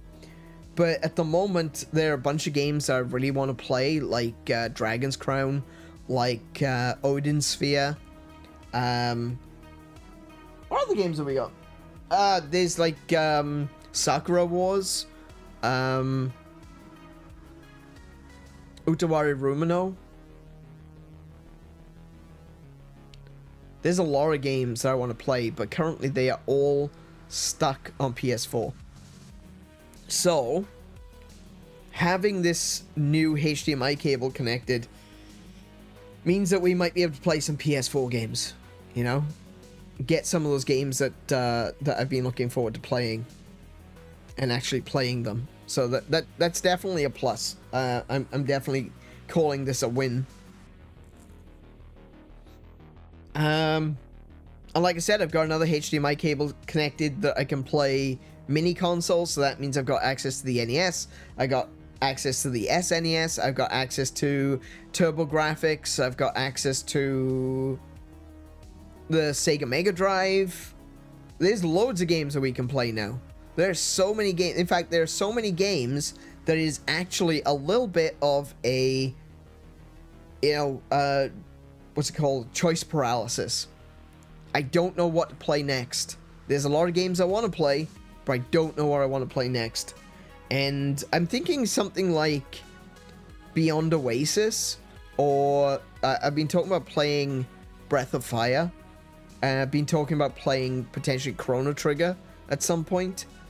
Actually, let me just quickly do a quick little search here. How long to beat?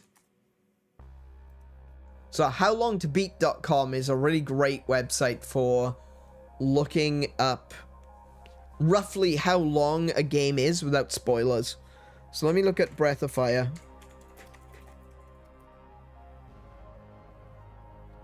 The original Breath of Fire, looking like it's going to be about 28 hours. So actually, let's use the completionist time. We'll use the longest time, about 30 hours. So we call that 30 hours, probably play it twice a week. We get about 4 hours of gameplay in. It's going to take us a little while to get through that. I don't want to necessarily do something that's particularly big before Halloween, because, you know, it's September the 2nd right now, and we're going to be playing some spoopy games for Spooktober. So I don't think Breath of Fire is a game that we could necessarily comfortably fit in between now and then. I don't know, though. Let me check out Dragon's Crown. Oh, we could probably fit Dragon's... Oh, wait. I just looked at the... So, Dragon's Crown. Main story, 14 hours. That's pretty reasonable. We can do 14 hours. That's like 3 streams. That's easy.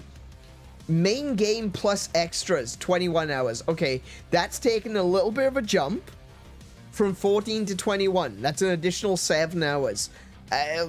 That's fine. That's 4 streams, maybe 5 streams. We're good. We can do that. That's not a problem. Completionist, 76.5 hours. I gotta see the graphs on this one. I've got to see the graphs on this one. Completionist. 41 people polled for completionist. Oh my goodness, that's huge. So, the rushed version of the game, right? So, rushed is essentially when they say if you go to completion as quickly as possible. The rushed completion is 59 hours and 9 minutes. The leisurely, which is, you know, you're not really rushing to finish it, you're just doing it as quickly as it takes, as long as it takes. 143 hours.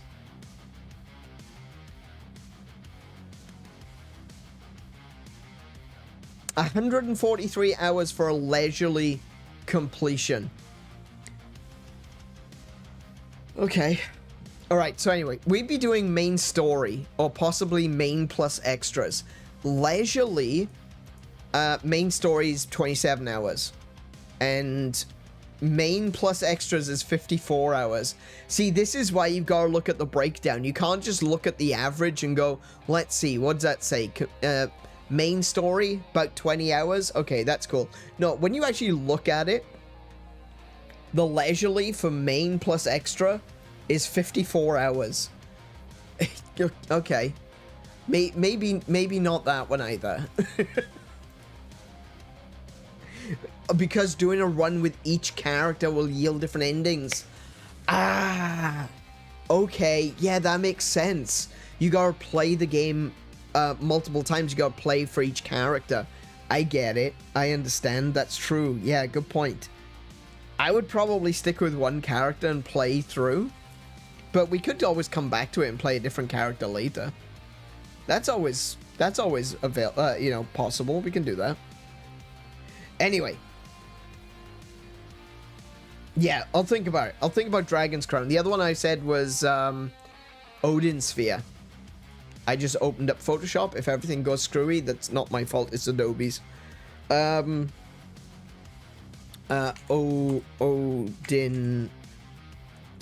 Sphere.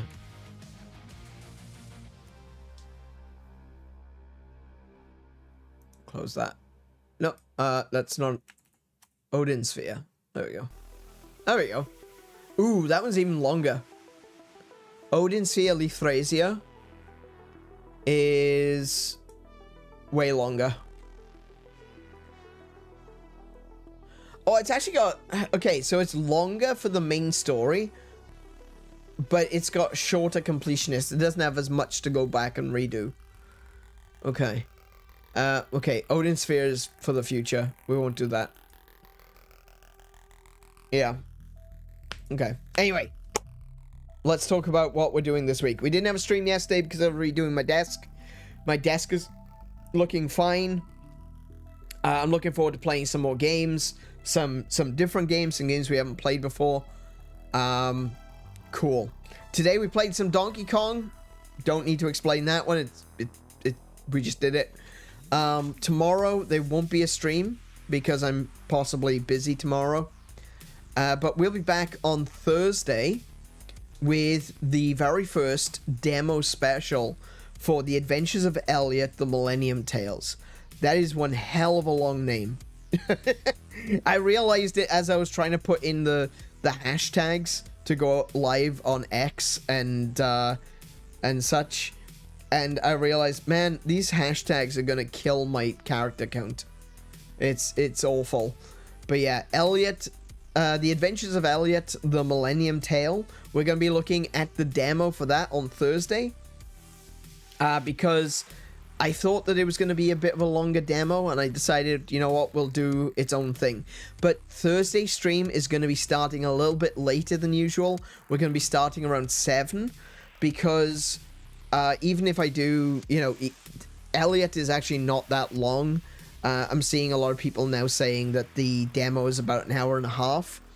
So taking into consideration that I will be critiquing it and I will be exploring, trying to see if, what I can do with the game, try to, you know, figure out the mechanics and everything.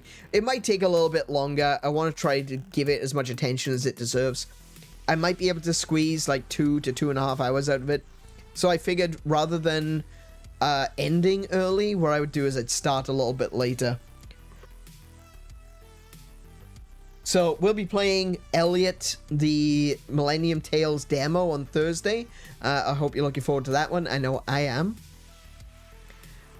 Friday, we're going to be playing more Donkey Kong. I need to change my notifications for Friday because I I wrote my notifications under the assumption that we'd be probably finishing the game.